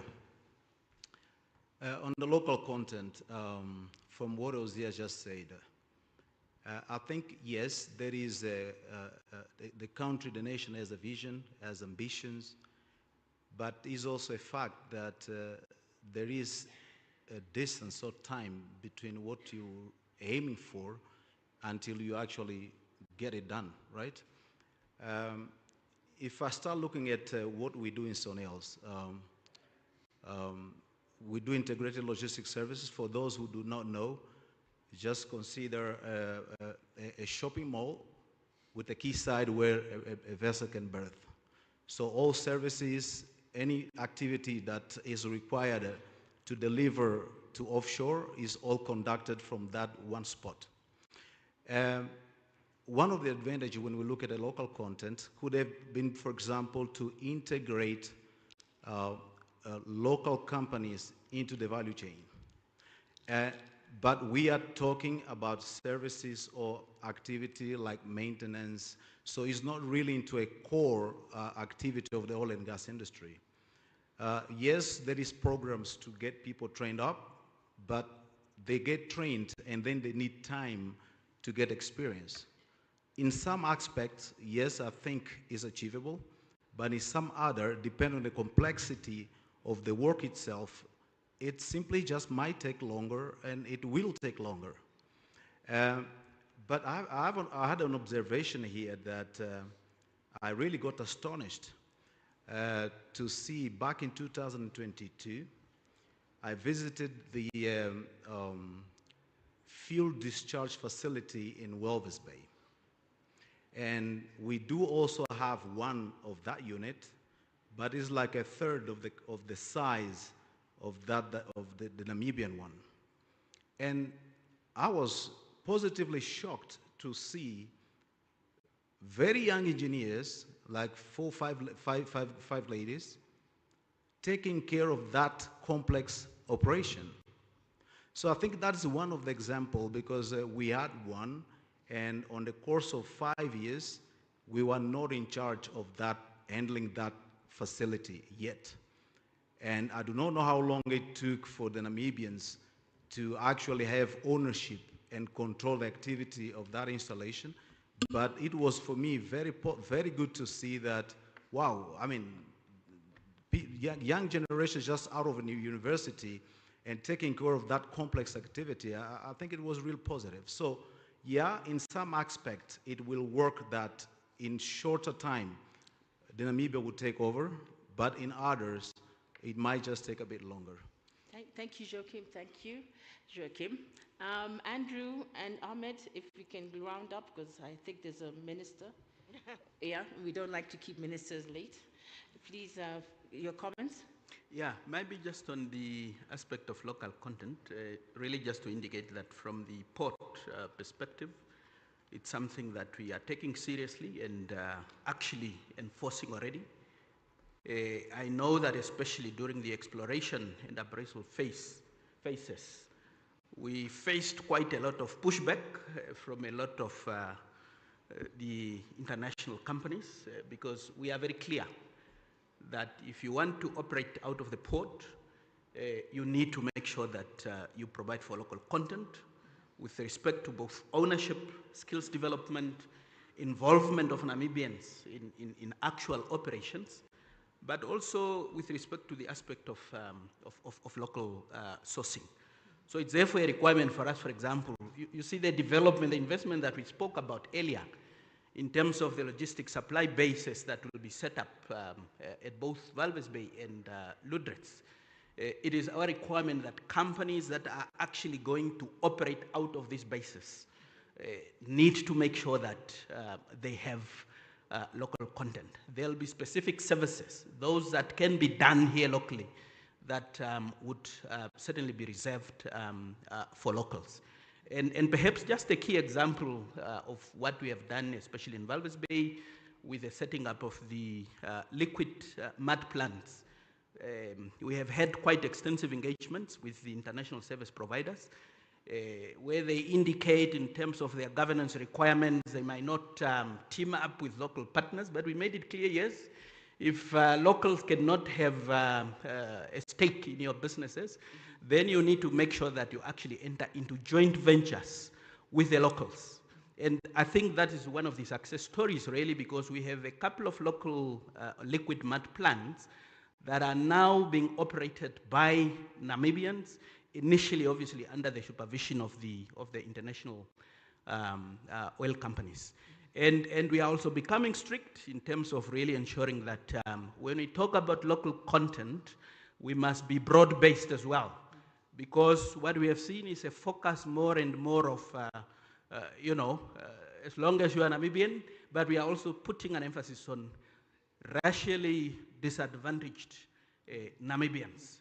That's how far we are actually taking it. If you don't have racially disadvantaged Namibians as a part of the strategy, that is not sufficiently local content. And maybe just in closing, we received quite a lot of questions around to what extent is Namport ready? You continue to talk about plans. When are these obviously going to be executed? And I must indicate that we are in a challenging situation. We are in a dichotomy. We are a commercial public enterprise, right? Before we start investing, we need to make sure that there is actually a business case. But of course, we are also required to ensure that we invest in infrastructure ahead of demand so that we don't become a bottleneck to the economy. But now that we are seeing that there seems to be light at the end of tunnel, that is why I think one of the colleagues here from the audience has indicated that they have now seen that there is some traction happening. The plans are in place, and we are now shifting our gear to move into actual execution, premised on the fact that I think it looks like there's a couple of projects that will now get off the ground. And as I said, we shall be doing this in partnership with the private sector. Now, Andrew, we've heard you. I think it's so encouraging to see somebody who loves their job and is excited about what's ahead. So I hope Namibians appreciate that, and we hope to see that in all departments that we have to visit. My brother from Libya, your closing statement? I believe that the local content is gonna to be a fact, because the oil activities, the oil production activities is associated with a plenty of needed jobs and service. I mean, a production need about thousands of opening, is going to be 1,000 of jobs associated with the oil production, not a specific in oil production. I'm talking about the associated service that oil fields is need. So the local consensus, it's by default should be there. The other things is to involve a Namibian engineers in the oil production itself, that is going to take time normally. And just to confirm what our friends say here, the international companies sometimes enforce for their engineers to be here. This is just to confirm, especially when it comes in a commission phase and a startup phase, it's just to confirm that everything is going to be done in a proper way. But we should have a localization plan, and we have some success cases about this. So a localization plan which is based, for example, on 5 years, which is to train the people on-job training, to get a training in order to get those positions which is running by foreign engineers. So this is what we could say in a let's say local context. There is plenty, and the good things I would really to thank the leaders of this country, I mean, who put up policies for local contents, and we should respect it. Really thank them for that. I mean, we missed that chance in that time, but to do it nowadays as a statement and a clear policy to all the contractors and oil operators, it's really something incredible. Thank you, thank you, thank you. And I just, thank you. Yes, they all deserve a clap. And I just want to end by saying, especially towards Namibians and women in particular, I'll never stop preaching to women in particular, do not be afraid. This is a very interesting sector to be in. You may not know what you want to do. I told you I entered as a field engineer and now start a company. I am here in Namibia not just to sit on stage and look pretty, and but I'm also I am also here to do business, you know, and I'm very proud to have my partners. They always hide from me. Should be here. Resano Oilfield Services, who contacted me last year. You saw me on stage.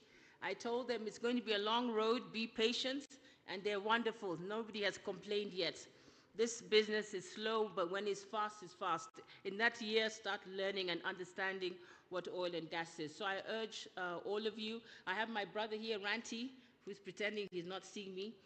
Ranti from Nigeria. I tell you, as much as I do what I do, I go to Nigeria. It's a spring for me. Every February, I go there and suck their spring water and come back revived, because I'm seeing entrepreneurs from all levels. You know, so I have a long way to go. So I'm urging all the Namibians, when you have the chance, don't just stick here. Don't wait for the government to open a door for you. Break that door. Ask questions. You have all these fantastic experts here. Find them, link in, just ask them questions. This is a conference you don't see very much in very many places in terms of the size where you're able to see places. You go to some conferences and somebody speaks and they're gone. And when you try and reach them on LinkedIn, they're too busy. So please take advantage of this. And I'd like to thank the organizers, GEP. GEP, how come you're not showing my name as a partner? Together with Ranti. Ranti, what are we? International partners. We support. So next time I'd like to see us in highlight. But thank you. It's always a privilege to be with you and to impart my knowledge. And thank you to my esteemed panelists. I told you this would be a good session. And to the audience, I thank you for your attention. Thank you very much.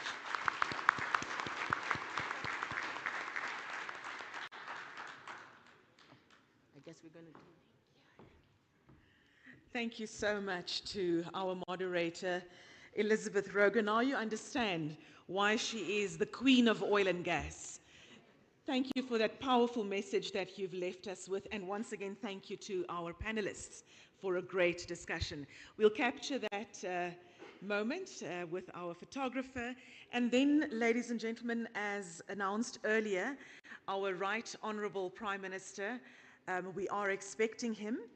And after his final remarks, we will then go over to the final session. At this juncture, I would like to welcome to the podium Mr. Arne Jacobsen, the CEO of Northern Ocean, and a very important role that Northern Ocean plays. They are basically responsible for drilling all the rigs for most of the IOCs. So let's hear it from Mr. Arne Jacobsen. Let's give him a round of applause.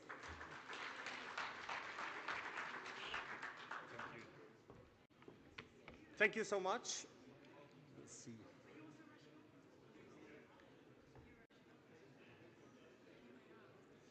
Do you have the clicker? There's no problem.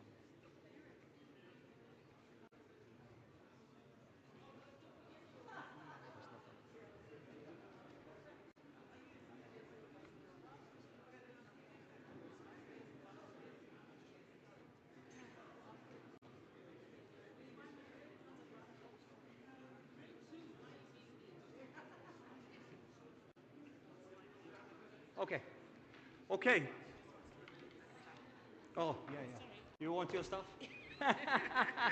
Thank you. You did very well. It was a pleasure to stay and listen for you. This was very good. I appreciate it. Okay. I think it has been, so far this day, it's been great. And thank you for the organizer and everything. My speaking note said, good morning. I was supposed to do this yesterday, and unfortunately my flight got cancelled. So we found a slot, so it's a good opportunity. And I think maybe a little bit of the dimension of, we're talking a lot about FPSOs, production, but it's actually what's happening today and what has happened in the last 2 years. These rigs, these units, cost around 1.2 billion today to build one and take 5-6 years to do it. Every day there is around 150 people on board running operation every day. We are currently running an operation for Rhino. As everyone knows, they've done their discovery. And for the last 2 years, we've been drilling majority of the wells here in the basin for Total as well, and Shell and Chevron. But it's not a sales pitch here about Northern Ocean. I'm here to tell you guys today, but it's a little bit to add to the element and the fact that's been discussed there, what is needed for us to thrive and actually be here. So Northern Ocean, we have 2 of the most advanced semi-submersibles, and these are highly spec'd units, advanced in the world. There's only 12 of these units in the world. And as we know, the Namibian basin is a harsh environment, particularly on the winter side. The weather here is very harsh. What we are doing, and when we're talking about local content, that is what we are doing today. And I'm hearing that enforcing local content is important, but it's also important, as I heard earlier today, to close the gap between what is the skilled labor and what do we need to operate a highly sophisticated unit like this. So we need to understand, and we've been around the world in Brazil and other countries and seen this successful implementation of local content. And you need to take it gradually. You can't do it all at once. Just to employ and to train up one of the key operators of this unit takes us 10 years. So it gives you a little bit of perspective on what it will take for us to actually educate a Namibian in order to be the operator of these vessels. And I think that is so important, because if you try to do it in once, it will not happen. It's actually not possible. It's highly technologically unit, and we need to find a balance where the requirement to train, to educate, to understand that it doesn't take, you can't take a bachelor in 2 days. You have to have time to learn this field, and we need to do it together. But we have today a lot of, and had it in the last 2 years, we have around 90 employees offshore today, Namibian, so we are in a good start. So this is collaborative, and it needs to be, and we need everyone to work together. And when I mean need to, we need the permitting, we need the oil companies to be willing to commit the capital and actually contract long-term. If we are left, as we did this summer, we had to cease operation for 30 days. We lose around $500,000 every day. That is sunk cost, which didn't serve any purpose or value creation for Namibian, for anyone. This is so important, and I think this is the fundamentation of us creating local content, not just offshore, but onshore.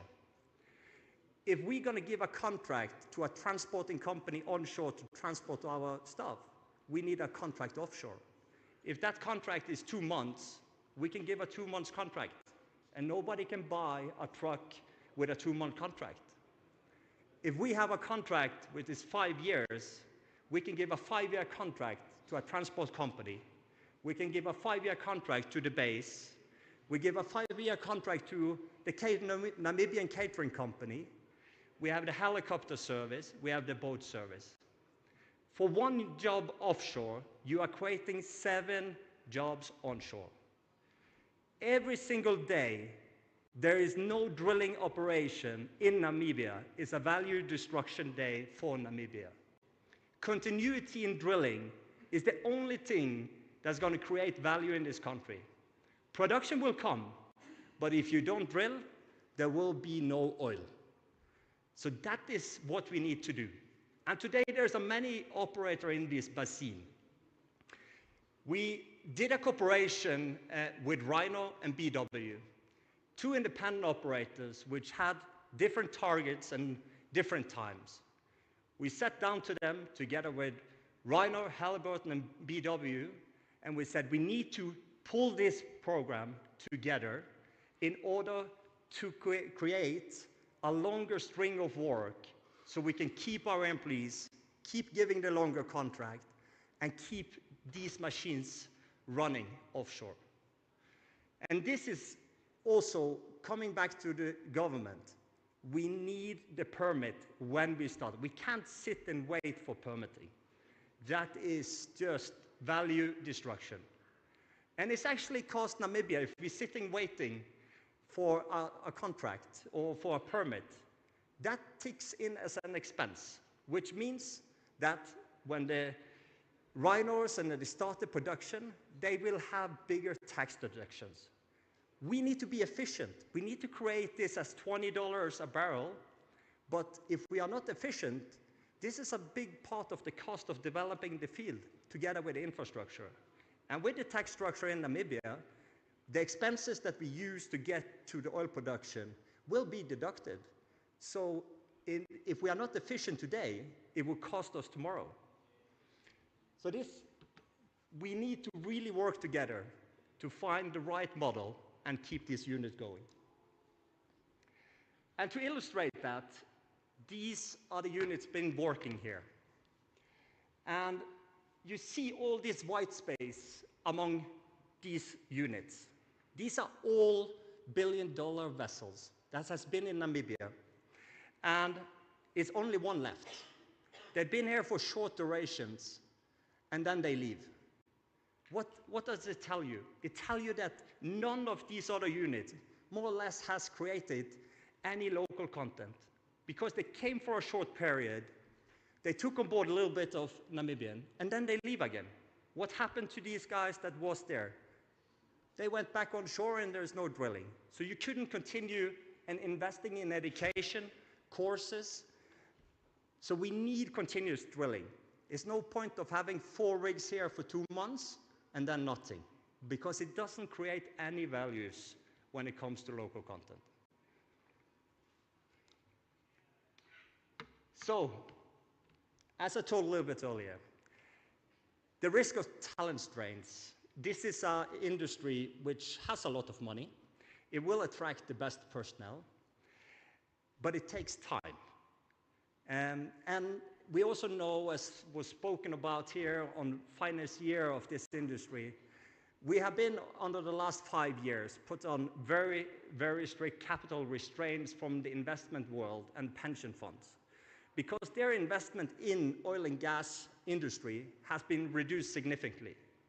My past job was as a hedge fund, managing $23 billion. And in the end, before I left there, we were reduced to spend 2-3% of that investing in oil and gas. The capital which is needed here is massive.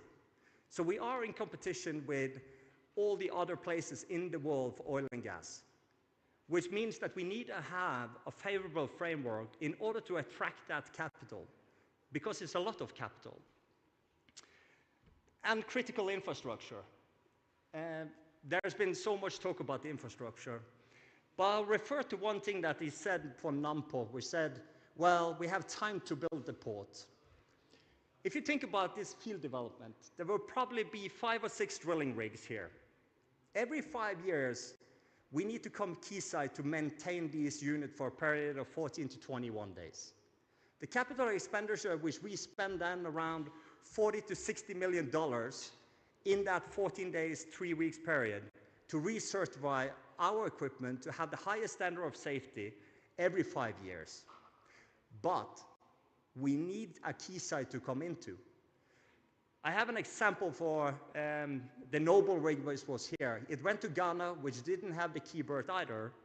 When it now went in to do their SPS, their special periodic survey after 5 years, it went to Las Palmas.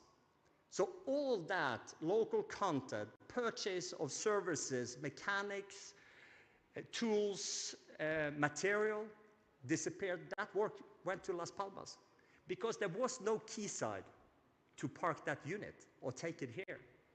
And we need deep berths to get into. We need 40 meters. So this is important, not just from our FPSO. A PSV can go in anywhere. These are huge vessels. This is 119 meters high, 21 meter deep. So we need port and infrastructure, not just thinking about production, thinking about the drilling unit that actually drilled the holes that's going to produce the oil. So why I'm saying harsh environment, and as you saw of the list earlier to explain the difference between drill ship and semis. Semi-submersibles is what we have. I'm coming from Norway, and we only use semi-submersibles because it's harsh weather. And Namibia is harsh during the winter. Currently, because of the spot operation, the operator has chosen to use drill ship some part of the year during the summer, where Namibian waters are more benign. But when we come to production, we strongly think there is a combination where you need the semi-submersible to operate, because there's some delicate operation called completion, well testing, and so forth, that you can't just operate half year. And it goes back to what I was saying about contracting. If we are just drilling half year, we are not creating value onshore. We need year-round operation in order to create value onshore. That's local content. And we need also the government to look at what are the oil companies doing. You need to collaborate. If an oil company go and say, no, I want to take this unit, I take another, bring it in from Congo, you're starting all over again. And it is value destruction. We need to keep the unit, the asset, the people. And the people is the biggest asset we have in the country.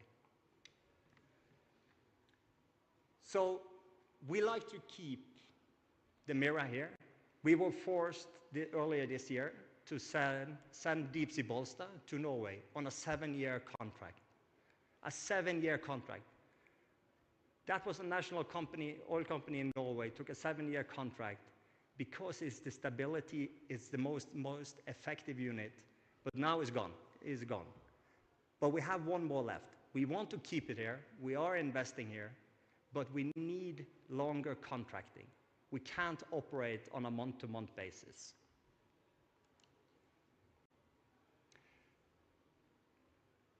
We, of course, want to sell our unit, but as you see, the drill ship is more choppy when it comes to these waters.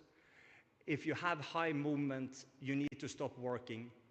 And if you think about it, it costs the oil companies $1 million a day, roughly, to keep the drilling operation going. So if you lose a day, you lose $1 million. That's why we're saying the harsh environment unit, the semi-submersible, is the best alternative for a year-round operation. It's value creation.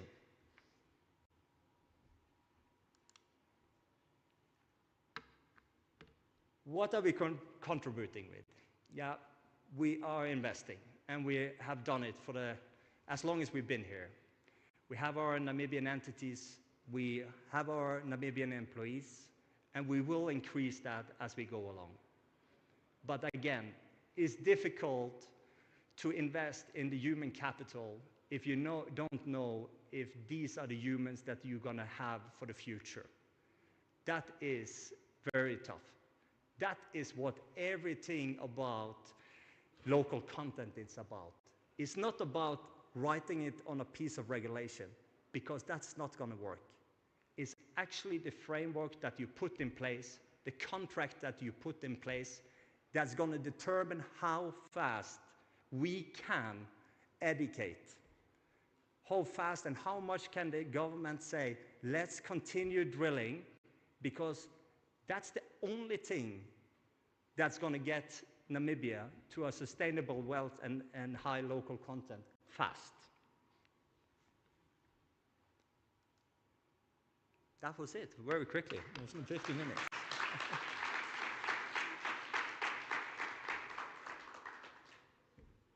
So thank you. It was supposed to be yesterday, took you today. Thank you, everyone. It was a pleasure. Any questions? Very silent, I know. Don't be shy. Huh?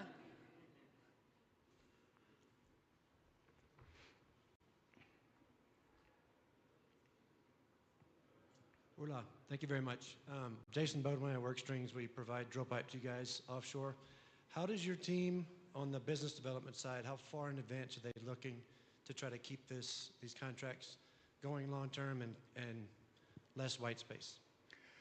Yeah, so we try to build, of course, as long as we can in order to have, to not end in the situation we did in this summer. For instance, the Rhino work that we started now, we started the interaction in December the year before. So it takes a lot of time. And then BV came in and they needed a different contractual model. So we needed to tailor that. So coming kind of saying it's just a contract.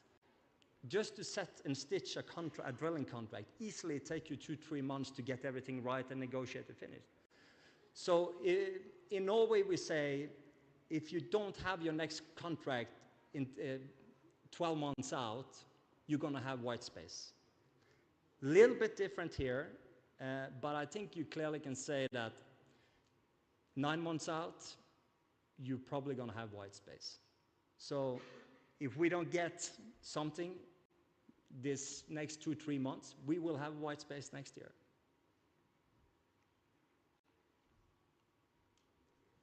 Yeah, thanks for your presentation.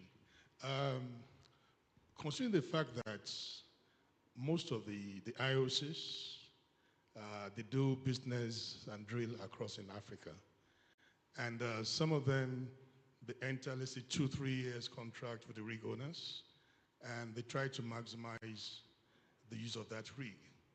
I mean, for example, Noble can be drilling in 3-4 countries, depending on the program available. And they are doing that in order to maximize the use of the rigs, reduce their drilling cost. So looking at that scenario and what you have now in Namibia, so where would the balance be between those who are trying to maximize the use of assets across in Africa and the advocacy of longer contract to drilling contractors in Namibia? Thank you. It's a very good question. I think there is two things. There will always be influx and outflux. If you look at Norway, for instance, you have units coming in from UK from time to time and go out again and again. But I think on a stable basis, you have 12 floating units working year-round. If you look at Brazil, Petrobras, as the national oil company, has strategically went in and contracted like a 5-year period. They are probably one of the oil companies that do the most long contracting in the world. And it's for one reason, and it was with the key, and I was there for 2 years and setting up the business. It was the key reason. It was linked hand in hand with the local content. Then that created the baseline, and then you have the IOC coming in and out. But I think it is kind of the key. Of course, we are in the early phase, but I think that we need some stable contract, whether it's us or someone else. But as the fundamental for Namibia, we need 1 or 2 long-term contracts drilling contract in Namibia in order to accelerate, because then you will have that activity going as a baseline, and then you can always increase and decrease in terms of these IOCs coming in with one ring going out again. But that creates a foundation. So that's why we need a strong NAMCOR, for instance, that can take, with the support of the government or the government itself, and say, this is our view, this is our content. We're going to invest also in this drilling by ourselves. And we will put down this 3 or 5 years contract with one unit, and we're going to maximize the local content on it in order to create that stability. If not the AOCs are doing. Currently, they're not doing it because we are in a very exploratory phase where Total drilling one, then we need a cooperation. What we did actually with Rhino and BW, something that we did before in Norway, we did consortium. We set up a contract model where we can invite in more to collaborate. And it's the collaboration, I think the head of Gallup said it clearly yesterday, we need not to be competitors to do everything ourselves, we need to come together. And that is the Rhino BW contract that we got here is an example for that. Then you're creating that link together. And then hopefully that creates a foundation where some of these others that intend to drill next year, Shell, Chevron, can build on that. And then you build that string and that predictability that we need. I hope that answered a little bit of the question. Good. One question. Earlier in the previous session, we asked also the independent operators to tell us sort of if they were sitting at the cabinet table here in Namibia of government, what would be sort of the 3 low-hanging fruit or sort of the most pressing things you as a minister then, if you were the minister, would advise sort of or initiate essentially in order for the sector to move forward and in order to create a conducive environment? Let me ask you that question as well. I think kind of the first thing is to ensuring there's a lot of license, there's a lot of acres. Namibia is huge, and there's a lot of companies with license. So I would make sure that everyone that has it or are up for renewal of it have to drill to keep their license. You need to do it. And you want to consist that and create that momentum through that and say, this is a requirement. We want you guys to drill, because with every single hole we poke, you are enabling the whole shelf of another big elephant to be discovered and also accelerate activity. So I think that would be the first hanging fruit that I would say. Then the second thing is the infrastructure. Without us building on infrastructure is very difficult. I think logistic-wise, you can't, with how Walvis Bay is set up today and where we are in Ludwig, you could not handle basically 5 drilling operations. Today, I think two is probably max what the capacity of the infrastructure. And this is reality, because when we are drilling, there's hundreds of thousands of cubes of mud, etc., steel that needs to go. It's the coordination of it, is the pressure on the roads, is the pressure on the logistic systems. We also need to understand that there is a limitation to the current structure. The harbor Walvis Bay can't tackle more than 2 operations today. And then you have Ludwig. But I think that is essential, and that needs to start now. And I think the discussion of FPSO is a little bit premature, actually, because you need to solve this for the increased drilling activity. Because all this drilling is going to happen before you have the FPSO. So I think, yes, NAMPORT need to act, the government need to act, the private sector need to act, the oil companies need to act. We need to be there and be helpful and say, what do we need? We need deep water berth to service our units. So I think those 2 things, clearly. It's like on the earlier conference, drill, baby, drill. You have to do it. It's you need to drill yourself out to independency of energy. It's no way out of it. Every hole counts, sooner rather than later. Hi, Luis Lago de Carvalho from Angola. I just wanted to make a few notes. I have to make a remark and acknowledge and thank you for bringing this up in terms of the duration of the contracts. Local content is a big issue for us in Angola, even though we've been working for 40 years, it still remains to be seen as a strong local content. And one of the things is the duration of the contracts. And it's even more important for the local companies.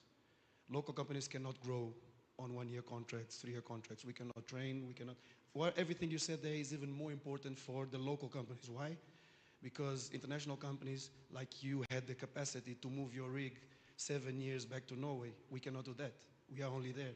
So we cannot, to grow, we have to grow in Angola or in Namibia. So long-term contracts are very important, especially for local companies. And when I say I think the best, one of the things Namibia needs to look into, which we are fighting and still struggling to have, I think instead of protecting, you need better terms for the local companies. Longer contracts, better payment terms, a few things. We get tax benefits for the big explorations. You don't get tax benefits for local companies. Doesn't make any sense, in my view. So I just wanted to raise this because you raised the point. And regarding the drilling, that's another fact. You need to keep on drilling because we had a downfall in our production in Angola, serious downfall, because for a few years it was stopped. Prospection completely stopped. We were not even doing 3Ds and anything. So all of a sudden now there was a rush to go back, and this energy crisis brought this up again. So to agree with you, it's now a question of competition, that whoever gets those longer term contracts, but it's true. I hope the media does it, that they keep it, even if it's a slow, just one that keeps on looking for it, but you need to keep, so make sure that you have oil for the next, I don't know, 100 years. People say 50, I don't think so. I think there's more to discover.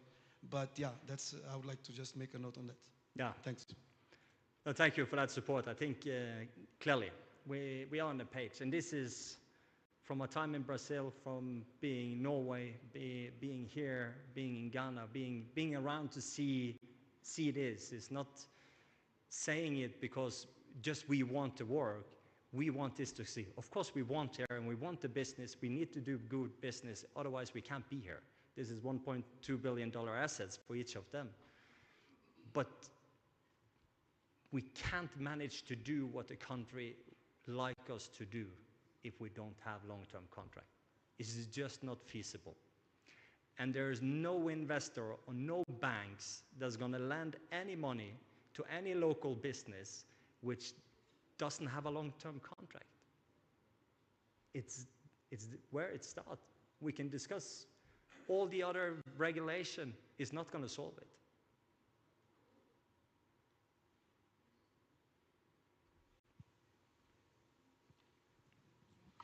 Good afternoon. Thank you very much for your insightful presentation. I'm Tindi Jacobs. I'm from the Ministry of Justice.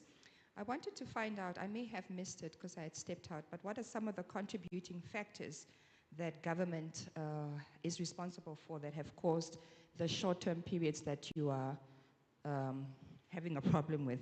So what are some of the indirect and direct contributing factors, and then what are some of the things that government can do then practically to aid you to lengthen those periods that you mentioned in your presentation? It's a very good question. A couple of years ago, the Norwegian government actually ended a 20 years long practice. And it was actually an exploration initiative on how you get deduction of your expenses. And that spiked actually the drilling in Norway tremendously. It's basically said that the Norwegian state, if you were drilling a well 1 year, then you will get the money back. You will be offsetting it.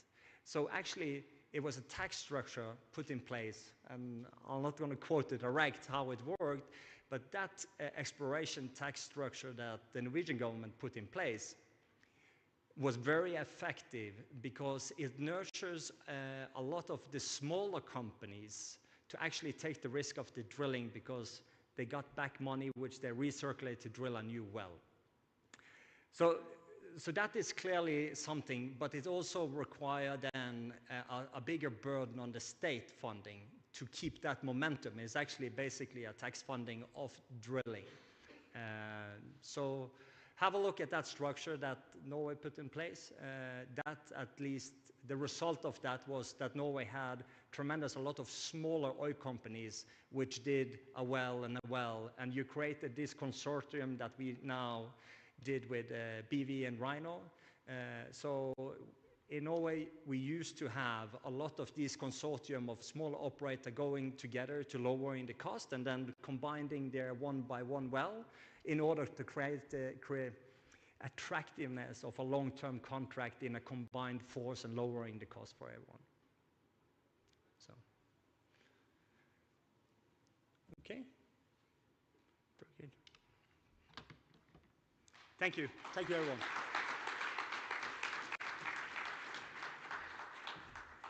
Thanks, Arne. I finally understand oil drilling now. It's like looking for your car keys, eh? And it's a good few. It's only 3,000 meters under the sea, and it's going to cost you a few $100 million. Very interesting presentation. Thank you so much for sharing with us. Ladies and gentlemen, we are still waiting on the arrival of the Right Honourable Prime Minister. However, I believe we are also ready to move into our 8th and final session. I see our moderator is here. I think it's a good time to start that. We never know when the MPs arrive. So I'd now like to welcome to the podium for our final session focusing on energy diversification, developing a comprehensive roadmap for Namibia's energy sector. Please welcome the Managing Director of High Economic Intelligence, Salah Mohe, who will also introduce his panelists. Let's give him a round of applause.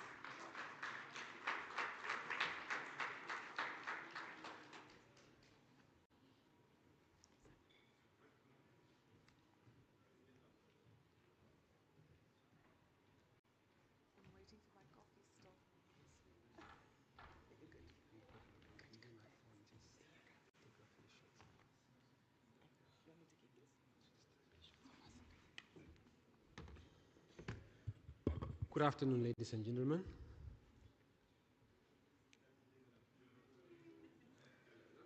People are tired, eh? As tired as you are, I think the last presenter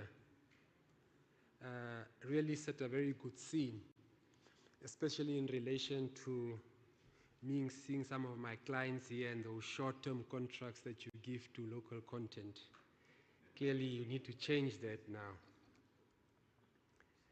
Ladies and gentlemen, with that said, I think it's been an eventful couple of days. From the masterclass, we learned that the local content is not a sprint, it's a marathon. We've also learned that the carrot and stick approach should be used so that we don't upset the investors. But I also think that this particular conference did not have any headlines in the newspapers. We expected this week to maybe hear something about the oil is not ours, the oil is ours. Now we've got 51% and the like. But welcome to session 8, Energy Diversification, Developing a Comprehensive Roadmap for Namibia's Energy Sector. Energy mix diversification is recognized as a plausible strategy for emerging economies to achieve energy security targets and meet net zero carbon emissions by 2050. Emerging economies are predicted to drive up global energy consumption by the end of 2040. At present, the energy mix of emerging economies is dominated by conventional fuels, accounting for approximately 85% of total energy consumption in the emerging economies. One of the world's highest potentials to harvest renewable energy is Namibia.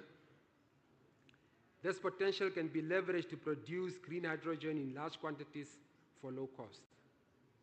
It is estimated that in 2030, the production of green hydrogen in Namibia can be economically competitive, secondly only to Chile. Due to this advantage, the government of Namibia identified green hydrogen and its derivatives as an emerging export opportunity for the country. Namibia's upstream and oil and gas sector is on the verge of rapid transformation.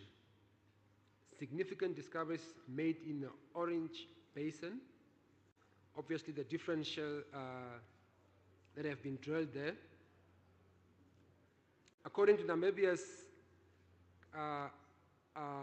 the prediction is that for 3 million people, we hold around 11 billion barrels of oil and 2.2 trillion cubic feet of natural gas reserve.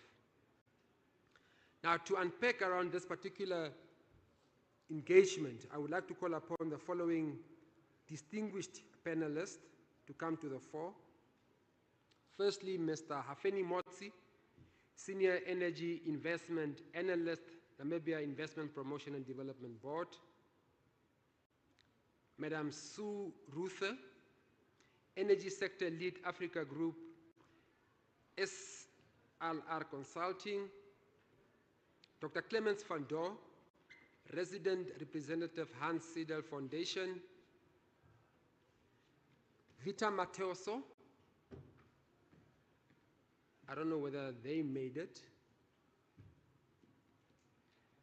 And last but not least, Mr. Adelson Nelumba, founder and CEO of CGC Angola.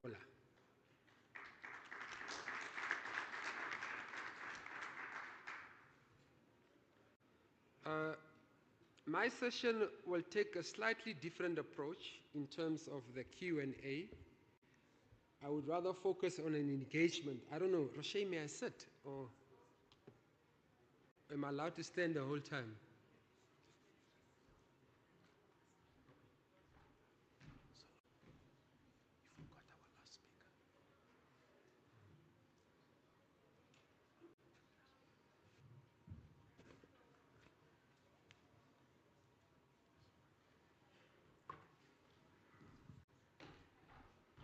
I'm so sorry.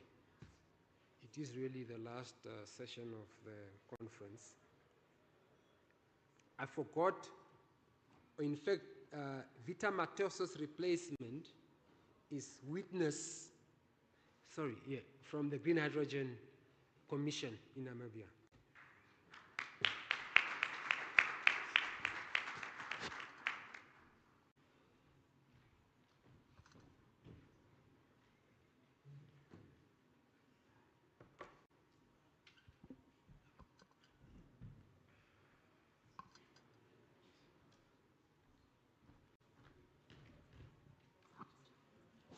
Thank you, Roche.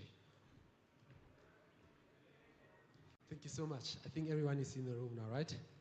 Apologies about that witness. And I'll start with you. Like I was saying that my session will be slightly different in the sense that we would rather want to have an engagement as opposed to a Q&A. And I would start right at the end. So witness, kindly introduce yourself and please tell our audience the work that you have done as a commission, some of the successes that you had, challenges, and how you see this roadmap.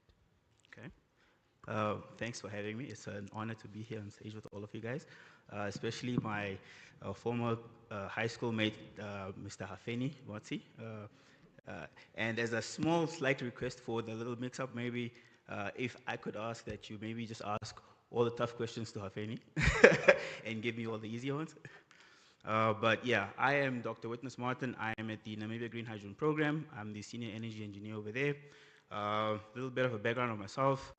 Born and raised in Namibia, then worked in the South, Scorpion Zinc, for a couple of years before going over to the States to do a master's, as well as a PhD in electrical engineering and material sciences. Then worked for PNNL, which is one of the Department of Energy's national labs. Did research on lithium battery materials and that sort of thing.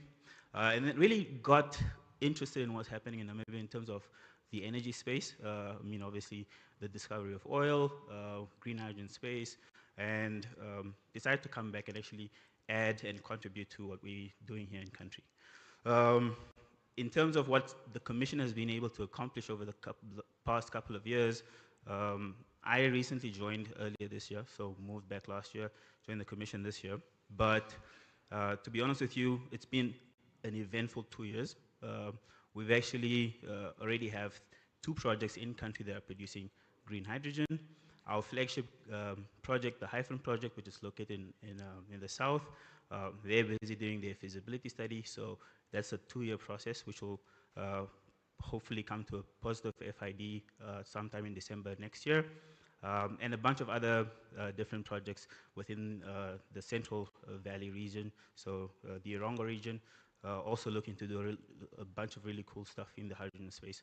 And then also we've commissioned a few key studies that are really important for not only our industry, but also for various other industries, like for instance, the commissioning of a COI best practice study, which will speak to how we could engender a common use infrastructure in country that would also add value to, say, an oil and gas sector that needs that infrastructure to do all their work in country. So, yeah, thank you. Thank you so much, Witness. Yeah. Admilson? Hello, everyone. My name is Adilson Manguera Nelumba, only 2 names, but in Angola we use 3 names. Otherwise, my mother will kill me. So I'm originally from Angola. I'm coming back home. I studied here in Namibia in Polytechnic 20 years ago. So after 20 years, I'm back. Thank you very much, Namibia. So I am the founder of Copia Group of Companies.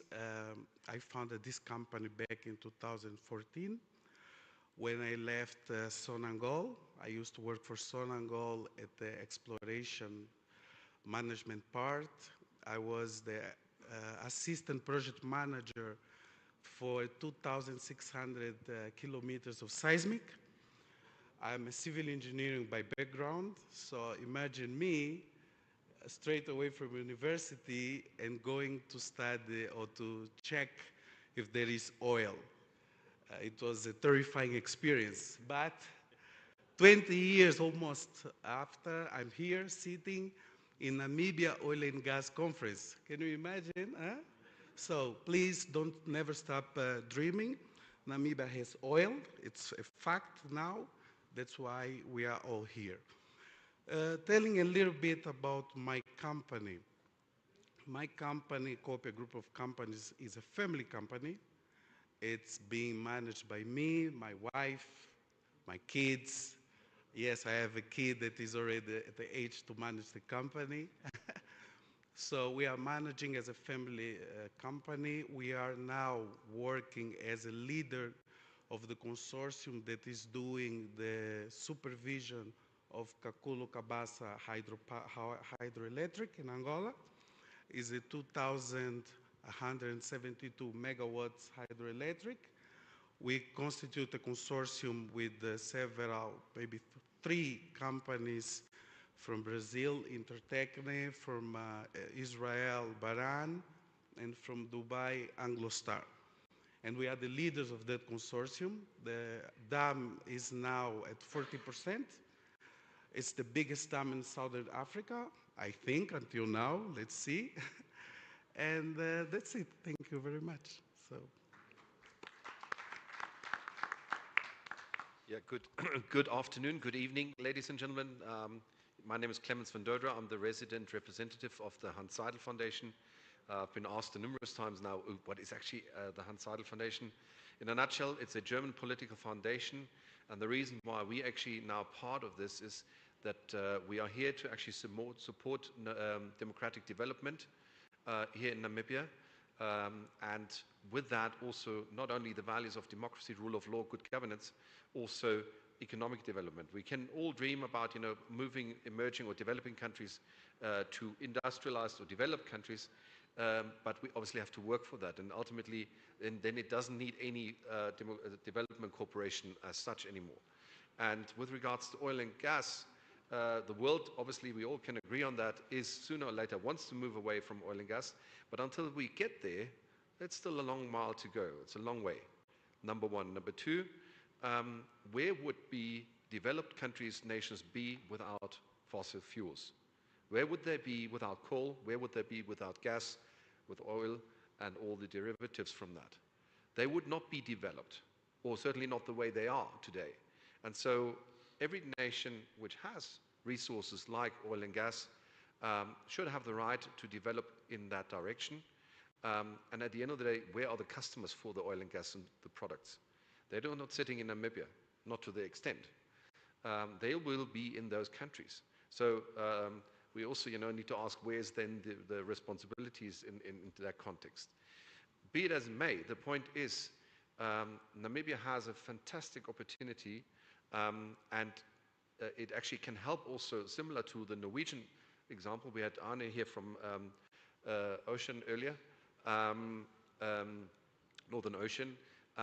Norway actually sets a wonderful example. They use their income from oil and gas to actually have their electricity production converted to 100% renewable.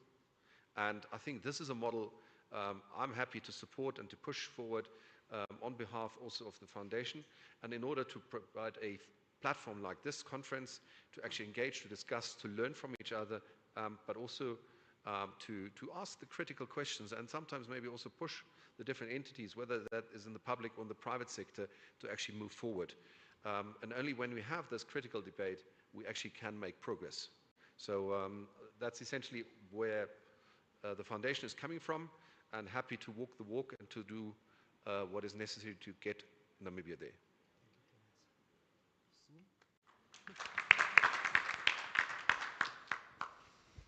Thank you very much. Sue Reuter, I'm here as a representative of SLR Consulting, which is a global environmental sustainability firm. I'm personally based in South Africa, in Cape Town. We do have a sizable office in Namibia and quite a number of projects that we're doing here as well. So that's where our interest in Namibia and our experience with Namibia stems from. And I have a couple of colleagues in the room here. It's very nice to see. And my personal background is from the environmental impact assessment side. I also have an economics background, and it's always quite interesting. So we just had the talk now.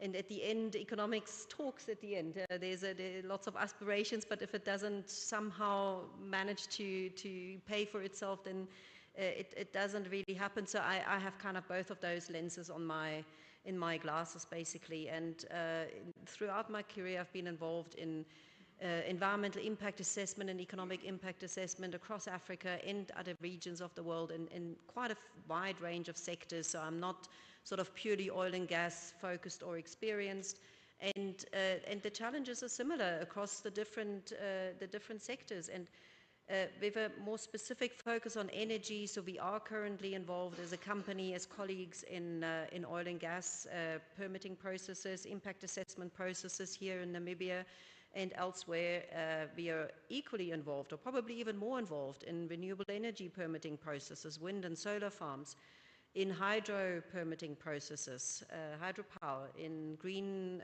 hydrogen processes. So we do see the whole suite, and I can assure you there are benefits and challenges associated with all of them from an environmental and social nature, and which leads me personally to conclude there is definitely no silver bullet. I think that's not even a personal conclusion, that's probably just a fact.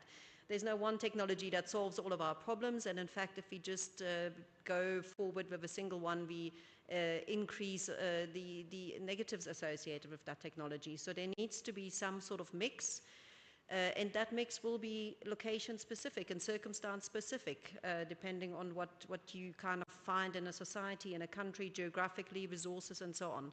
So that's probably my kind of general intro statement on this topic. Thank you, moderator. Thank you, fellow speakers. Thank you, Sue.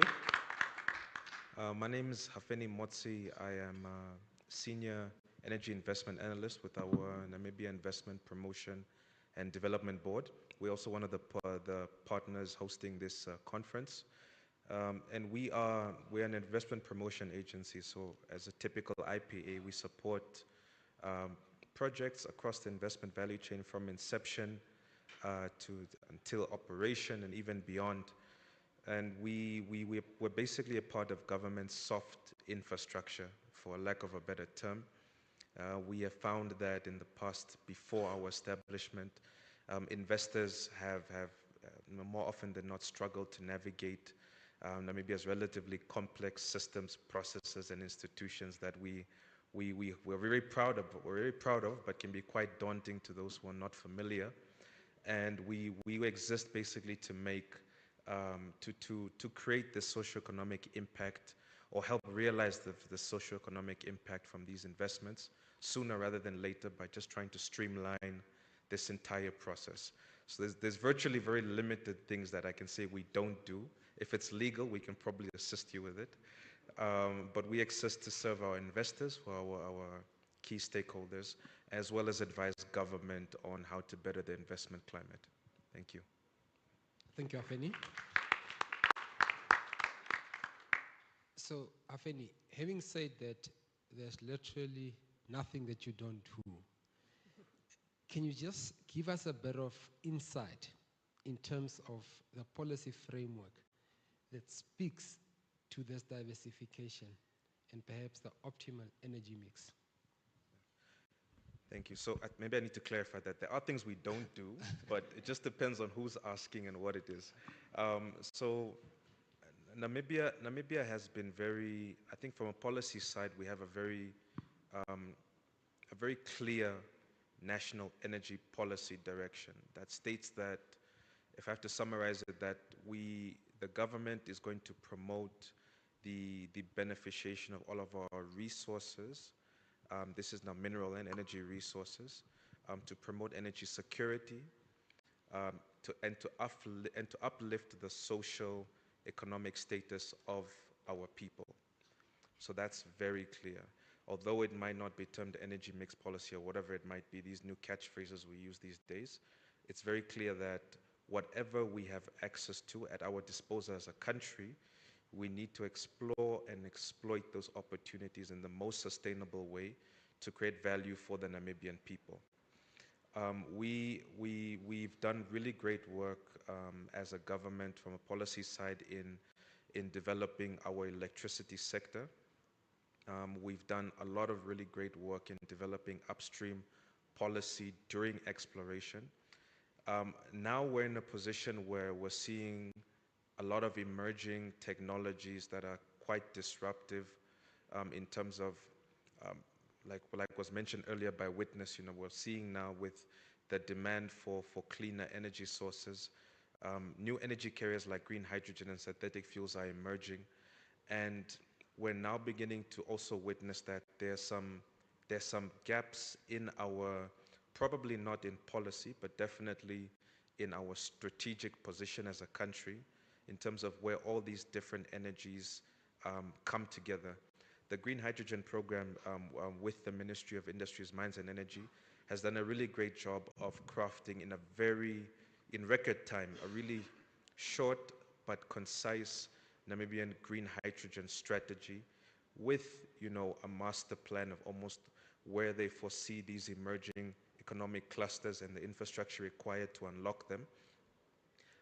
But what we need to do better is not to plan in isolation, which is something that we've probably been guilty of in the past, is that these separate clusters have done really well in developing and mapping out what their subsectors require. But as in terms of energy in its entirety, when we look at the infrastructure being planned by the green hydrogen guys, similar infrastructure could also be leveraged by the traditional energies that we're seeing now in oil and gas, for example.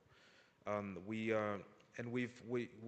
probably need to find more, if I can say, more opportunities for sector coupling, which also de-risks the investments we're making in skills, if there are opportunities for people operating, let's say, an oil and gas pipeline or hydrogen pipeline, then those skills need to be promoted to benefit both of these subsectors and not necessarily one or the other. So that's maybe just the start of the discussion, a comment I can make. Thank you. Sue, you mentioned that the particular mix depends on different localities. So there's no one shoe fits all approach. Could you just elaborate on that? Yeah. So, I mean, firstly, it's maybe, we're talking about energy diversification, and maybe just to have a little qualifying thing there, that are we talking about the energy consumed in Namibia or the energy sector in Namibia? Because a lot of these very big projects we're talking about, oil and gas and green hydrogen, they're essentially going to be export products.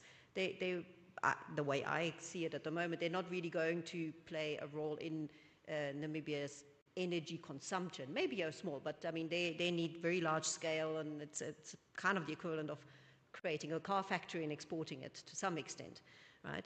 The energy mix that's consumed in Namibia will probably be more transformed by renewables, hydro, and potentially gas as kind of a base load or whatever, however that works together at the end. And then, of course, what you can aim for as a country, I mean, you know, we have the green hydrogen, you have to have the resource. That's what it comes down to in the first place. So green hydrogen, there's a lot of space, although the space is not empty, right? That's always the, ecologically, it's not empty. So that's where these kind of things start playing in.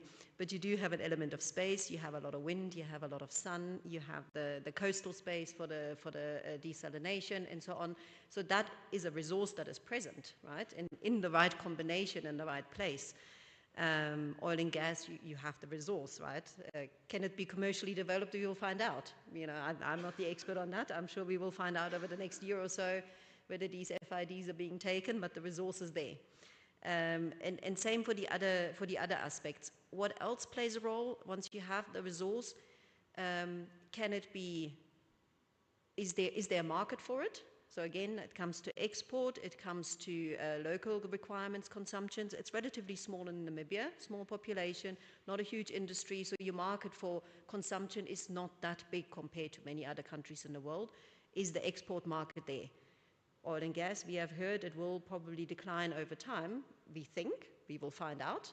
Green hydrogen, there is still a lot of challenges around the pricing. Will that change? Presumably, when and how, we will find out. And then kind of another element, so resource, market, and another element is the ability of the country to manage and support that in terms of governance, in terms of the workforce, skills, and all of that.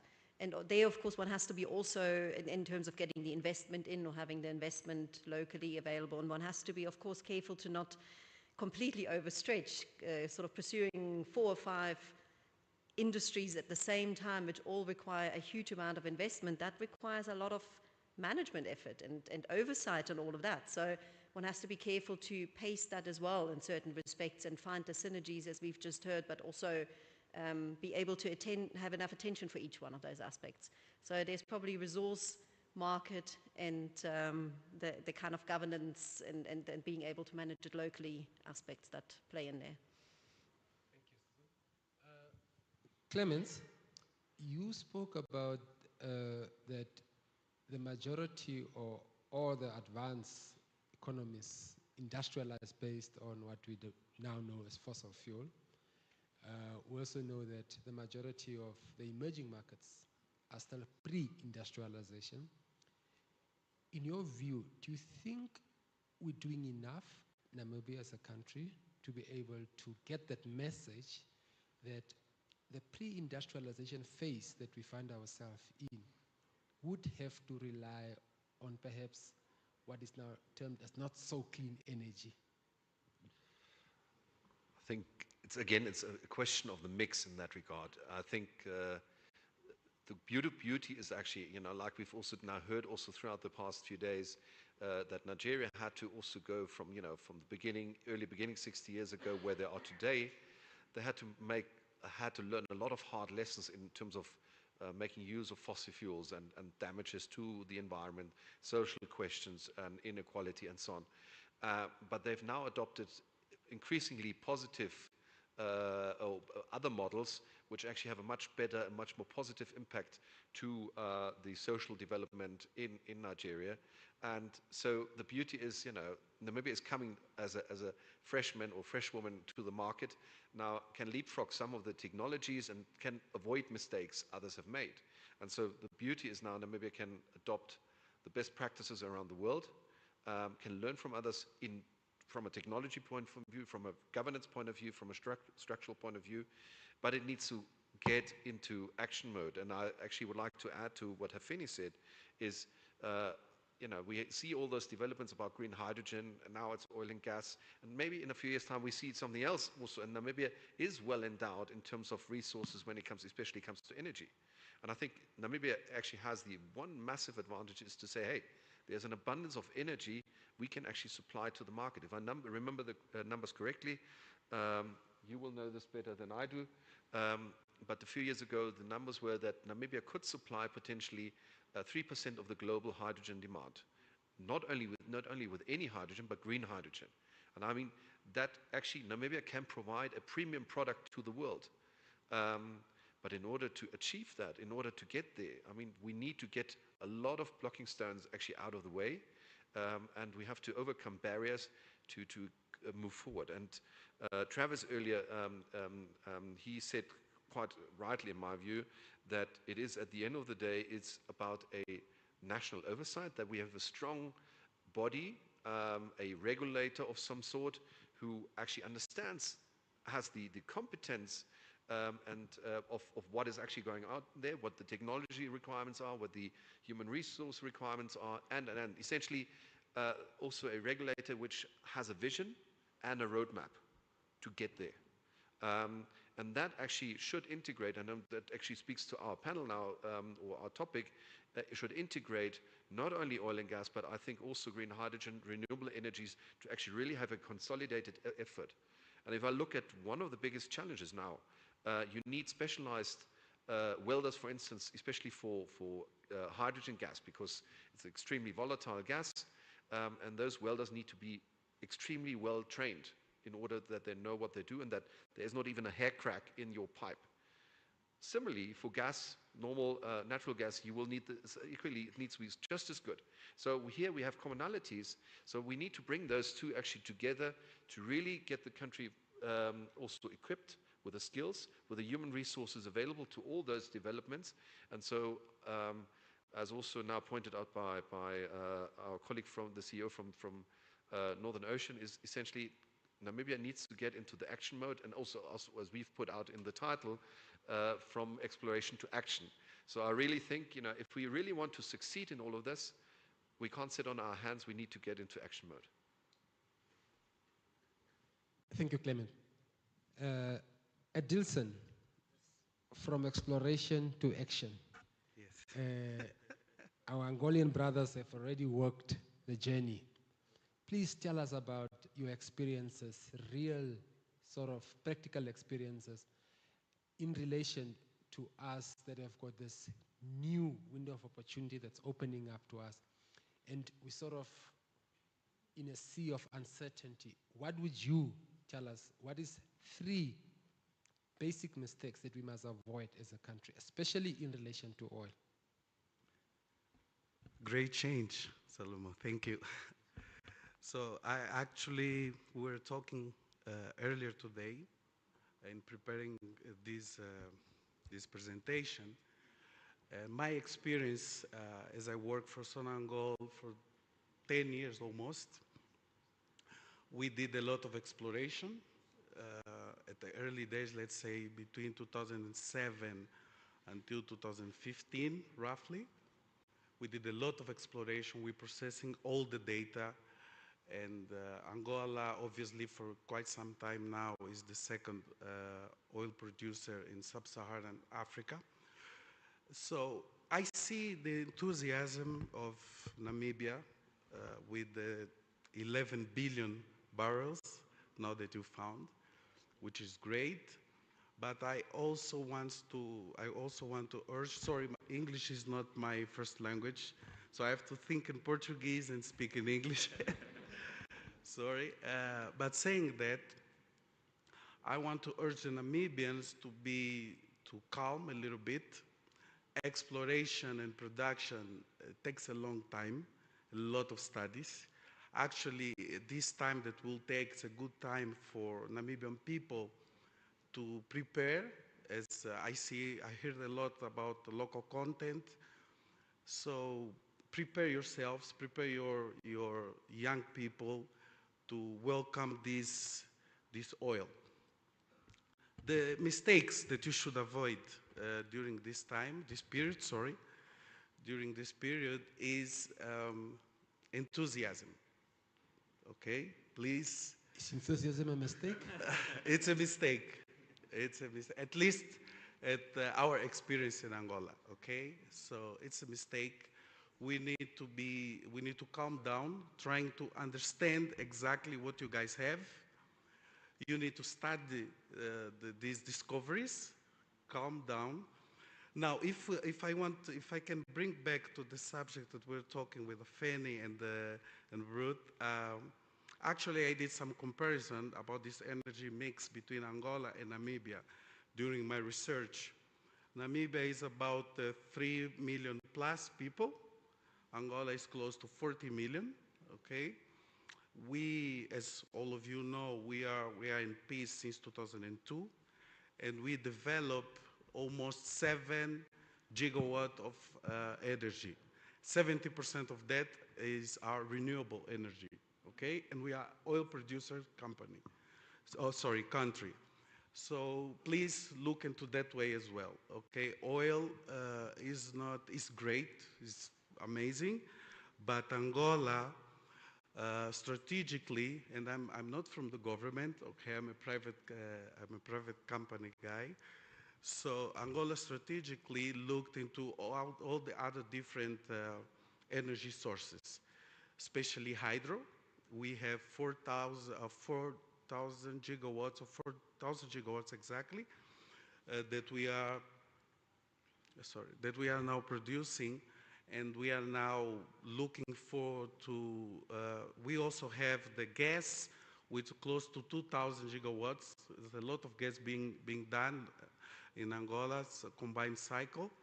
We also have solar, a lot of solar energy being developed in Angola, almost 1,000 megawatts of solar.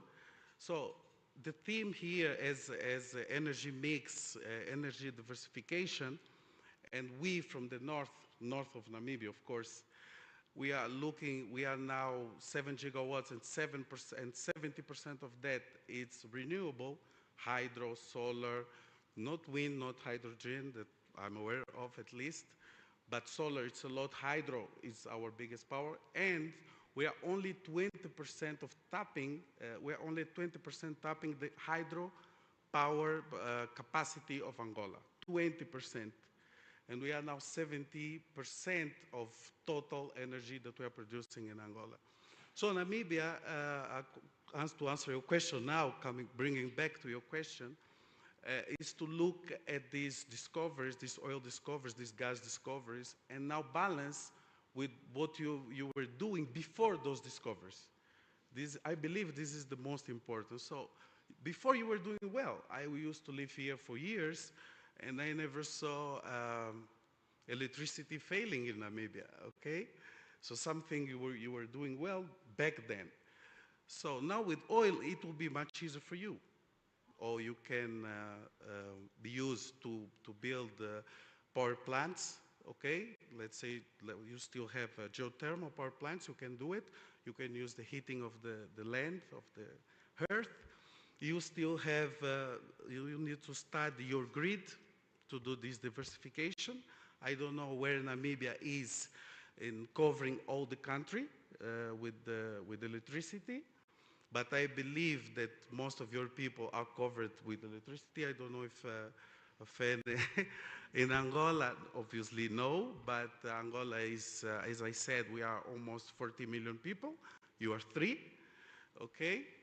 another mistake, the second mistake, first was the enthusiasm, and second that I think that you should avoid at this moment is to make the actual oil companies, not actual, the oil majors, let's say, the one that actually made the risk, talking to them in a way that they feel uncomfortable to come again and extract those oil potential that you guys are now understanding. So these major companies, as we saw the presentation of one of the biggest drilling companies, they understand this business. They are doing for a long time, at least longer than us Angolans and Namibians for sure. Work with them, understand what they need. Sometimes they come with a not so good reputation, but I think it's a myth once you start working with them. Trying to understand what they want and combine with what we already have in place and come to a common understanding, okay? Okay. The minister have entered the house, but you can continue speaking. Okay, that's why I was like, oh my God, I have to stop talking. Welcome. No, but continue. It's trying to come to a common knowledge with the major oil companies and also independent oil companies. And third mistake that I think it should be avoided and must be avoided is the misunderstanding and the misconception of local content.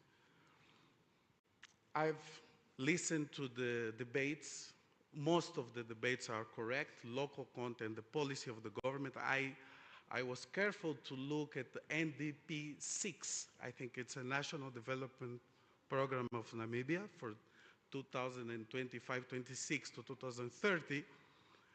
And page 63, I memorized the page. Page 63 talks about local content, but it talks in a way that local content should enter right now. I don't think it's realistic. Thank you very much. I don't think it's realistic, okay? Local content, first of all, of course, I'm not here to teach anyone. I'm just here talking from experience, only 10 years experience. But local content should be in the services area of the oil business, at least at this stage, okay? And also the locals, the Namibians need to be prepared not to make the same mistakes as Angola did, for example, in only providing service as a link, not as participating exactly at the technical part of the development. So don't make the mistake that local content needs to be right now at this moment a solution to solve the problems of the country, let's say. I think local content will show up anyway. You guys, Namibians, you are the owners of the commodity, so you will develop anyway in time, and not even longer time that probably many and people Dilson did tell me that I must give him that if he's going overboard, so thank you. We got okay, the 3 points. Thank you. Witness, Sue spoke about the regulatory framework and how in sync it should be with this comprehensive energy roadmap. Yep. In terms of you having now sort of finalized your strategy for the country, what in the document speaks to this comprehensive energy roadmap? Thanks for the question. So actually, our legal department, they're not here today, but our legal department has actually already started drafting a national policy termed the Green Hydrogen Derivatives Policy, which is now sitting with MIME, and that is once MIME goes over and reviews it, that is then turned over to Cabinet to then formally put it through the law review making process to then enact that as an act of government. And that act essentially will engender our own understanding of what the regulations are that are needed, as well as the certification processes that are needed to actually develop this industry that we're trying to engender in country, both from the hydrogen as well as the derivatives side of the sector. Yeah. Thank you so much. Yeah. Ladies and gentlemen, I quickly want to defer to you in terms of a Q&A from the floor. If there's anything pressing that you have, I see one hand went up very quickly here. Where's the roving mic? There's one hand here. We can take 3 questions in this round.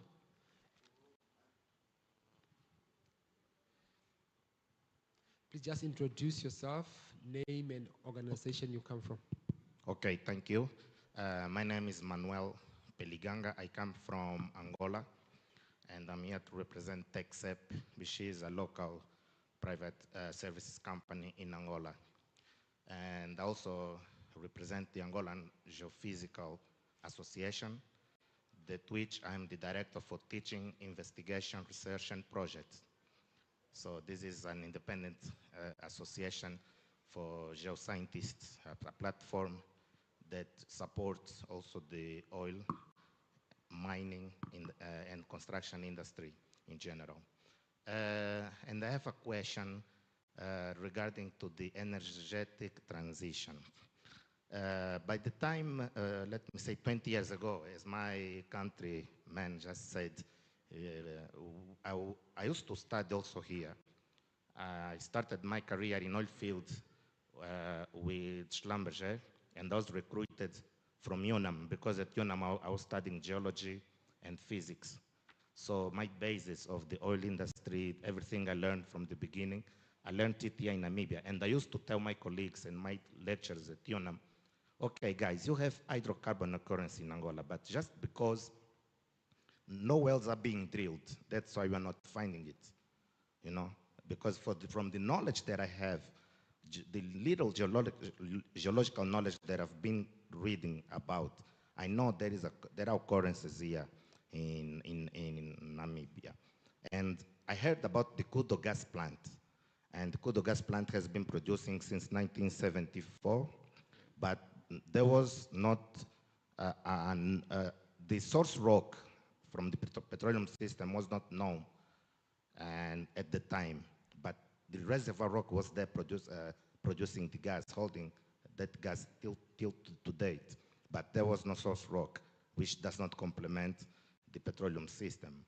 And I could understand that Namibia already had the thing of energetic transition, but you guys were not aware that it was happening already. So my question is, what are the plans that especially a company like Adilson's have, right, for innovation? Because you provide geoscience service, seismic services. What are the means or the innovation that you are thinking about to support the energetic transition in Namibia? Apart from the oil, okay, oil can be produced, but we can produce it in a sustainable way. Can you tell us, or can you share with us what plans can be implemented for it to happen? Thank you. Thank you so much. Is there any other question? I think I would like to give that question to Sue, because he speaks of energy transition in the context of how far do we go in terms of the innovation that we would like to see.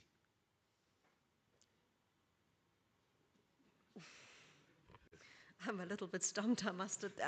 I think it was more around the plans that are sort of actively being pursued by Namibia.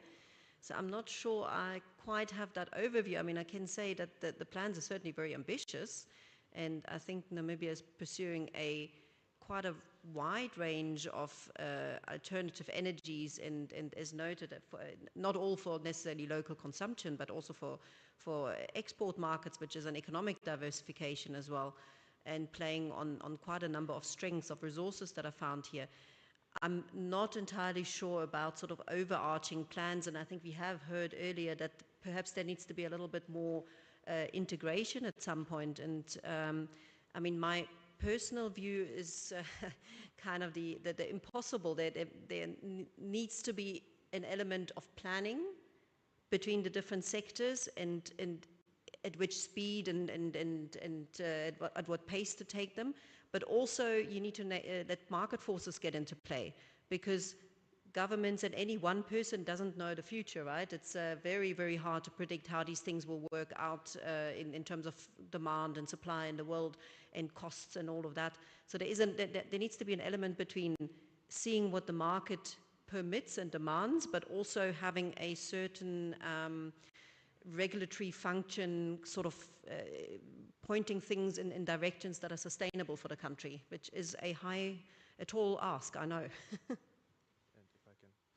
If I can add to what Sue mentioned, with the energy transition as it's termed, I think we sometimes view it as purely an absolute, moving from more traditional energies to an absolute opposite of zero traditional energies, all alternative energies and renewables. But it's almost like it's not really an absolute, but it's a process. Even with the traditional ways of exploring and producing fossil fuels, Namibia being one of the later parties to the table, can also exploit emerging technologies to produce a barrel in a more sustainable way, which could also be seen as a form of energy transition from a technological perspective. So it's not really an absolute, and I think we're in a really good position to offset, the traditional emissions that we have as a country with some of these other emerging energy industries, while also adopting these new technologies to see, okay, fine, how can we do what Angola and Nigeria did and learned how to do very well over the years, and do this now at the highest levels of state-of-the-art technologies, with the highest levels of socioeconomic impact. So sustainability is not just in terms of the environmental impact, but then also how many jobs are created from the production of a single barrel. I'm not sure who's the most sustainable producer of a barrel today, but it would be maybe an interesting thing to look into, maybe in next year's conference, to understand, what does the tier list look like, and where does Namibia fall, and what can we do to climb up that tier list? Yeah. I think the energy transition question, you need to actually take a step quickly, actually take stock, where are we at the moment? I mean, Namibia is still heavily reliant on importing electricity from South Africa. South Africa itself is hamstrung in terms of actually producing sufficient electricity for itself. At this very point in time, Namibia, the demand from Namibia's side is not so high that it actually creates a problem for South Africa, but South Africa in turn actually needs to find solutions to be more sustainable in their energy supply.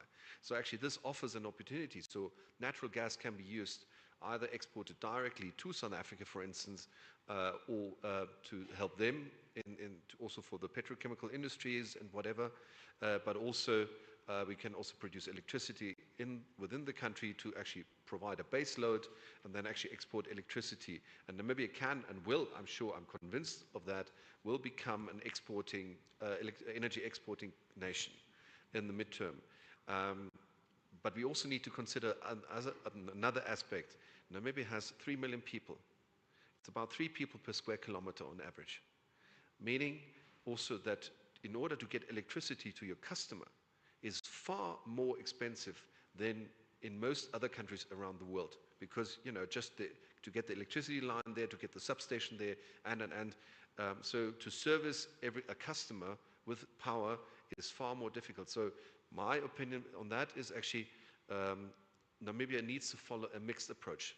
On-grid, wherever it makes sense, but then also have mini-grid and off-grid solutions for remote areas to actually empower them and to give them access to electricity, to give them access also to communication so that they can, simple things, charge their cell phones, can read the news on their cell phones then, have access to what is happening around the world and educate themselves. But as also Namibia develops, and we're seeing that already, the demand will also increase. And with that, obviously, Namibia needs to find a way to increase the supply, and with that also the education needs to grow. And with all the potentials we have at the moment, I foresee for Namibia to become an exporting nation for energy, to help countries like South Africa and in the region. And I think Namibia is perfectly actually positioned to become an energy hub.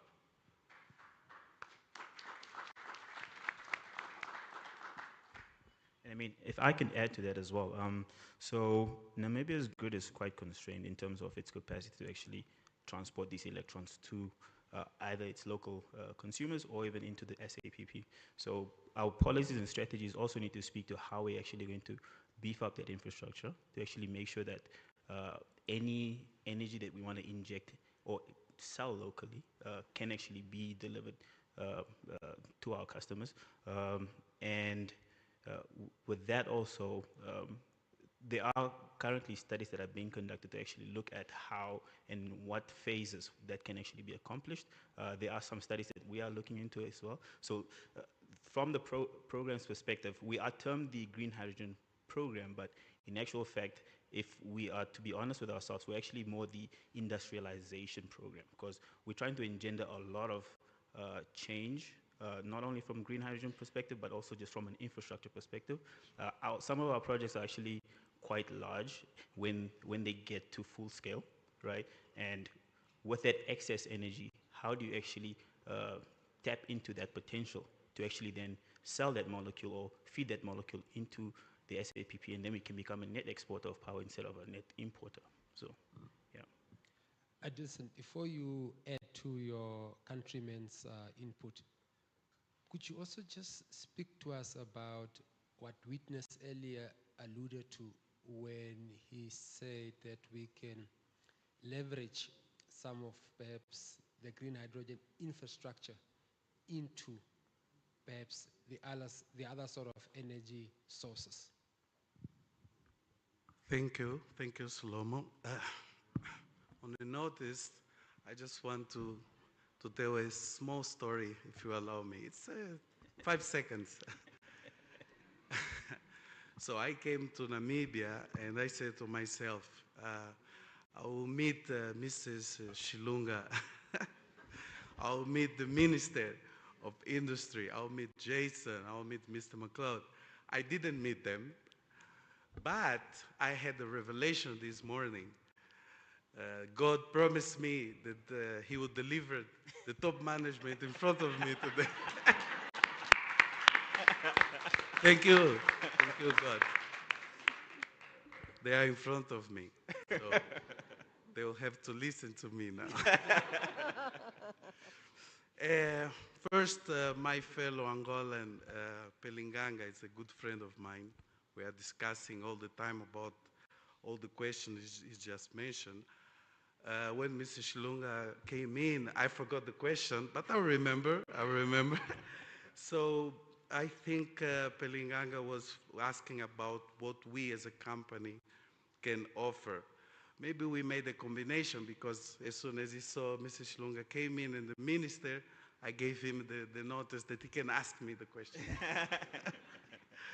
So we, as a Copia group of companies, obviously we are prepared to do studies, grid analysis, grid studies to the energy mix that we are about to face in the coming years. As I told in the beginning, let me take this opportunity for the top government and for all the audience. We are doing the supervision and fiscalization of Kakulu Kabasa Dam. So we can also give to Namibia all the studies needed to accept and to embrace this energy diversification. That is already happened, as Pelinganga said, but now make it officially. So we can modernize the existing facilities, because I don't know, maybe there's somebody here from non-power, but for you to change from one energy source to other, the grid needs to be very well planned. It's not an easy job to do. You need to do a lot of studies, the different type of energy sources. Actually, we are doing a study in Angola, which is the best energy source to be used as a transition. And we came around as a gas. Gas is the best one. It's not official yet, but gas is the best one for this transition at the grid. Maybe the minister can teach us about that later. But gas is the best one to make this transition between hydropower to solar, between solar to wind or green hydrogen. So implementing also smart grids, energy storage solutions. I believe in Namibia you guys have a project about that called, if I'm not mistaken, BESS, to use batteries. And now your questions, can you repeat please? Because I have to impress the minister now. I don't have any No, the question really was, Witness made the point that you can leverage some of the green hydrogen infrastructure on perhaps some of our oil discoveries or any other energy source. Yes. How do you respond to that, or can you elaborate on that? Yes, thank you very much. I didn't forget. I just wanted to notice if you are paying attention to me. So I forget, sorry. So yeah, I saw some of my fellow Angolans here and fellow colleagues from SONILS earlier today on a presentation, very good one actually. I think Namibia can take advantage of our SONILS base. We don't have only SONILS, we have also Kwanda, if I'm not mistaken, if this is the name, in the north of Angola in the Soyo region. Those infrastructure actually helps a lot the oil companies when they are doing their activities, as we also heard in the presentation of Northern Ocean. They need those facilities. Actually, this is one of the most important areas where Namibia can take advantage of.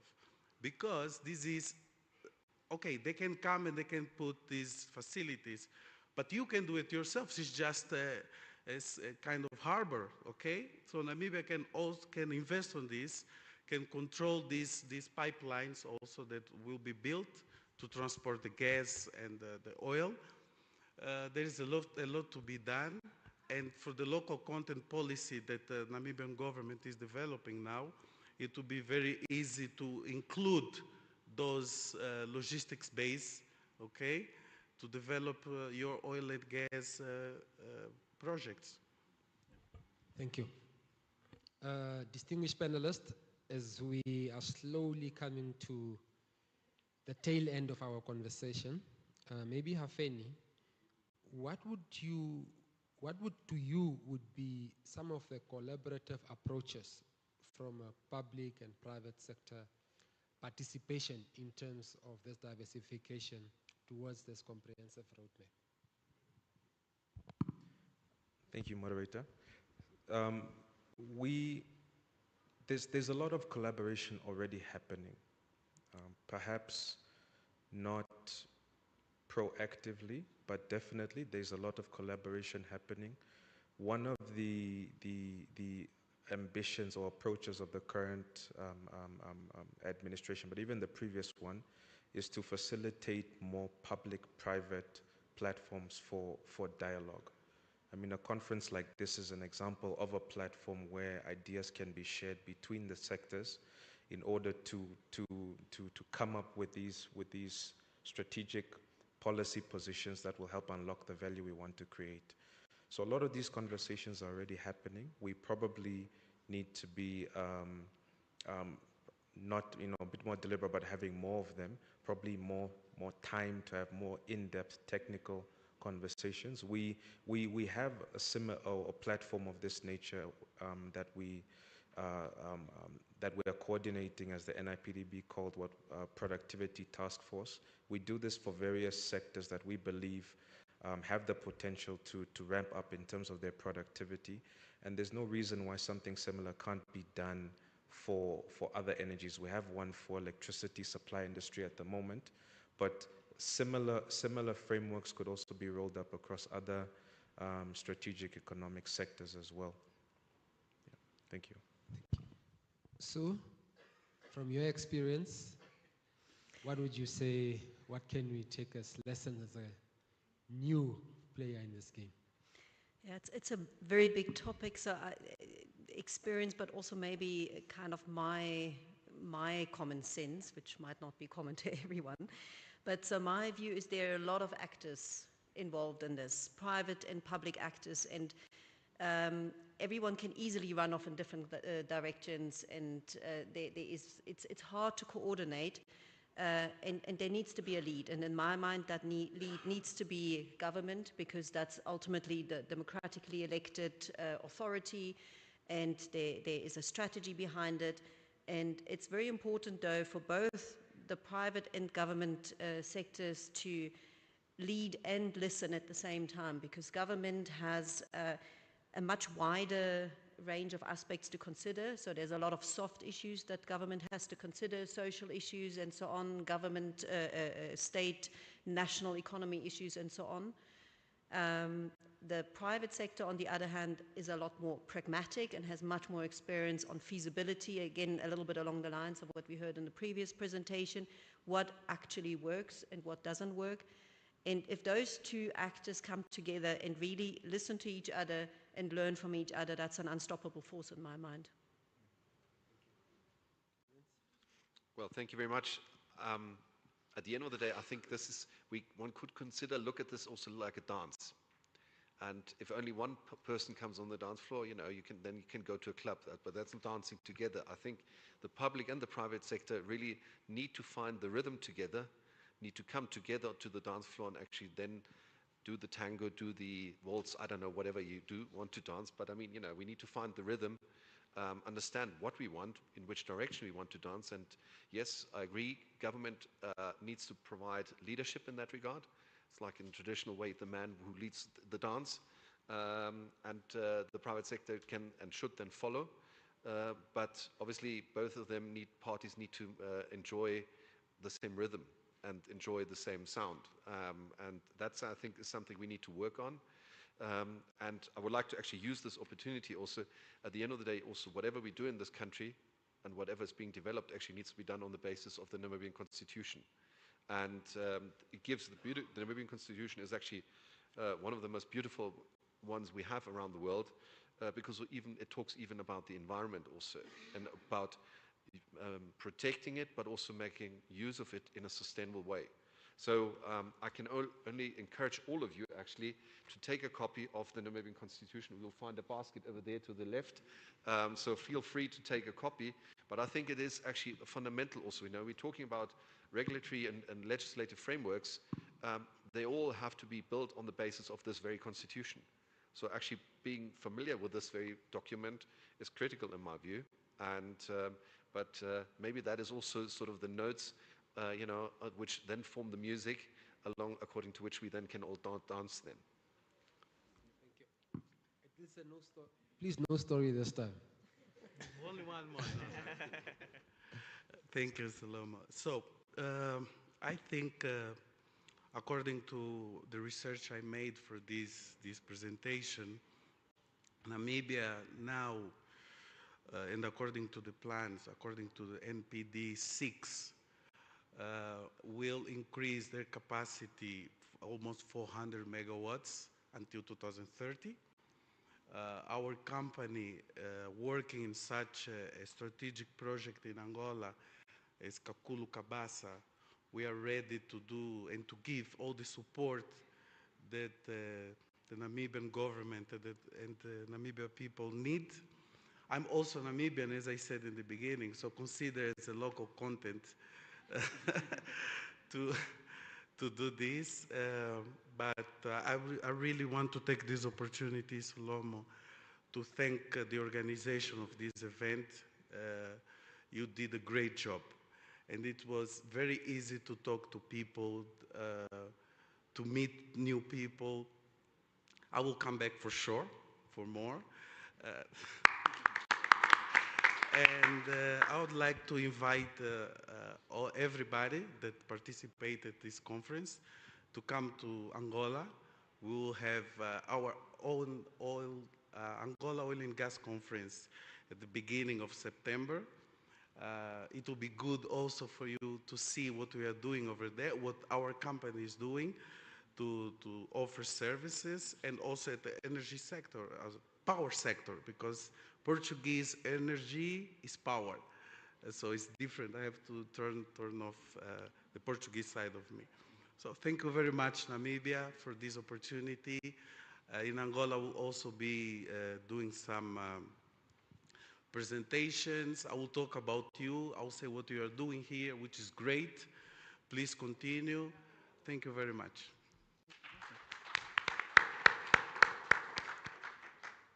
I didn't ask for closing remarks, but thank you. You are done. Yeah. Please witness. Yeah. In terms of public-private partnerships, public is absolutely key in everything that we want to do in this economy. What we at the program are currently focusing on, and maybe I can just speak to what we're doing, and that will inform the broader conversation. We have actually already engaged the port of Antwerp and the port of Rotterdam, for instance, to help us build up Lutjert as well as Walfish Bay. That is a form of public-private partnership because, like the gentleman from Northern Ocean mentioned, is that those port infrastructure are actually really key to the oil and gas sector. But not only that, they're actually key to what we want to do as well. So just having an enabling environment that actually allows this foreign direct investment and interest to actually take root in country is absolutely key. And I'm actually quite glad that we have government in the audience today because they are essentially the servants of the nation, and they really require us sitting on here on the stage to actually also help guide them in the ways and in the directions that they need to take in order to actually engender these different energy sources that we want to grow in country. So, yeah.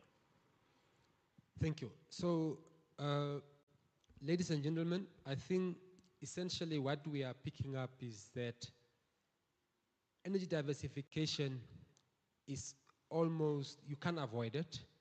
We cannot have the over-reliance on one source of energy as a basis for powering our industrialization plans. But at the same time, one shoe fits all approach also does not work.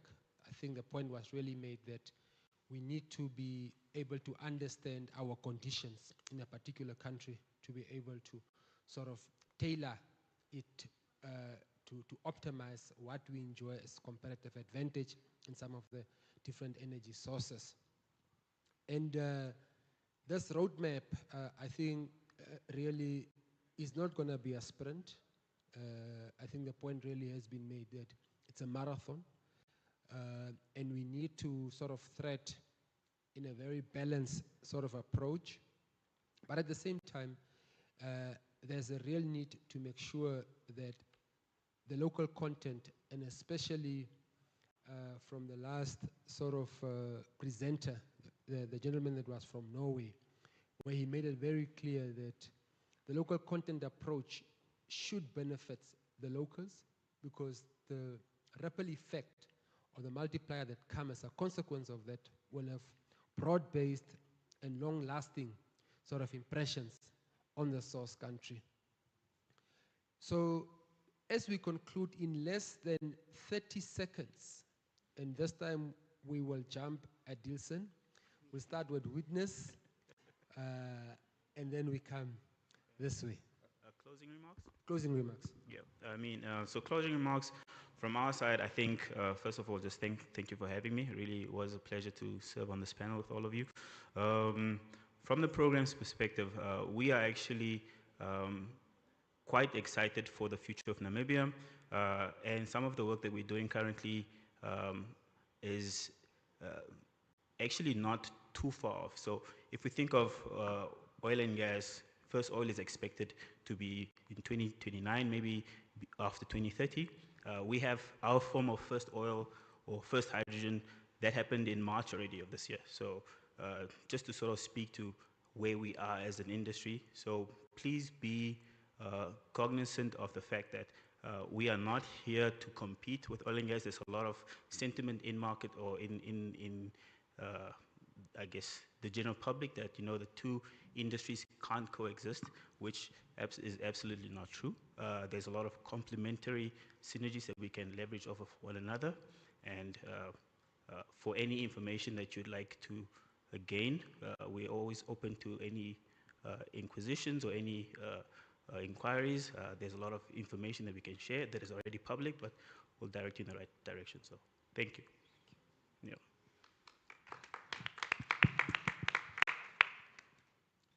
Clemens, Edlison made his comments already. Okay.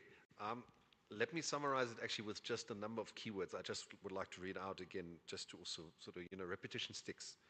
It's about relationships. It's about stability and clarity. It's about transparency. It's about culture and a mindset change also to move everybody in the right direction. It needs to be fair and it needs to be law-abiding. And at the end of the day, we need strong infrastructure, strong structures. We need a national independent oversight body with a strong, obviously, connection to the international arena because we don't work in isolation. But if we put all of this together, I'm sure we'll be the country where honey and milk are flowing. Thank you.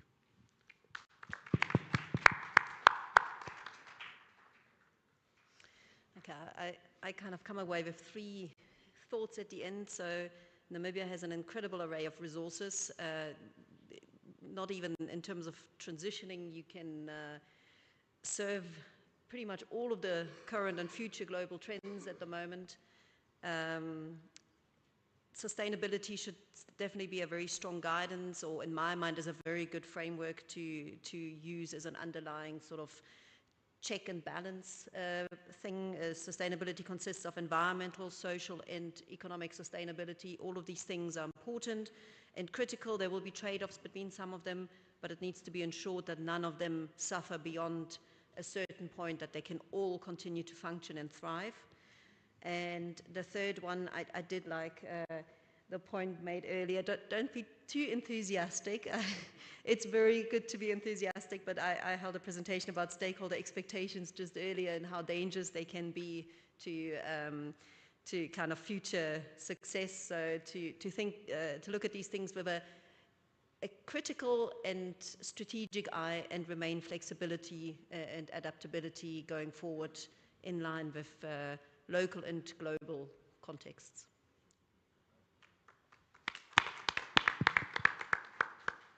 Thank you. So I think maybe takeaways from me is really when we were discussing as organizers planning for this conference, one of the questions we would ask ourselves is what would a successful conference look like? And we thought that one of the things we really wanted to do is make sure that we eliminated information asymmetries. We wanted more people to understand what it takes, not just to understand how the industry works, but what it takes to be successful in the industry, regardless of where you are in the supply chain. We also wanted to create a platform where we can bring the industry together with the decision makers and the operators, and that's also been a relative success. Just comments by Adilson earlier about how, being able to interact so seamlessly across different levels of government and C-suite executives, it's something that we need to do more of as an industry, and platforms like this are very important for creating those interactions between stakeholder groups. Namibia is at a really interesting point in her journey. The energy sector and everything that's been happening across it is something that can be leveraged to create a new economic identity for the country. And it'll take everyone's inputs into that narrative that'll help make a very good story, 50, 60, 100 years from now when people look back and ask, what were we doing when Namibia was going through this transition? Thank you. Thank you so much. So, distinguished panelists, I think our time here has come to an end. On behalf of myself and my very moderate audience, I would like to thank you so much for your input. It was indeed very valuable. I think now we have the important people to come. We have seen that the conference indicated that Namibia is investment ready. We are open for business, and we hope that our principals have got some good news perhaps on the FID at the risk of speaking out of tune, but thank you so much.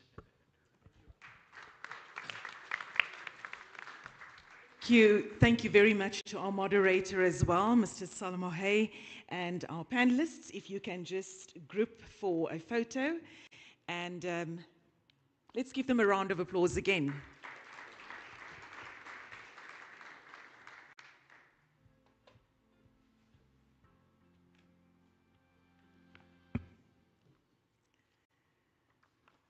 There is a notebook. I'm not sure who it belongs to. If anyone has misplaced your notebook.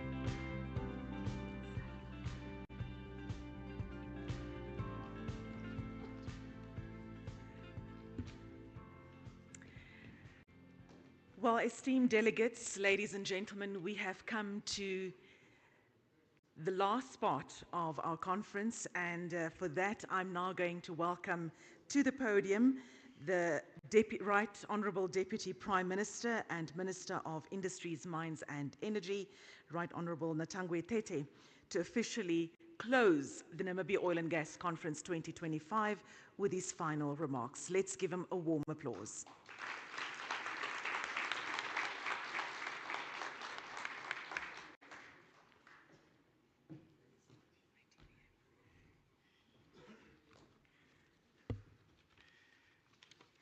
Thank you so much, Director of Ceremony. Distinguished delegates,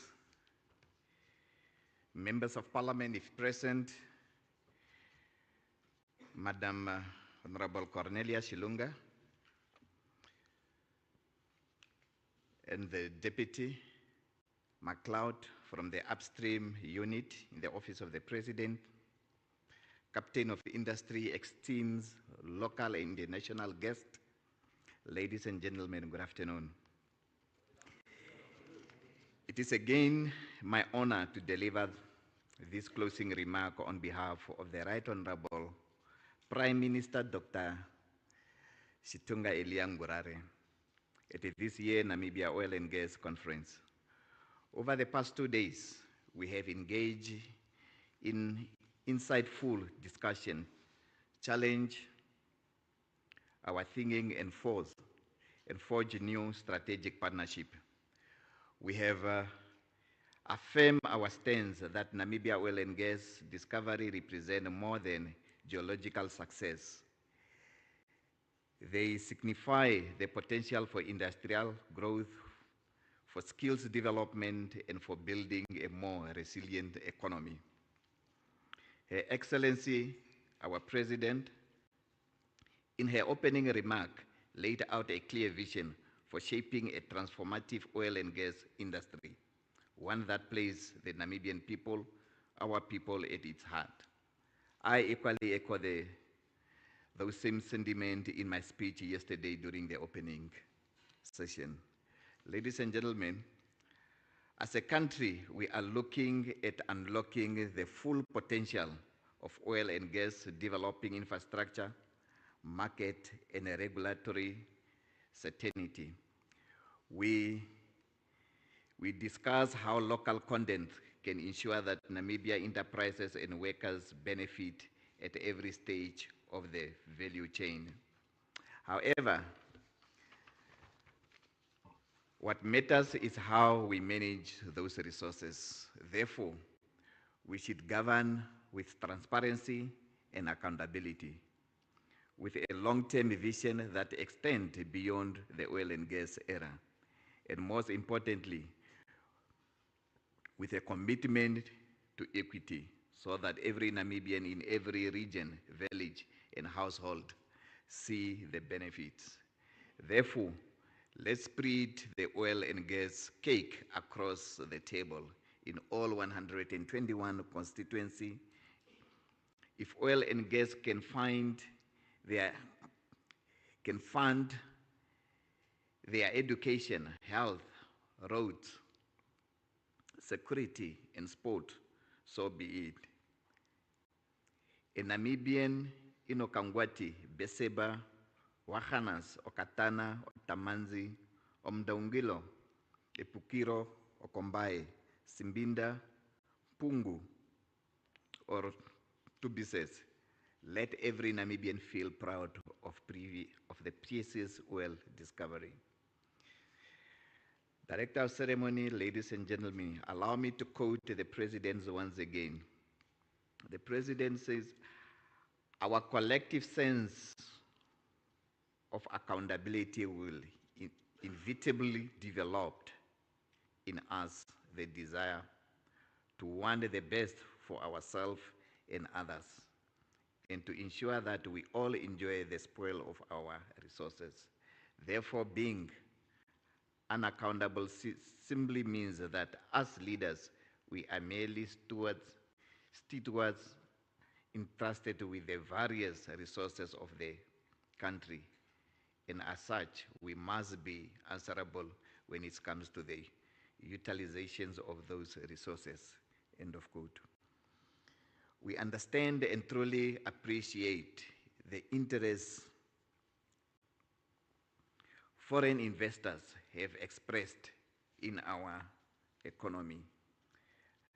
That in itself is a strong statement, and we value that. On behalf of the Right Honorable Prime Minister, we assure you that Government of the Republic of Namibia will continue to work hand in hand with our industry partner, civil society, and our communities to ensure that this sector become a foundation for lasting national development. Allow me, therefore, to extend my sincere appreciations to the organizer of this conference, the Economic Association of Namibia, under the chairmanship of Jason Kasuto, NIPDB, the Hanns Seidel Foundation, and their strategic partners, NAMCOR and SNC Incorporated, for their dedications. To all our international guests, thank you for your commitment to Namibia journey. This conference has been about moving from explorations to action.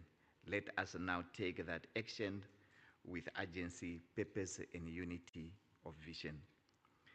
The road ahead is challenging, but together we have the opportunity to make Namibia not just an energy frontier, but a model for sustainable, inclusive growth in the 21st century. To our friends from all over the world joining us at this important conference, thank you for your support and for having spent your time and resources in the land of the brave. Thank you so much.